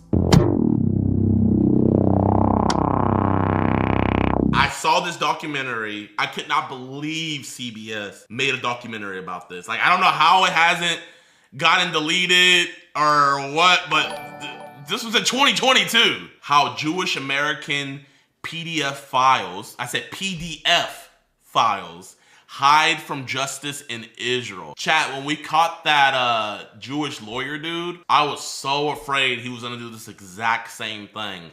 Like, I was even telling the police chief and all of them, I was like, yo, put a travel ban on this dude, bro. Like, cause they do this, man. But let's watch it, man. A CBS News investigation has uncovered a loophole that allows accused and convicted American pedophiles to escape justice by moving to Israel. So Ian Lee has been following. A loophole. Is it really a loophole if it's allowed, chat? That's all I'm asking. This for more than a year, and he traveled to Israel for this investigation. He worked with a group that tracks people accused of sex crimes, which estimates dozens of Americans. This video is anti-Semitic. I think you have been hanging around people like Sneeko too long. So you're calling one of the most reputable news sources in the world, CBS News, Bro, I'm not watching Nick Fuentes. I'm not watching nobody. I'm not watching Myron Gaines. Oh my gosh. Chat, should I just click off, man? I still want my $7,000, chat. Nah, I'm gonna still watch it. Have used this loophole. So, you know, he's... Yo, this dude's a true American hero. The fact that he's tracking these dudes in a whole different country, give my utmost respect to him. 6'2". We are on a stakeout looking for this man, Jimmy Julius Caro, 48 years old, and wanted on charges of sexually assaulting a 9-year-old girl in Oregon back in 2000 and a 5-year-old girl in Israel in 2001. Oh my gosh! He's considered dangerous. But these photos are a few years old, so we don't know if he'll look the same. He remains elusive. Previous attempts to capture him have failed. Obviously, the fear that he would somehow figure out that anyone's looking for him and bolt. He just called his number. Shauna Aronson got a tip that Caro's expected at this clinic near Tel Aviv. Who's going to call the She's police, with JCW, Jewish Community Watch, an organization that hunts down accused. Oh, she's the girl. Yo, this girl is a true hero. Okay, my bad. I thought it was a guy doing it. This girl is a true hero for doing this, man. Pedophiles who flee to Israel from the U.S., exploiting a process called law of return, whereby any Jewish person can move to Israel and automatically gain citizenship.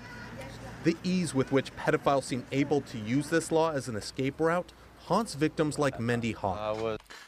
You see, that's ridiculous, man. Why are we even allowing people with trials or convictions to fly out the country? And not only fly out the country, but get automatic citizenship in another country with our ally. I thought if an enemy of our country, right, and in my opinion, a criminal, that especially that does something to children, if an enemy of our country is hiding in one of our allies' countries, shouldn't our ally help us out and deport them? Shouldn't, when they get to that airport, wait, hold up.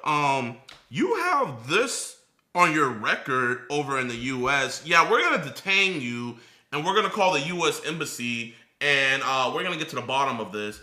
Boom, bada boom, ship them right back. Shouldn't that be what's happening, chat? Don't we have that type of relationship with Mexico where if one of their guys comes over here, we deport them back, and then they arrest them? Or if Mexico has one of our guys, they deport them back over here and we arrest them? Why do you think Jeffrey Epstein was so close with Israel? I don't know all about that, man. We might have to find some videos about that. I don't know too much about that, but I do know about this.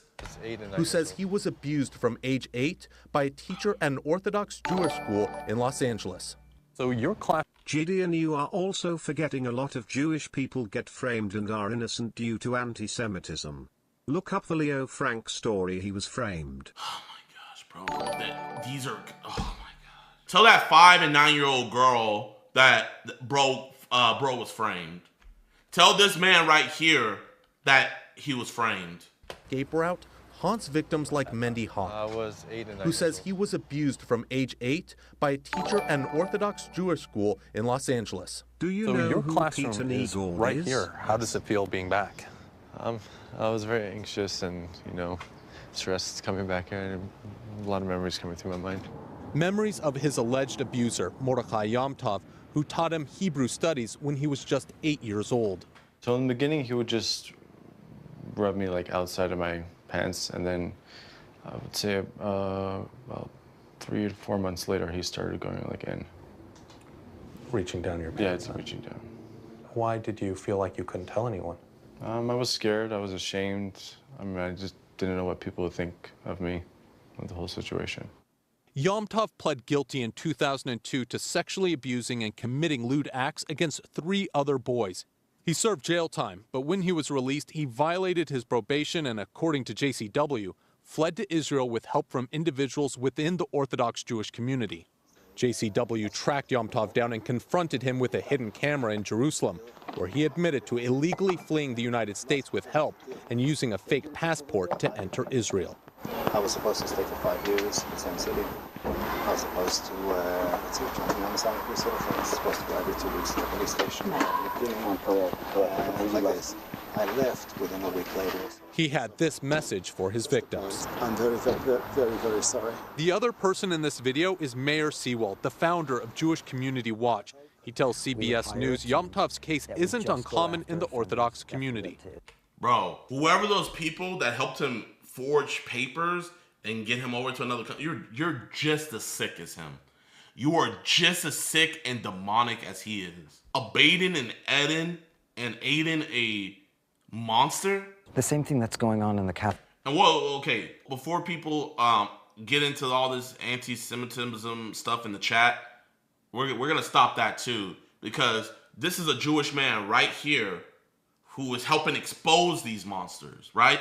He's helping expose these monsters and get them off. So I see people in the chat saying, oh, average Jew, da-da-da-da-da. No, these are particular monsters that just happen to be Jewish. And he's fighting to actually get justice. They are all the same. Bro, you're banned. I'm banning you. I'm not allowing that. 85% of the Preds I've caught are white American men. And I would never dare come out here and say all white American men are pedophiles. 90% of the CP traders I've caught in are white American men. I would never come out here and say white American men are addicted to CP. I'm not gonna do that. So for you guys for people who don't even have a tenth of the experience I do in dealing with this type of stuff, you have no room to talk whatsoever. This is a Jewish man right here fighting against this demonic practice and getting these creepos out of his country to get them arrested, man. And you're gonna say they're all like that? Bro. Catholic Church right now around the world, the exact same thing happens in our community. The rabbis say it's, you know what? Yeah, okay, yeah. How many of you guys are Catholic in here, man? How would you feel if I said all Catholic priests are like this? How would you feel? Exactly. Shut up, bro. There's bad apples in everything. You expose the bad apples. You don't expose the whole batch. You guys are the same people who get mad at people saying all cops are bastards. You're the same people that get mad at those people, right? But yet you're gonna say all Jewish people are bad? Come on, bro. But he promised he's gonna go for therapy, he's never gonna do it again. Boom, he's in another community. A few years later, he's at the same thing, and we hear more allegations that the person continued to abuse children. And often, those abusers end up in Israel. Rabbi Yehuda Oppenheimer says he unwittingly helped Caro escape. There was nothing that raised any red flags up to the point where he was moving to Israel.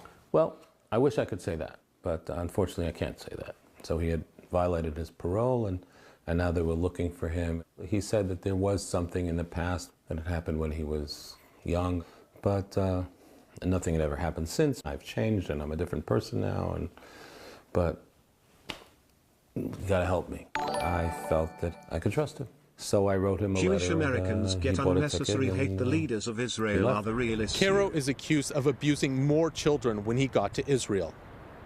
What was that like for you when you found that out? Punch to the gut. I was late today. I always Rabbi come in when I Oppenheimer work, says but the today was a reason busy he came morning. forward is to shine a light on the Blue-collar stuff process aside, of accused smiley pedophiles face fleeing emoji. to help ensure it doesn't happen again.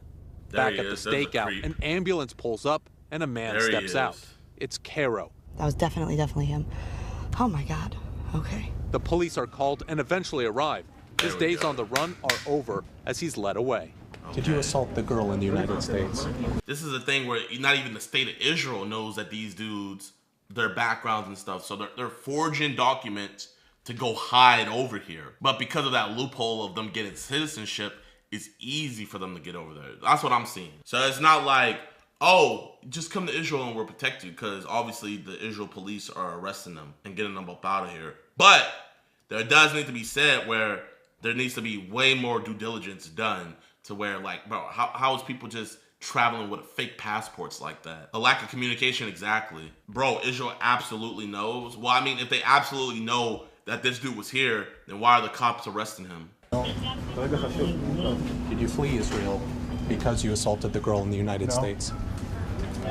Have you ever assaulted any girls in Israel? Yeah. Do you know that you're wanted by Interpol? Yeah. There's relief as police escort him to their car.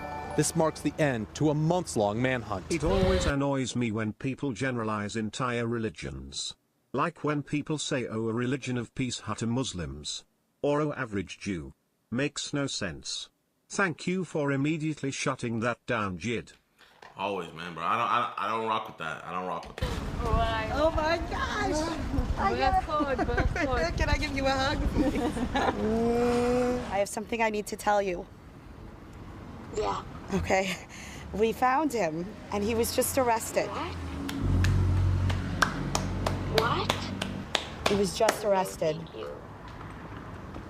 Wow, oh my gosh. Amuna, not her real name, is the person on the other end of the line. She was a little girl when Cairo entered her life. I was 4 or 5 years old.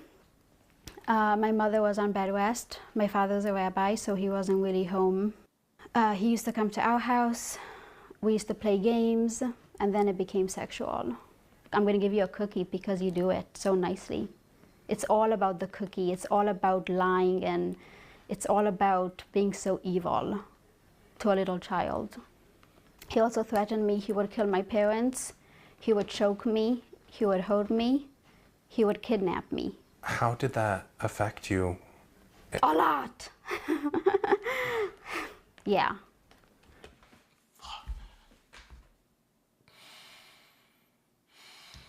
It just hurts knowing that.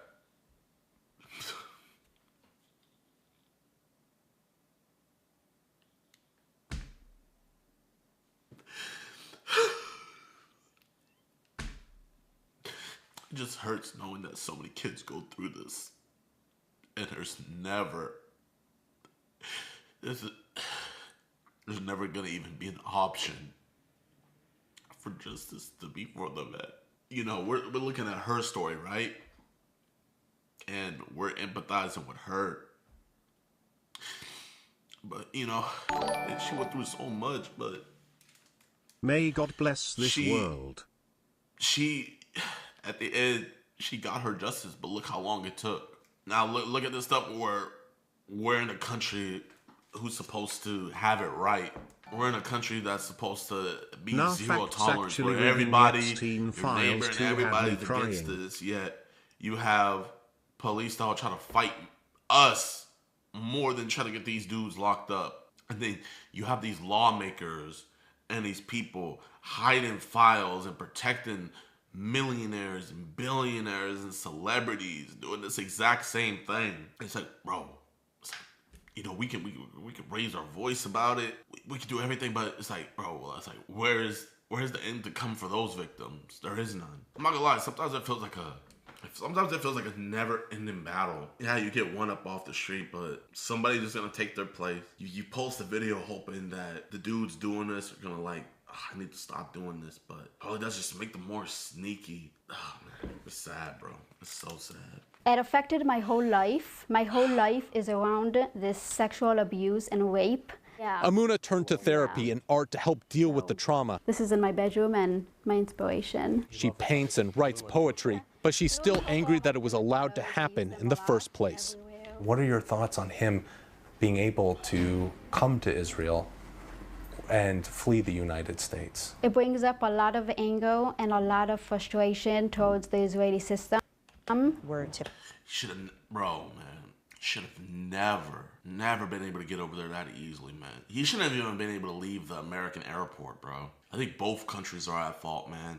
He should have never been able to even get on a plane to leave America, let alone enter into another country and then be let in. Shauna says the failure begins in the U.S. Why would someone want to help one of these pedophiles escape? Oftentimes there's some sort of community incentive. Either somebody owes them a favor, or someone in the community, let's say an institution, has covered up for them in the past, and they know that if this goes to court, there's a lot of civil liability coming down the line, you know, and it's going to cost a lot of money to a lot of people, and nobody wants to deal with that. Shauna accuses the Israeli police of not prioritizing accused pedophiles on the run. Why do you have to be the ones that do this? Because nobody else is. That's really, I don't have any better answer than that. And if you guys weren't doing it? Then nobody would do it. Israeli police told CBS News that, quote, the police coordinate closely with the Ministry of Justice and worldwide police organizations in order to find suspects overseas. Today, Caro faces charges in Israel, while back in the United States, the district attorney's office in Clackamas County in Oregon told CBS News they are working with federal authorities to secure his extradition. But Mordechai Yomtov remains at large. The district attorney here in Los Angeles told us they have not requested Yomtov's extradition and that they had no other comment. Jewish What? Told us they have not requested Yomtov's extradition and why? You know where he is. They've literally confronted him. Why has he not? That they had no other comment. Jewish Community Watch says that is the problem. If American officials don't try to get accused pedophiles from Israel, then they simply escape justice and leave children at risk. Bro, man. And then they want to do these little stupid-ass sting operations saying, oh, we've caught over 100 predators in one weekend. But how many of the judges gave them probation like our guy did? The U.S. Department of Justice declined to comment on specific cases, but praised their relationship with Israel's law enforcement, adding sex offenders have been successfully extradited in the past. Days after Caro's arrest, Amuna confronted him at an Israeli police station. I was scared. It was good. It was good to confront him. It was important for me to have that closure in my life. The healing process will continue for Amuna, but for many, like Mendy, the lack of justice means the pain continues. So there are two things JCW says could help close this pathway. First, better background checks on people moving to Israel. And second, more willingness from U.S. authorities to pursue the accused. So it certainly seems like law enforcement, both here and in Israel, are sort of busy patting themselves on the back on how well they cooperate with one another. But Jewish Community Watch seems to be doing most of that grunt work, that on-the-ground investigating. Why do they say, the group, why do they say more pedophiles aren't being apprehended? So it's very complicated when you leave the United States and go to Israel. First, they say that once these people are wanted, that they need to go to Interpol and have that international arrest warrant put out for them so that the Israeli authorities can then start looking for them. Extradition is expensive, and a lot of these jurisdictions just don't have the money or manpower to really pursue them. And then when you get to the Israeli side, JCW says that they need to be doing more background checks on these people. Sometimes a simple Google search will bring up, especially if it's an Interpol arrest warrant, will bring that up, and so that they can then know this person is dangerous, they should not be let in, or if there is an arrest warrant out for them, that they need to go and pick them up. And JCW says that there just isn't the priority to go and pick these people. Because they don't care about pedophile. Nobody really cares about pedophile until it happens to one of their own. They care more about drugs, and that's what they care about, drugs. They're gonna make money off of that. A guy touching a child, like, bro, yeah, you'll get some good publicity, get him arrested and stuff, but you're not really bringing money back into the state like that. They want to do stuff that brings money back to the state or back to the country. That the police don't have the resources there to go and look for these people as well. So it really does fall on JCW to track them from the United States to Israel. That's unbelievable. Does JCW also sort of believe that aside from law enforcement, there are sort of other elements of the community that need to work on this? Yeah, and that's another big part of this, is that a lot of the times these people have help. And help within the community, people that... I'm trying to figure out, there's got to be some powerful people if they could help you make fake passports and all that and get you into another country without being detected. That has to be some powerful people, bro. Help them flee to Israel. Sometimes, as we saw with Yomtov, he had help, according to JCW, to flee the country through Mexico and then get a passport, a fake passport there to immigrate to Israel. So These are elaborate schemes. They are, and they need a lot of people to pull off. And they say that there needs to be a conversation within the community about not protecting people. And that's where what's so important to have Rabbi Oppenheimer, come forward and talk about this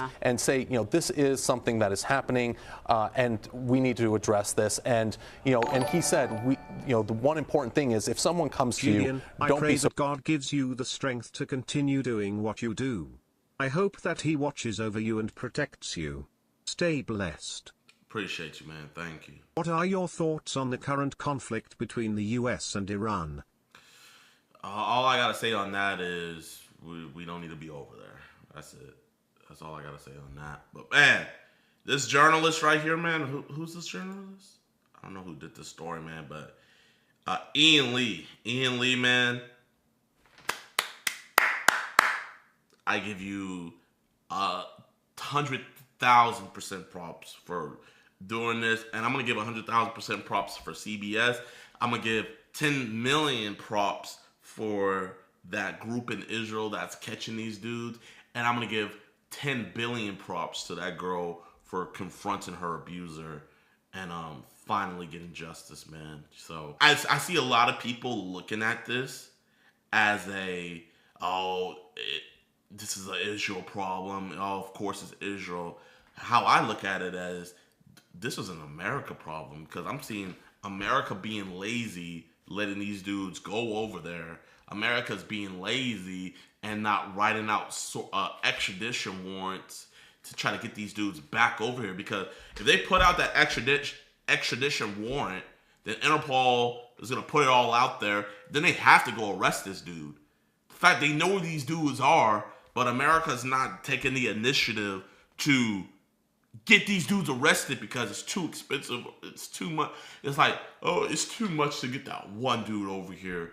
Let's go bust Jamal for 2 ounces of coke, and let's give him 50 years. That looks better on the headlines more. Like I think us as a society, we don't care. We're tired of the war on drugs. When is there going to be a war on pedophilia? When is there going to be a war on CP? When is there going to be a war on child predators? Alexa, how much money does the DEA make a year? The DEA's annual budget for the most recent fiscal year exceeds $3.15 billion. $3 billion for the DEA, the drug enforcement. So how much money does ICAC receive a year? So ICAC is the Internet Crimes Against Children, right? Look at this, chat. $3 billion of government funding to the DEA, only 40 to 48 million in federal funding from the Department of Justice. Alexa, who's in charge of the Department of Justice? Pam Bondi is the current Attorney General, leading the Department of Justice since February. Alexa, stop. Pam Bondi is the leader of the Department of Justice. So Pam Bondi's who's in charge, and I think it shows. So we're $3 billion to stop drugs, but only $48 million to stop child predators. And you guys wonder why nobody on the Epstein list is getting arrested. All you gotta do is follow the money. That's all you have to do. You follow the money and it will tell the whole story. Bro, I'm not gonna lie, y'all. What is happening in America? There were shots fired today at Trump's White House Correspondents' Dinner. I mean, this is like, what, the 5th assassination attempt on this man? You know what I mean? It's like, how many of these are, legitimate? How many of these are from foreign actors? Like, what is actually going on? So, this just happened today, man. We're gonna play this first clip here. This was just President Trump talking to Melania and some other people at his dinner, and then you just start hearing the shots. I'm gonna play. So you can't really hear the shots here, but the shots were shot. Then the Secret Service, they come over here. They start getting in front of Trump and everything. You're going to see the bigger guns come in now. Okay, you see them all get in front. So I'm going to show you guys what actually happened, because on Truth Social, Trump released he released something, finally. He released the footage of the shooter running in, beelining straight to the ballroom. Watch this. There's a shooter right there, beelines it right past, ran past all these security. So this is the point that I'm trying to get at, man. It's like, is our Secret Service now under this administration just that incompetent to where they can't even protect the president? I mean, bro, literally, I will give it to him. Bro is fast, right? Like, this was out of nowhere, but you would think there would be more safeguards. You would think there would be barriers or something like that. But no, man, bro could literally, like, how did he even get inside the building to be able to even get through that far? But watch this one more time. This is him just running past, like, oh my gosh, bro had no idea what was going on. Imagine if he had a bomb. If he had a bomb, because it wasn't just President Trump there, it wasn't just the vice president and the Speaker of the House. We had some of the top cabinet members and a lot of innocent people that were there at this event. And this could have been a lot worse than what it was. But that's him running by, and he has already been identified. So this is him right here. His name is Cole Allen. He is from Torrance, California. And coincidentally enough, he is a school teacher. So he's a school teacher. We don't know how he got over to Washington. We don't know if he drove over there, or if he took a flight over there. But he did have a weapon on him, and he presumably was coming there to at least get Trump or get some of the cabinet members. We don't know that yet. But he has been taken into custody. Early reports were saying that he was killed on scene, but we now know that he is still alive. So that's him right there. That's him being arrested and everything. Here's another photo from Trump that he posted on Truth Social. So he still is alive. I don't know if he was shot or not, but I do know that shots were fired. I'm gonna try to find a video real quick of the shots being fired. So sadly, I wasn't able to find that footage of like actually hearing the shots, but you could hear multiple shots being fired and everything. But I also want to show you guys this clip I saw. This is a woman that was there at the Correspondents' Dinner, and she commented on how there was like a big lack of security and how really easy it was for even just members of that were invited to get in. So I'm gonna play this real quick. How did somebody get a gun into the White House Correspondents' Dinner? Honestly, as somebody who went, there was no security. You just showed your ticket and you were able to completely get in. There was just no pat downs, no metal detectors, nothing going on. So really horrible setup, and I just don't even understand. So that's absolutely crazy. There was no pat downs, there was no metal detectors. All you have to do was just show your ticket.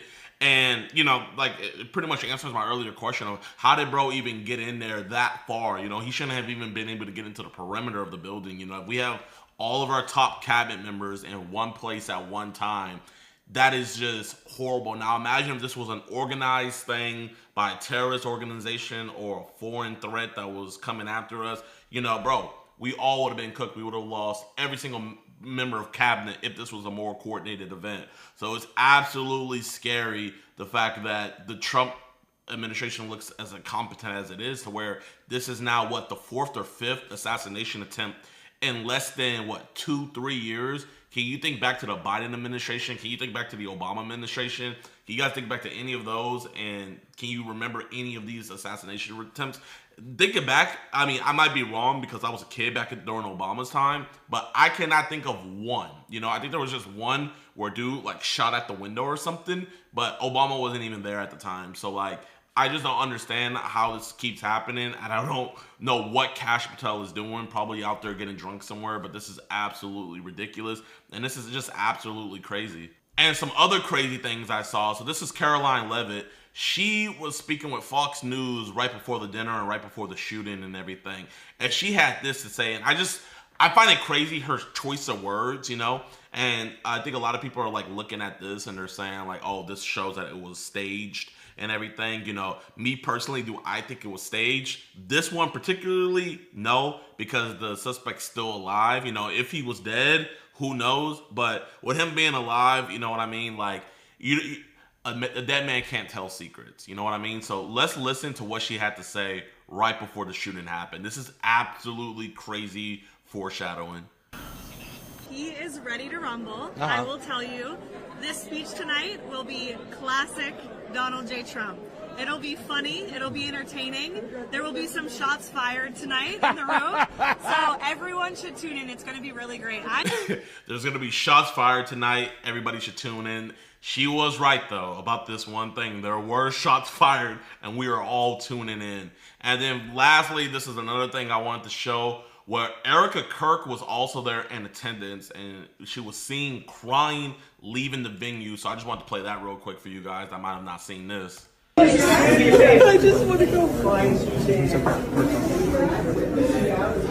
So I mean, you know, it's obvious, you know, why she would be emotional, what all happened with her husband and everything. So just a crazy night, crazy circumstances. And, you know, like I said, me personally, I'm not a Trump guy, but you know, we got to use our voting power to just vote these people out. You know what I mean? Let's not go into anarchy and start killing, because all it's going to do is just cause chaos, and also it's just going to cause other people to see people as martyrs or see their side being more right, and then them wanting to, you know, vote more people that they like that are in that sphere into power. That's just me particularly, man, but this was a crazy event. Let me know what you guys think down in the comment section below. Bro, America this is crazy.